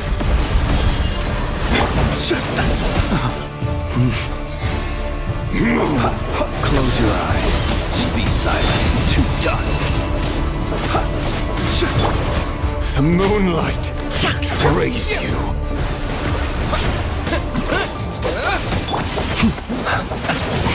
No! Please! Observe. Night falls.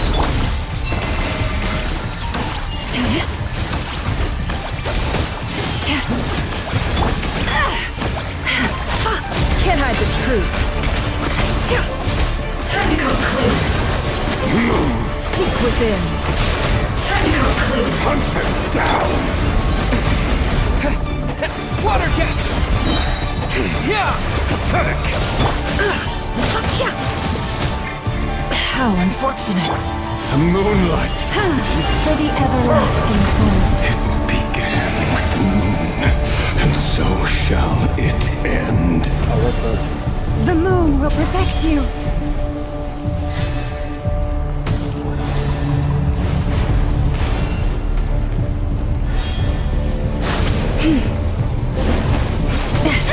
Oh my.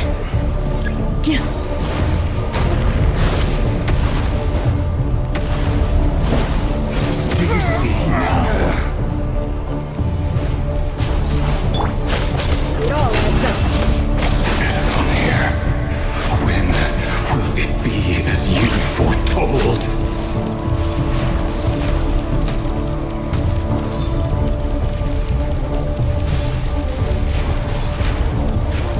The fuck am I supposed to go? Alright, The moonlight betrays you. okay, we're just gonna die here. We're just gonna die here.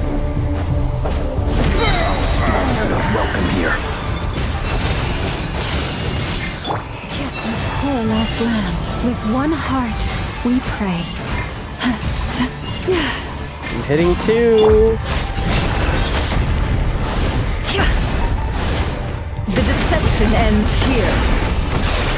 No more lies. I would have rather use my team against this nigga. It's all futile. Wipe out!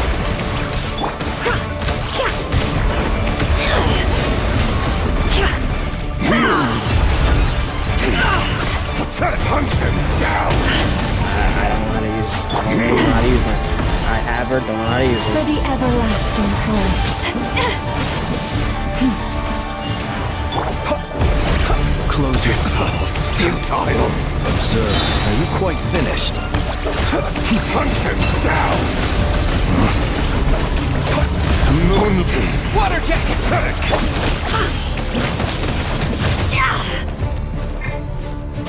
No more lies. It's all futile. Right, you're just annoying. Hunt him down. Leave this place.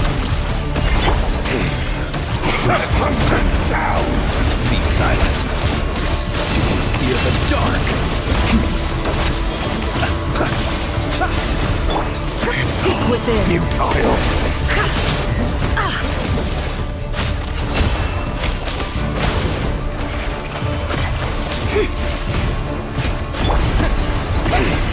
Pathetic. Absurd. It all adds up. Move.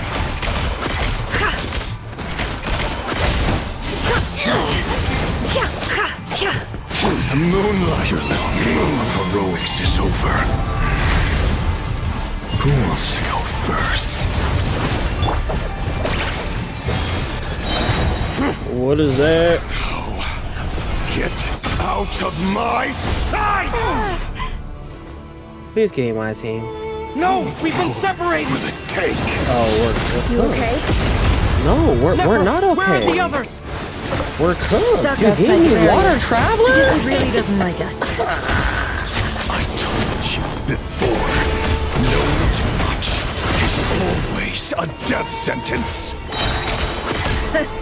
Be careful what you wish for. Your death is within my grasp. Mama, can you hear me? Silence. The voices are gone, but at least I know they're still there. I need to focus. Stick to the plan. Remember my most important task. Just keep stalling him. If I can stall him for long enough, the moment will come.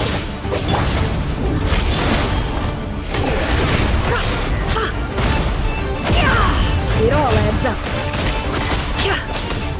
Can't hide the truth.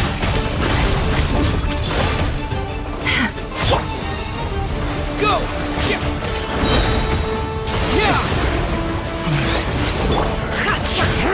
The mystery unravels. It all adds up. Can't hide the truth.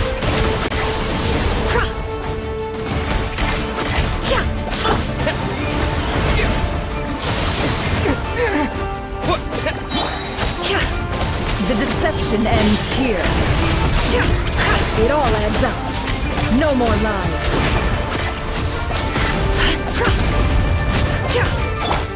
Bombs away!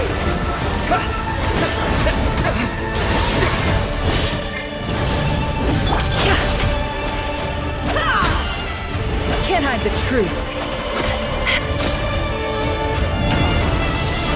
Nigga, come on, bro.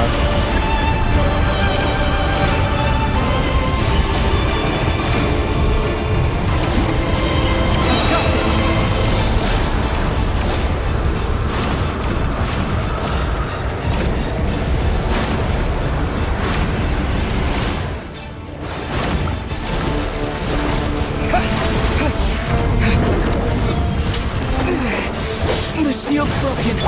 I can't keep this up. Don't push your luck. Destroyed. Reborn.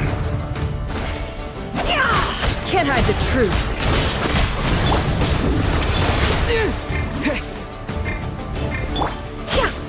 Your death is within my grasp. Seek within. It all falls into place. It all falls into place. Go! Wipe out!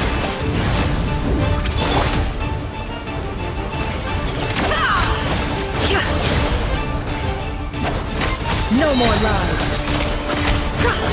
The deception ends here. Can't hide the truth. Destroyed. And reborn. Bombs away! It all adds up.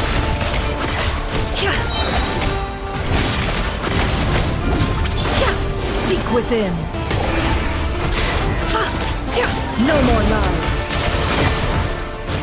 Run or to hide. Time to come clean. Can't hide the truth.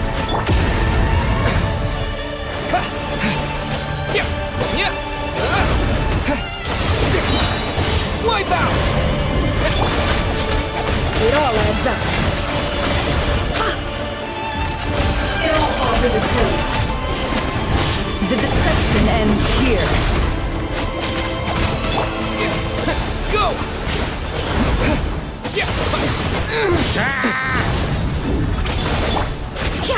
No more lies.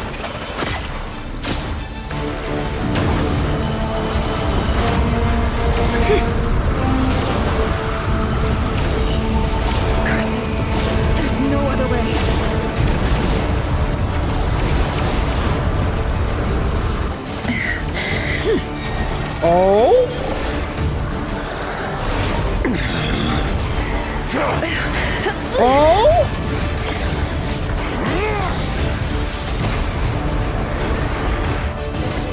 fuck yeah.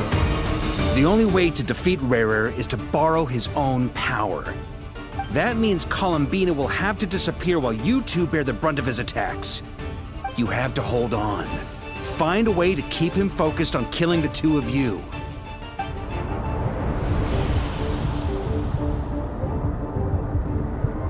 Get up. Never. Your eyes are bleeding. Soon you will be powerless to resist. No. And then I will reduce you to dust. But that dust will plague your memories. Come on, keep holding on. Any other tricks up your sleeve? Let's see them. As entertaining as they are, you've backed yourself into a corner. You don't fool me. I see your fear clear as day. I have to stoke his rage, make him unleash everything. You fear what you could never defeat.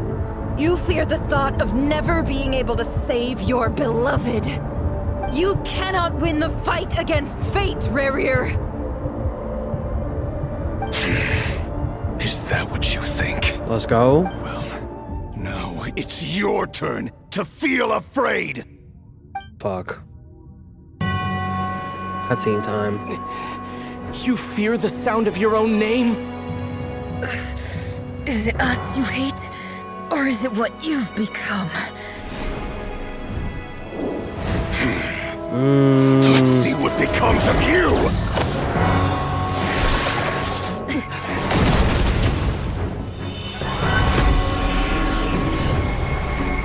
Albert! Let's go!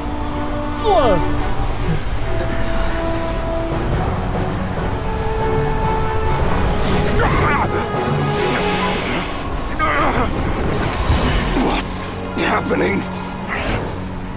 That power. I've seen it before.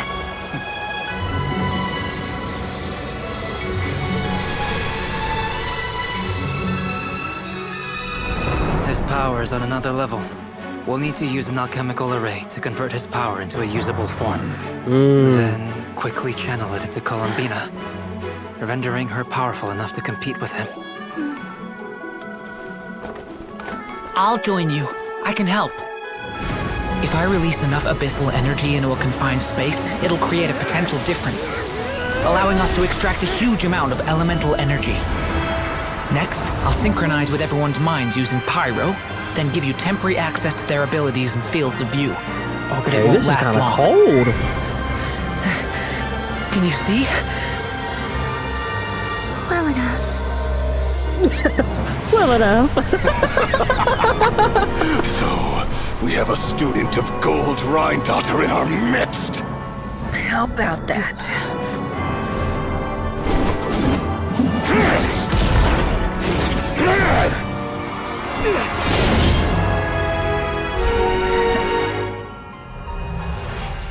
Got your ass, bitch. Dina time! Ooh, okay. Ooh, damn. Why do I gotta make the villains pop off like that? Oh! Come on, beat her! You use my own power against me? Just like how you stole Kuvaki. Look familiar?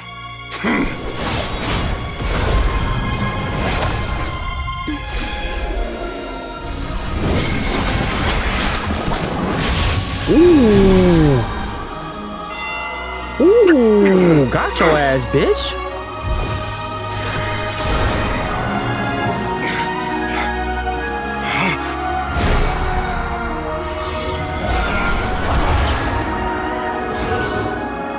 Don't you realize? You don't have the power to hold that gate open. I don't, but someone else does.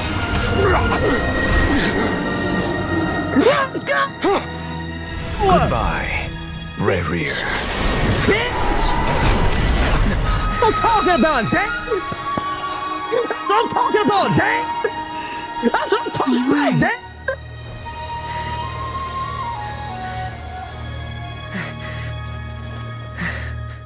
Hell yeah!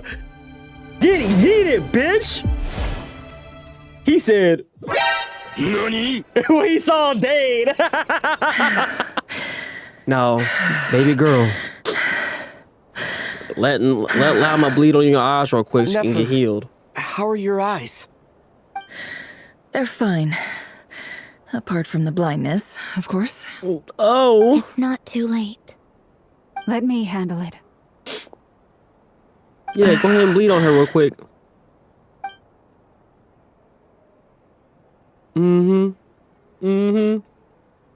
So this little cut, you know, that's all you need. Just a little bit.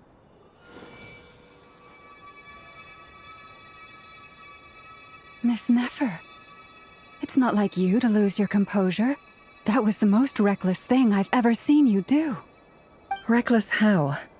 The situation was critical. Our lives were at stake. We had to do something. Even so.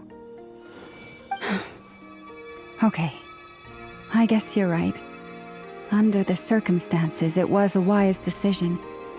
You traded your eyes for an incredible victory. In business terms, I suppose that's a huge return on investment. I'd be hard-pressed to argue otherwise.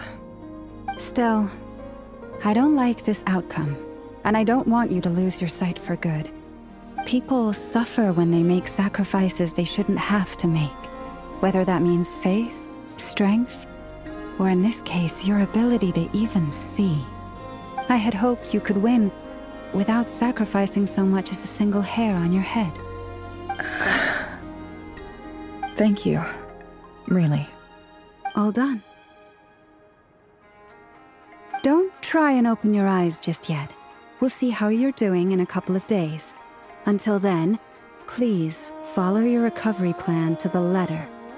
I'll send full details through Yehoda. For now, just get yourself home, relax, and rest. My dear friends, we have fought bravely and achieved a spectacular victory. A dark cloud has been lifted from the skies of Nod Krai. For now. All in this land will be grateful for what you have done. The moon will remember this day. Thank you both.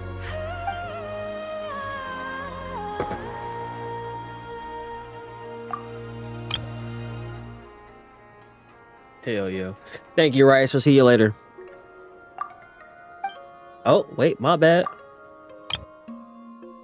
Yehoda shows up to help Nefer get home. And you, of course, have Paimon to escort you back. The sight of Nefer navigating the road with her eyes closed isn't doing for you. She recedes cautiously, but her silhouette disappears into the distance. You notice that she seems almost smug. There's something I want to let you know.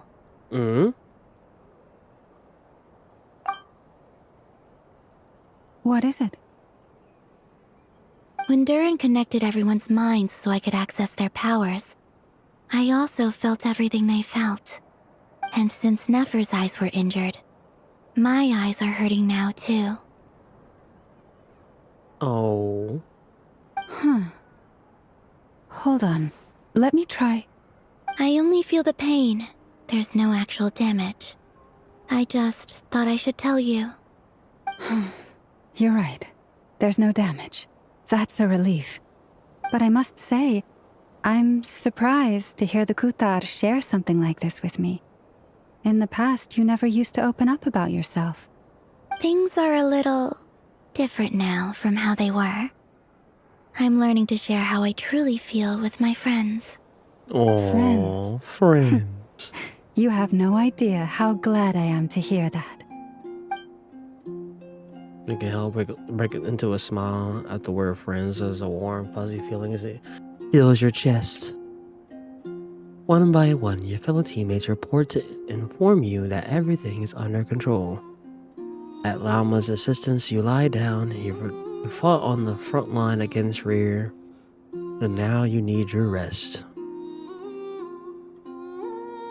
For now.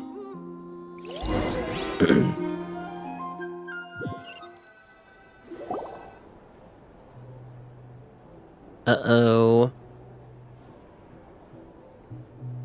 Yay! You're awake! I was about to say another fucking cutscene with my How sister you or some feeling? shit. Any aches and pains? Did you sleep well? I'm doing all right, Paimon. No need to worry about me. Phew. Well, that's good. Paimon's been sitting on the edge of the bed worrying about you for ages. You slept a whole day and night. Poor Paimon had to eat all by her lonesome. Glad to hear you didn't starve. How was the food? Well, it wasn't the same without you there to share it. Honestly, Paimon just can't relax when you're not your usual self. She couldn't enjoy the food and settle down to sleep. Well, I'm back to normal now. Oh yeah, and Albedo swung by earlier. He said to tell you to head to the tavern when you woke up. Varker and the others are organizing a victory feast and they want to celebrate with you. He also dropped off some medical supplies, but you seem fit as a fiddle, so guess you won't be needing those. If you're feeling up to it, let's head over now. Wouldn't want to keep them waiting.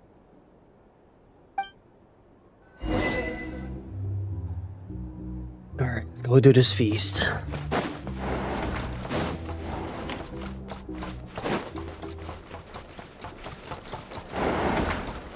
Wrong room. My bad. My bad.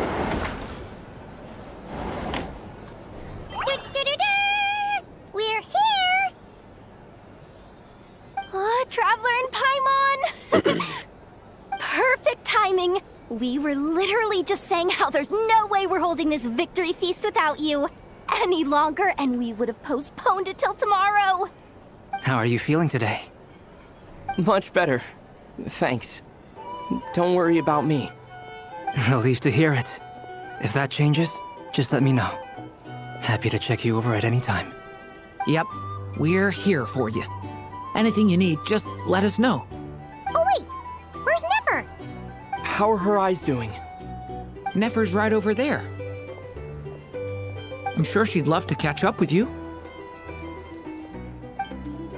Wait, 30 minutes or left till we done?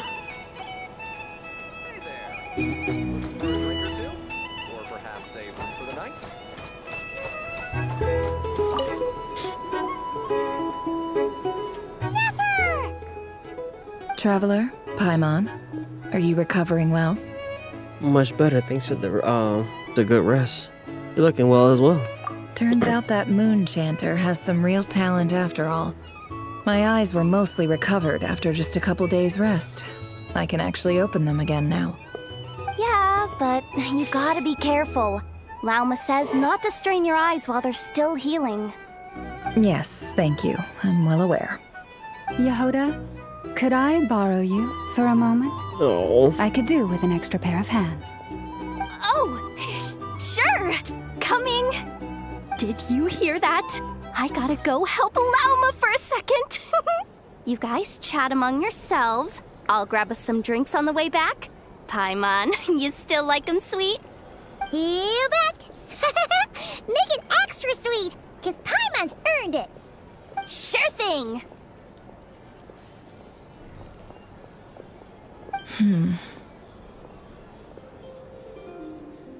What's on your mind? The Raker of Solnari. Kind of a snake, don't you think? More of a wolf in my mind. No, definitely a snake. A poisonous one who spewed his venomous hatred everywhere. Anyone who seeks revenge out of hatred for other people has become a snake. That's something my dad used to say. I guess he didn't like seeing people go down the path of vengeance. Perhaps. I'm sure it sounds like a very wise and open-hearted perspective to your ears. But me? I think hatred is a perfectly justifiable emotion. What else is left when everything you depended on in life gets stripped away? When I took a look at your Something's life... gotta fuel that drive to keep on living. My bad. When I took a look at your life, I see a lot of things that you can depend on. If you're worried about me, you can nip that in the bud. I'm not someone who gets stuck in the past. It's just... I suddenly feel like I was wrong to call my father a liar. He was just a fool. That's why the academia turned their back on him, and why the other tribes ganged up on him. Oh, Father. How much better things could have been if you were a skilled liar. Look at the Ibis King. Thoth is a fiendishly cunning liar. And yet, strangely, he feels more like a father to me than my real dad ever was. He's never brought it up, but I'd bet he feels the same way. Why else would he give me the power to perceive the truth, while at the same time training me in the art of deception? Sally, I never heard of the Ibis King's voice. What was he actually like? Well, King Deshret banished him to Aru, which is essentially a prison, and posed 3 questions to him. He promised that he'd have his freedom if he could find the answers. His response was to take on a physical form and approach me, hoping that I could become his envoy and search for one of the answers on his behalf. Did he really think I'd fall for that? He's stuck there. He can't make me return what he gave to me. Sound like he's a nice enough to you. You definitely sound like a father. You definitely sound like father and daughter. So that's enough for you to decide he's nice, is it? He's a prisoner, and he was scared. So he decided to perform some good deeds to win people's approval. He lives in fear because he's a deceiver. How is Rerir any different? You can't work as a spy your whole life and expect a happy ending. It's preposterous. Yet I can't say I don't understand it. Liars live in the darkness of their own making, but it's still human nature to want to go on living. They say that a liar's soul is the most worthless thing in the world. What do you think? I have to disagree with that. Oh, really? Well, it takes a very kind person to find compassion even for liars. If you ask me, the soul of a liar really is worth nothing, because all they care about is themselves. For example, when something good falls into my lap, I don't go sharing the news around. Stops other people trying to steal it from me.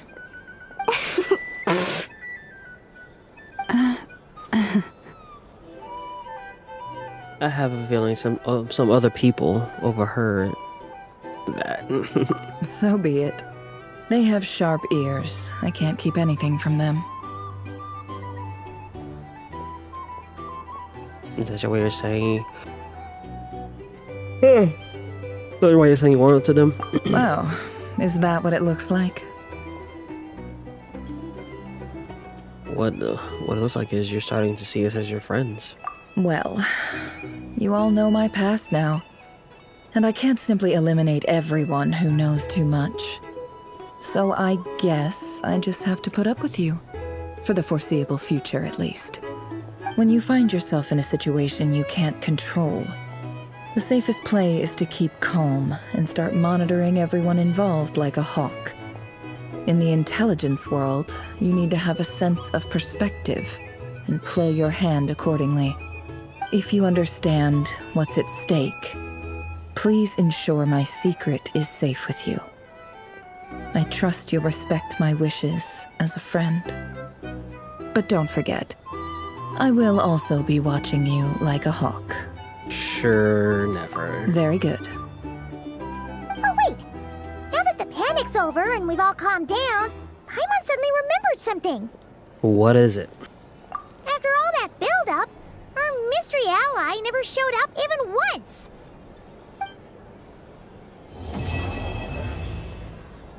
Okay, you lied, saying it was gonna be 30 minutes at the end. Huh? Am I imagining things? Who the fuck just broke that?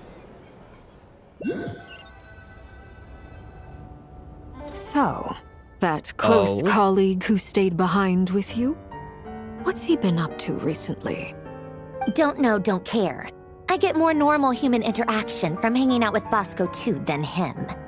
Although, now you mention it, he hasn't bothered me in a while. I wonder if... If he's disappeared without a trace, it's the biggest gift he ever gave to the world. But I somehow doubt that's what's going on. He won't lie low forever. So we'd better stay on guard.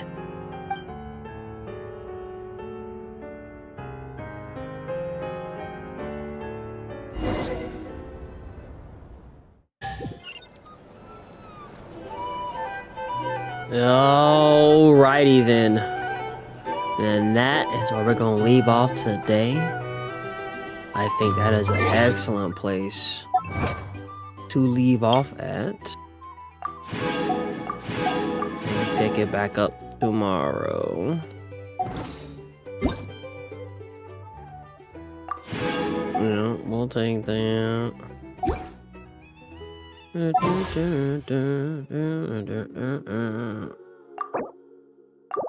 It's coffee air! We tried it. We fucking tried it. All right, that's gonna do it for me from there. I know.